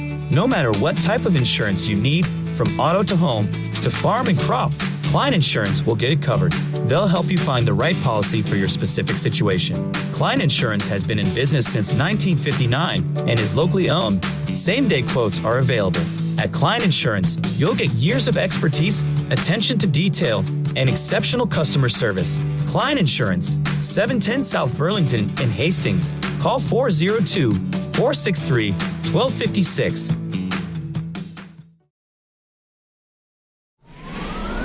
Extreme Sports, the ultimate destination for sports enthusiasts. This is the greatest record in the history of sports. Broadcast 7. Just have some fun out here, enjoy the journey of all this, of trying to get 16 wins and going after a gold trophy. We give the people what they want. And I am a huge sports fan. I love sports. Back here in the bottom half of the 6th inning, Bill Smith Softball Complex, St. Cecilia and Chadron in the C1 District Championship Game 2 after St. Cecilia won the first. If Chadron wants any opportunity to punch their ticket to the state tournament, they are going to have to get some runs in a hurry, and then they'd have to get ready to take on the Hawkettes for a whole nother game. Foul ball, that's going to go off Peyton Mangers, the catcher, as Jalen Brown steps up to the plate. Brown so far, fly out right and a strikeout looking. And now quickly behind the count 0-2. As Rosso goes to work, lost the handle on that, throws it outside. 1-2.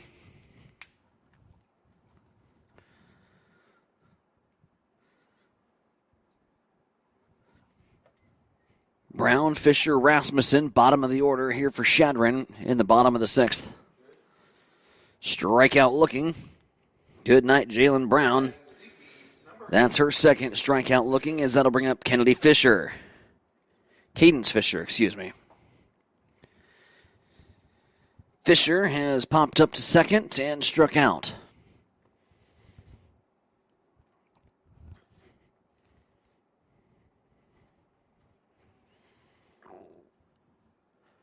Rosso 4 strikeouts so far in here in this one. 7 strikeouts in the first game.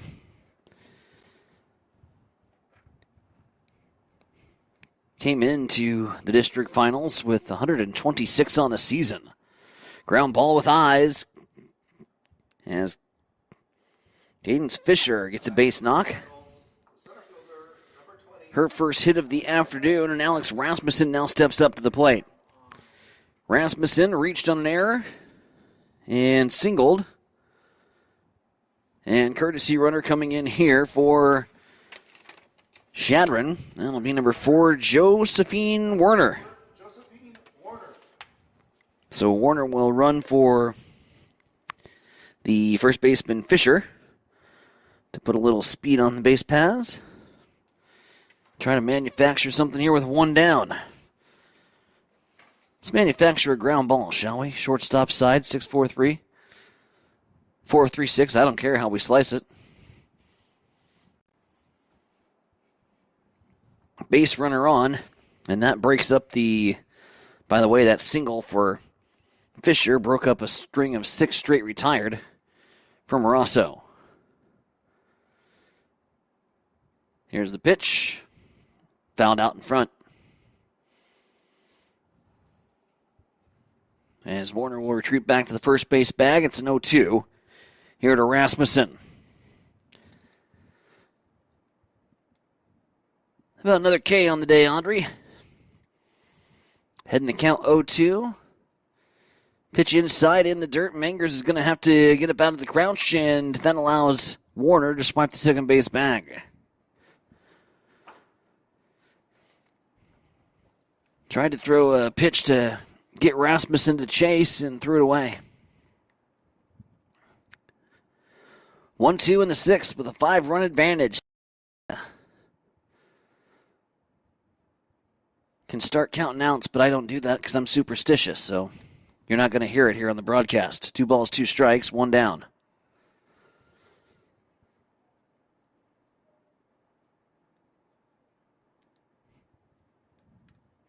Off-speed pitch. Shot out towards the gap. A diving play from Widener. She can't make the play. Running now from second to third is going to be Warner. And a single from Alex Rasmussen. And then advanced on the play. Took the extra bag. That'll bring her to second. So Warner at third. Rasmussen aboard at the second base bag. And 2 runners in scoring position, and with the top of the order coming up, that might do it here for Rosso as the going to go the 3rd time through the lineup. Or maybe we just have a little get-together meeting here. Put some dinner plans together. I don't know, Friday night I kind of like some pizza and chicken wings. I'd like to get some supper before we go do volleyball. 8-3 here in game number 2.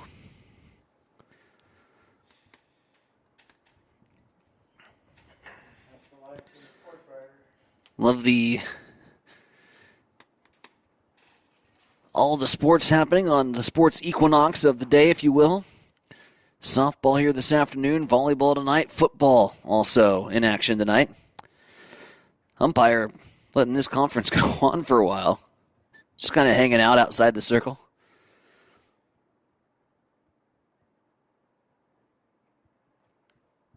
Goes to break it up after they break it down. That's 8-3, 1 down. Top of the order due up here for Chadron. 2 runners in scoring position in an 8-3 ball game. Callie Hendrickson has grounded out twice and singled. She's 2 for 3 here on the afternoon. Or 1 for 3, excuse me, on the afternoon. Rosso delivers. And Hendrickson sends this one into the fans. Look out. Yeah, Candlesticks make a nice gift. Little Lee chiming in.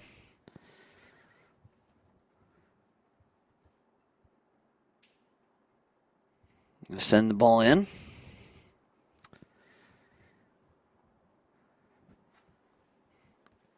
Two on, 1 down. And an 0-1 count here to Callie. Audrey looks at the wristband. Fires in. Misses low. Ball 1.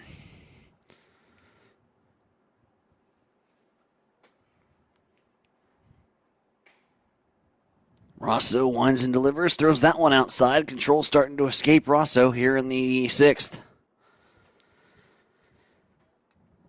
2-1 here to the top of the order. The Addison Groover waiting in the on-deck circle. Groover had the hot bat in game 1. She's 0 for 3 today. Off-speed pitch. Misses, apparently. Fooled me, Houdini. 3-1 count.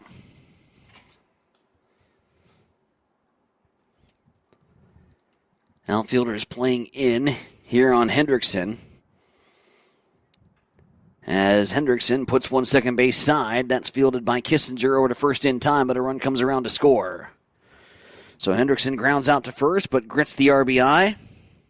For the Cardinals, the catcher, number 12, Addison. As they score now 8-4, which is the exact same score line that St. Cecilia won in game number 1. Addison Groover now stepping up to the plate. Groover had 2 hits and an RBI single back in game 1. She's 0 for 3 today. Flied out to second. Grounded out to second. Popped out to the catcher.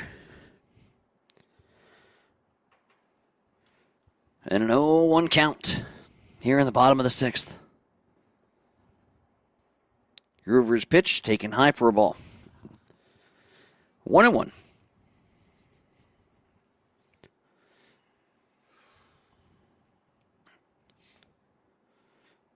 Rosso trying to strand the runner at third.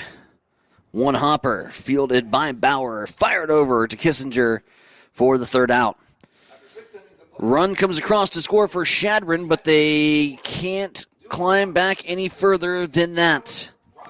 As it's 8-4, a 4-run St. Cecilia lead as we go to the 7th inning here on the Extreme Sports Network. Hawkettes 8, Cardinals 4. It's district final softball, and it's on Extreme Sports. Join us at Mileta Vista Winery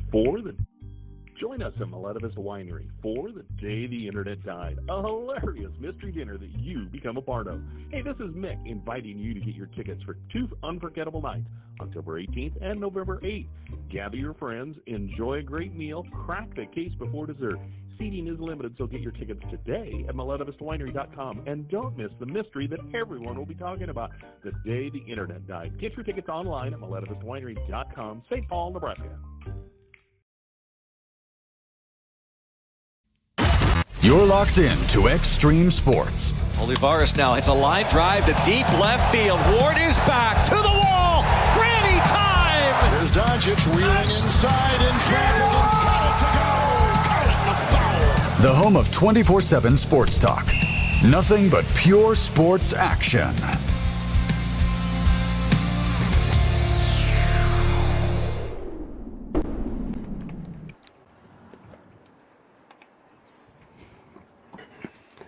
Back with you here on Extreme Sports Channel 2. Tyson and Veronica with you. St. Cecilia with an 8-4 advantage. As 4, 5, and 6 are due up for the Hawkettes. They're going against Jay Gooder, who got the start in Game 1. Through 5 strong innings, got roughed up a bit in the 6th.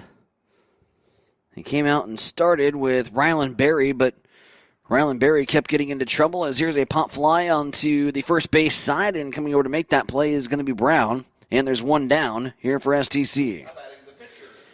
Audrey Rosso stepping up to the plate. Rosso delivering the big grand slam to give the Hawkettes the 4-run advantage. They lead by 4 here in the 7th. Pitch is in there for a strike. Rosso, Hawkinson. The next two due up. Rosso check swing. Looks like they appealed down to third. Third base umpire didn't make any. It's a strike. Here's the 0-2. Outside corner and misses. Tatum Hawkinson waiting in the on-deck circle. She's flown out twice here in this ball game. 1-2, 1 down. And Rosso wants to call timeout.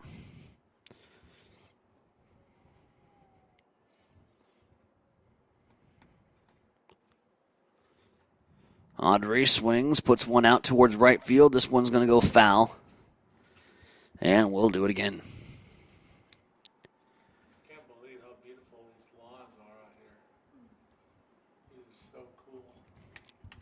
Hawkettes, 6 straight state tournament appearances here in Class C, looking to make it number 7 if they hang on here this afternoon. Winners in Game 1, they lead at 8-4 here in the 7th in Game 2. If you'd have told me that was going to be the final score, I wouldn't have messed with the scoreboard all game long. Pitch inside, 3-2.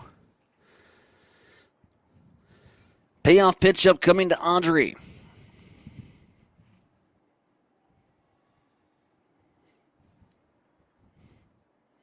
Pitch on the outside, going to ring up Audrey Rosso.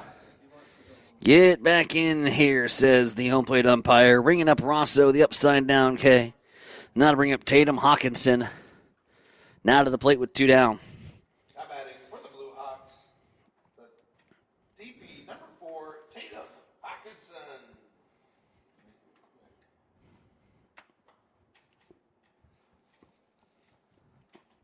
Hawkinson to the plate.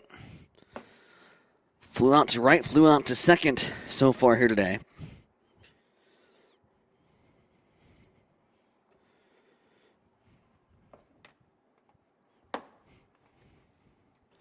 And Hastings High's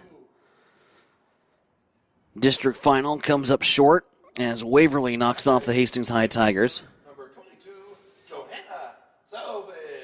As Johanna Salvage will come up to the plate after Hawkinson got plunked.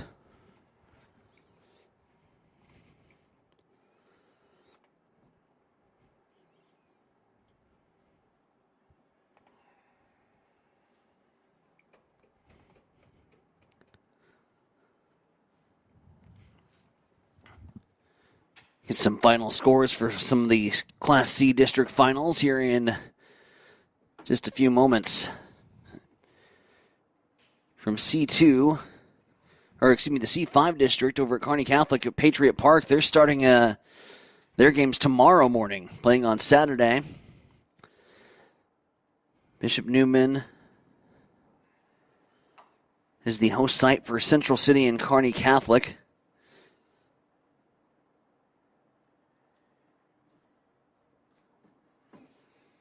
C3, Freeman is your winners over Fort Calhoun.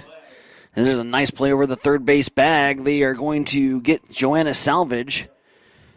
Beautiful play at the hot corner. Hoffman to Brown. Keep it here. Freeman winning to there's 2 out of 3 over Fort Calhoun, 4-2 and 9-6. So Freeman has won the C3 district.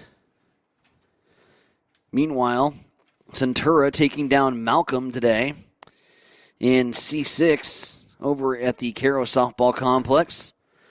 Centura knocking down the Clippers 13-5 and 13-1. So Centura is in the Class C state tournament. Central City winning over Twin River by the score of 8-6 in Game 1. No final score in yet from Game 2. NEN. What? NEN. It's a school, apparently. They beat Guardian Angel Central Catholic 5-2. And then looks to be 2-1. Guardian Angel Central Catholic wins Game 2. So the C8 district final over in Wisner, that is going to a third game. NEN, I believe, is like the Wisner-Pilger area, and they added another school, and so they just formed a 3-letter school, which is fine. Bottom of the 7th we go. Hawkettes here against the Cardinals of Chadron. Last chance for romance for the Chadron Cardinals, as Audrey Rosso stays in the circle. As she'll go to work on Briley Hoffman. Hoffman, Gooder, and Barry due up here for Chadron.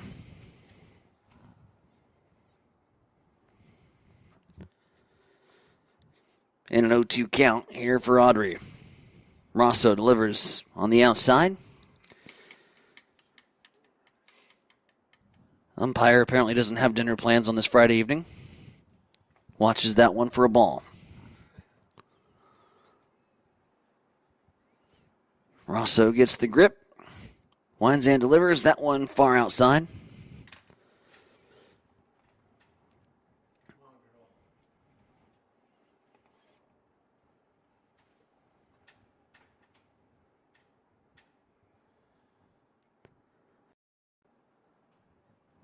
Northwest is heading back to the state tournament in Class B.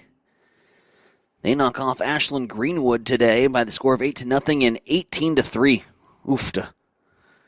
Ashland Greenwood making that jump from Class C. Ashland Greenwood knocked out St. Cecilia a year ago. They jumped up to Class B and were met by perennial powerhouse Grand Island Northwest. And Mitch Sadd and the Northwest Vikings putting into the Jays' run there. 3-2 delivery upcoming here to Briley Hoffman. Chopped, and that's going to be a foul ball.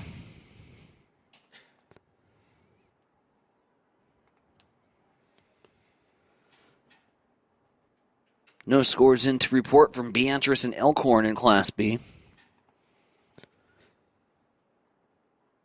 Scott, they're going to play tomorrow against Columbus Lakeview. And a line drive that is caught by the second baseman, Kissinger. Whereas Hoffman is retired, and Jay Gooder now steps up to the plate. 2 down here in the first. Ralston Pius, they're going tomorrow on Saturday. Waverly again defeating Hastings 11-9 in a roller coaster game 1, and then falling 12-4. As Gooder, slow roller to the pitcher. Rosso turns and fires, and there's 2 down. No scores to report from Norris and Crete. For the Cardinals, the left fielder, number 1, Rylan Berry. So Rylan Berry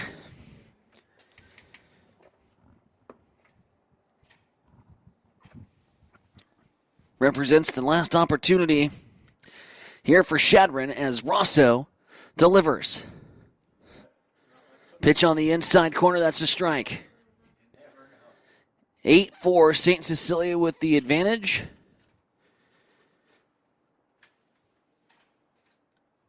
as they look to become C1 district champions. The pitch from Rosso popped up into the air, right to the catcher, and Mangers hangs on to it, and St. Cecilia is going to win the C1 district championship.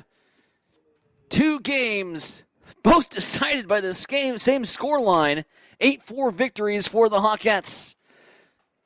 St. Cecilia with the comeback effort in Game 1, and then coming out of the gates here in Game 2, a grand slam to start off, and that was all St. Cecilia would need as the Hawkettes will play their way into their 7th consecutive state tournament in Class C. 8-4, your final score.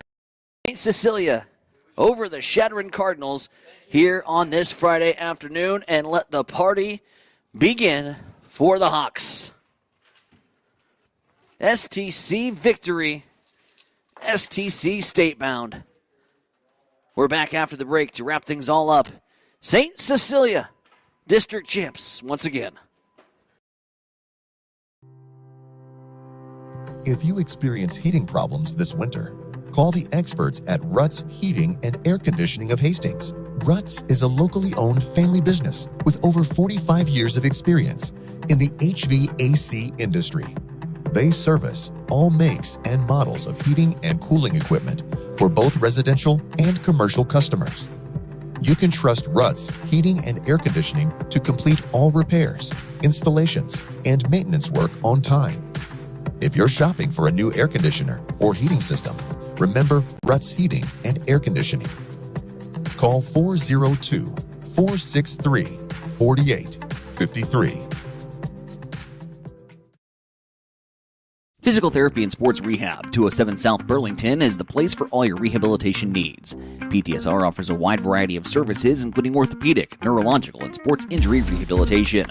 A certified hand specialist is available for the more delicate upper extremity injuries. Warm, aquatic therapy, and balance training is also available. PTSR has a strong industrial services division providing physical and functional capacity testing, as well as drug and alcohol screening. Please visit our website, ptsrhastings.com. You're locked in to Extreme Sports. Olivares now hits a line drive to deep left field. Ward is back to the wall. Granny time! Here's Doncic wheeling inside in traffic and got it to go. Got it in the foul. The home of 24/7 sports talk. Nothing but pure sports action.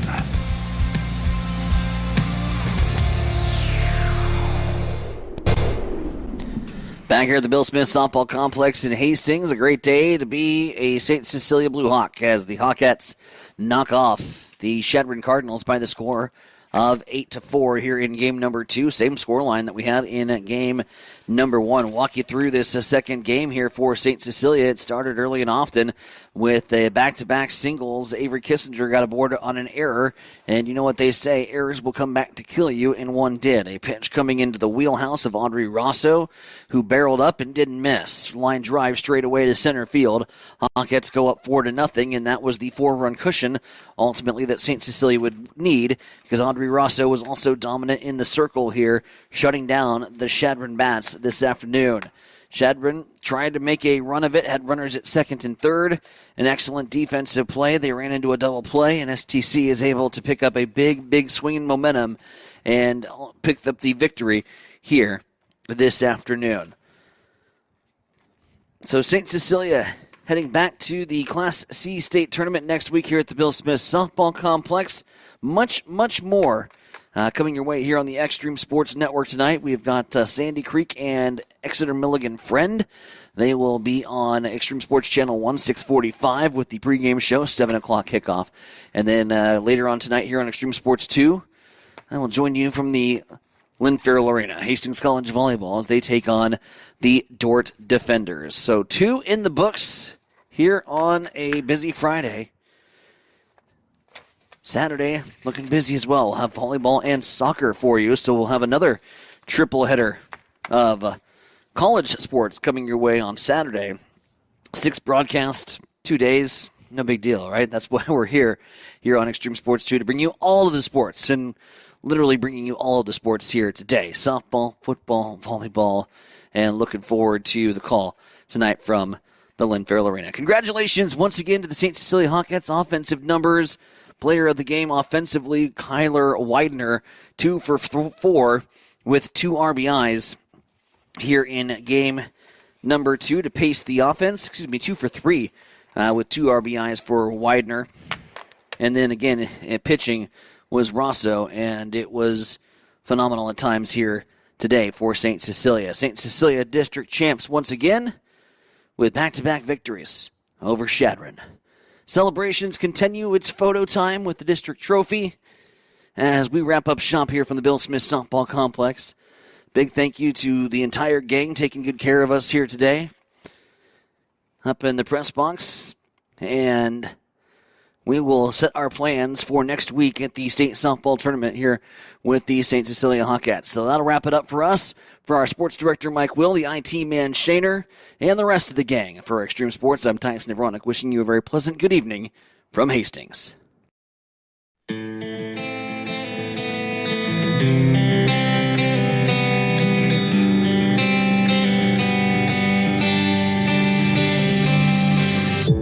You have been listening to an exclusive presentation by Extreme Sports. If you missed portions of today's game, you can download our podcast on x-streamsports.com.